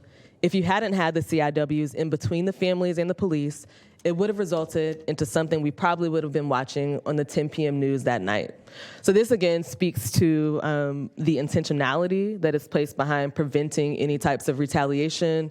And often there's language and jargon that may be used in hospital settings or in your social work settings that people like the cultural brokers or the CIWs are able to really break that language down and share with families exactly what they're facing and provide support on that level. And another quote here, retaliation shootings have decreased because you've got these women and men that have really put their ear to the ground to try to stop those kinds of things. And they can do it in a way that police officers can't, because they can move more freely through the community and have those conversations that police officers can't. So this again just speaks to the close connection, and often, some of the crisis intervention workers actually live in those communities where they're working, so they just know their people that are there and really understand how to communicate. Could I just pause for a second? I just wanted to ask, maybe you, Shelley, or maybe Ann or someone else. So with our wellness crisis response teams and our call center, we've got some of this work going on already in the community. What is the intended linkage then here? We've, the work that obviously our cultural brokers have done, certainly what they've been doing through the various points of access in the community, but they do end up at the hospital or, maybe even another call for service. So is there planned, I assume there is, but is there planned integration with what we've already built, this framework, but we're looking to bring on board with additional staff resources, community resources? Yes, I'm going to let Mr. Wagstaff So answer that question. Okay, good. Thanks. More specifically, we have Siobhan Katari on the line who can speak to this point, I think. Siobhan? She was on the line. She was there earlier. Okay. Yes, there is work there, Supervisor, to make that connection, and I can have Siobhan follow up with more information on that. Absolutely. Okay, because again, one of the slides earlier was the infrastructure, and we've got pieces of infrastructure in place, and again, with some proven outcomes, I would just hope that, again, as we're looking at behavioral health, as we're looking at community response, at wellness, obviously, whether it's in the, African American community or elsewhere, all those, beginning to knit those together. And again, I don't know if there's going to be any redundancy, but I just think it's really important because, again, we've got some proven outcomes here, and with some folks that are already have that skill set, I think they can certainly be of benefit as we look to the broader community for responding in all kinds of crisis situations, irrespective of one's ethnic background or what they're, where the community come from. So, okay. Thank you. I can respond to that as well, and another colleague may want to also. But the difference between the two really is the crisis intervention worker is really there. They go literally to crime scenes.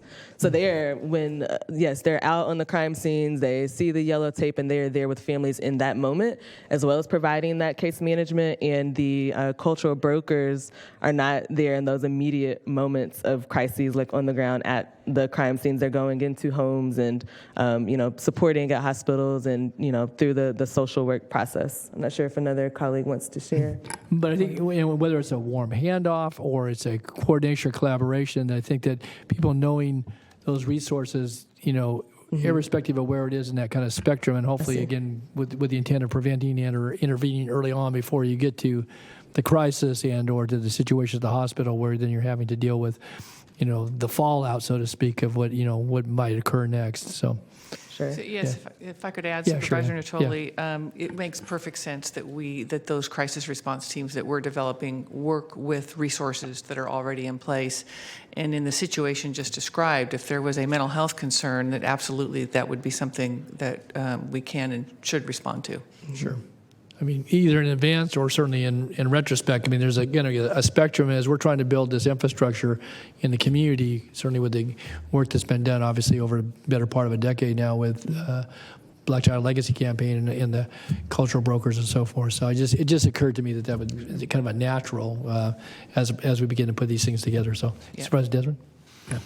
Thank you, Mr. Chair. Thank you, Shelley, for the presentation. I appreciate you bringing that up. I think it's great because it shows whether it's in the context of a mental health crisis response or maybe a response to a violent incident in a community. We are recognizing that through partnerships we can identify ways where it's not a law enforcement response, a response that we've been relying on for far too long, but it's also a partnership where some of the partners from Healing the Hood are educating law enforcement, right, about the needs of the community and vice versa. So that's what I think really the beauty is of this and the Wellness Crisis Call Center. So thank you.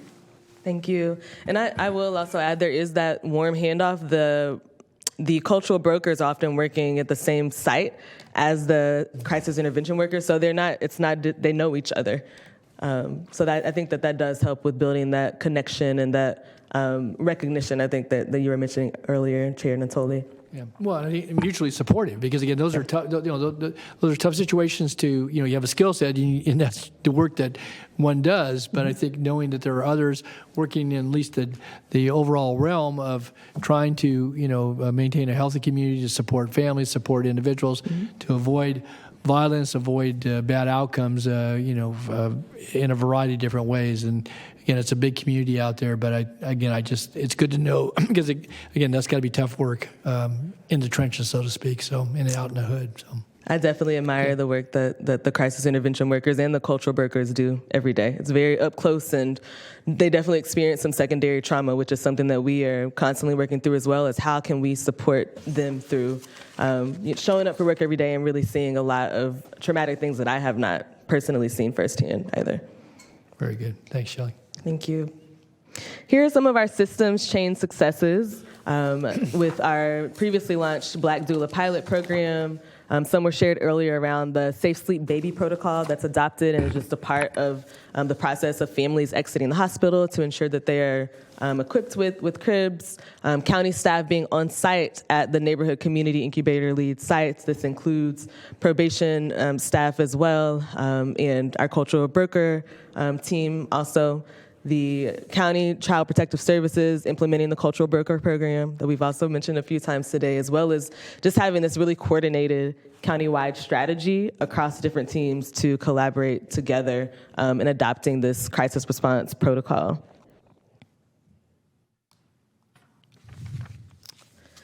Here is just a picture of the people who've been served and engaged with from fiscal year 20 to 2021.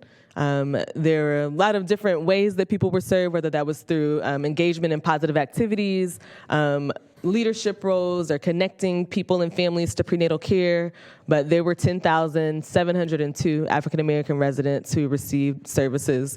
And I'll say that data is disaggregated in this way to just express the African American residents who receive services, because that is the target of the Black Child Legacy Campaign. But there's often people who walk through the doors who are not Black, who are not African American, and the CILs don't shy away from serving people who are in need of the support that they can provide. And our COVID-19 relief support is where we'll wrap up here. There was $784,907 distributed in financial assistance to households. And there were also food boxes. We know that food was is often food insecurity is a challenge for many families and communities. And so food boxes that had prepared meals for adults were delivered, almost 60,000, as well as hot meals for people were delivered. And that is not just with adult, but also includes children as well.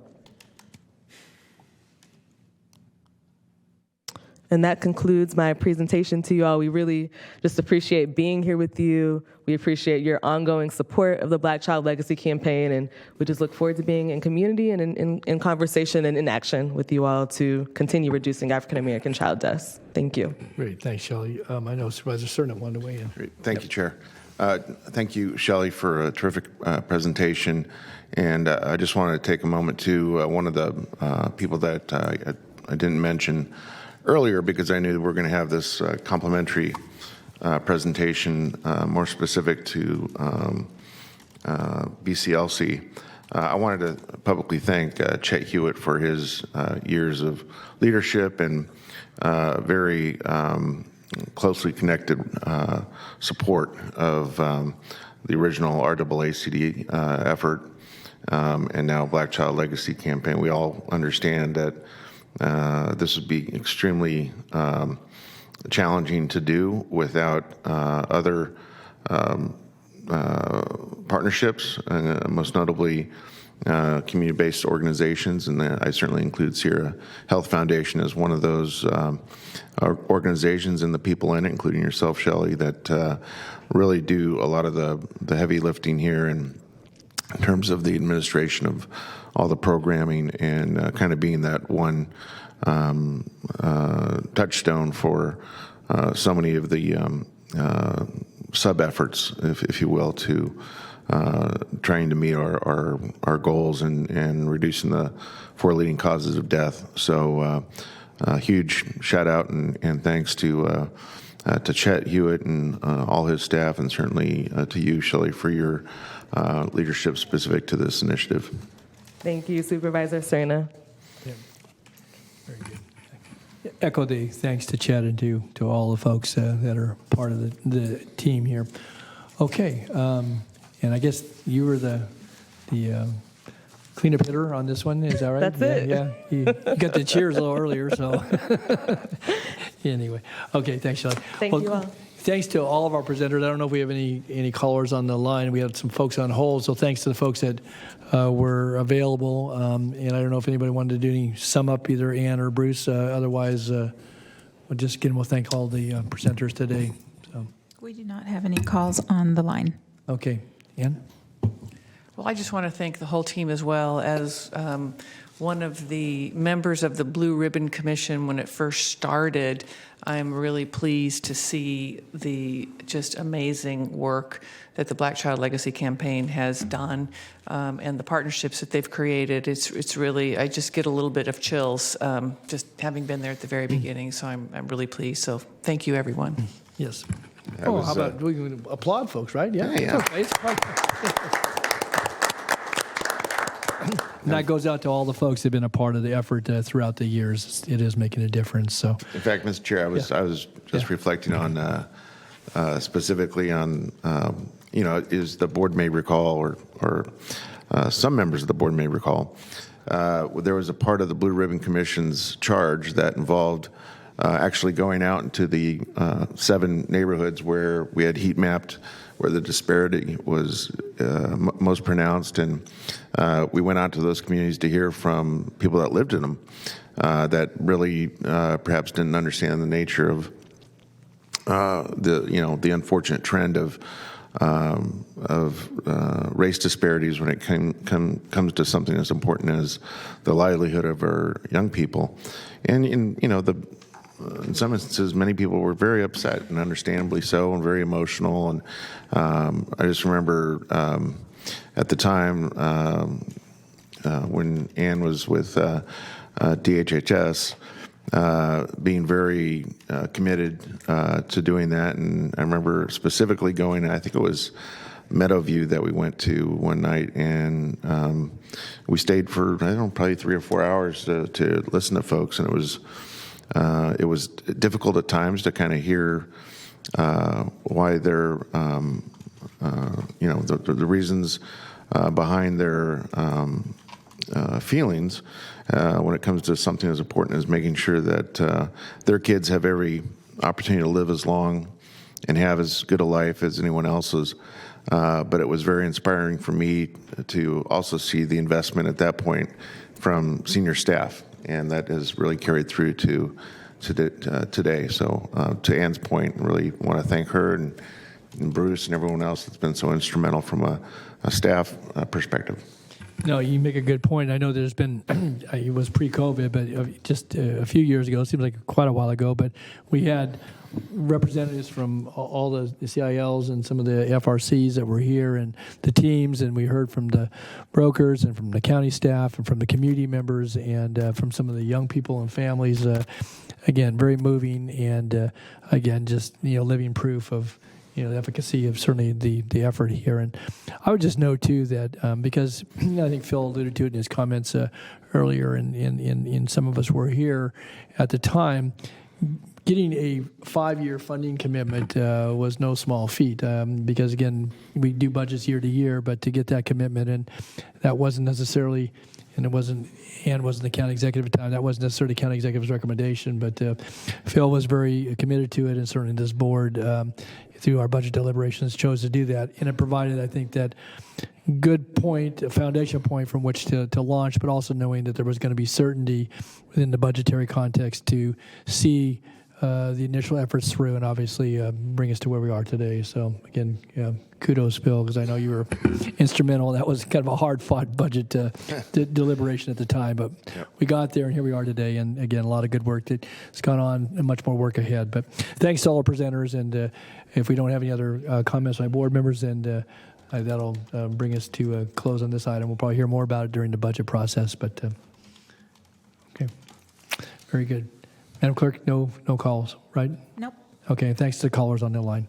All right, so this is a receive and file, and again, amongst some of the challenging news, some very good news embedded in the report. So, all right, and that brings us to, that was the final hearing item of the day, and we now go to county executive comments. So, And I don't have any further comments, but thank you. All right, very good, thanks. And then to board members for yes, Supervisor Cerna.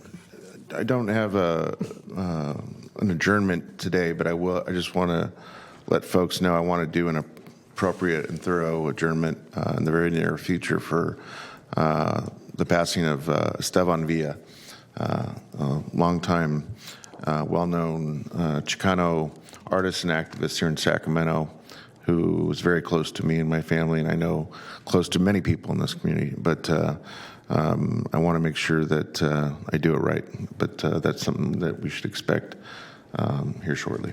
Yeah, I did note the article over the weekend in related to both he and Bill Dorman as well, who was a college professor, colleague of your father's, but also I had him as a college instructor for a couple of different classes out at Sac State during the 70s. So, okay, any other comments or announcements by board members?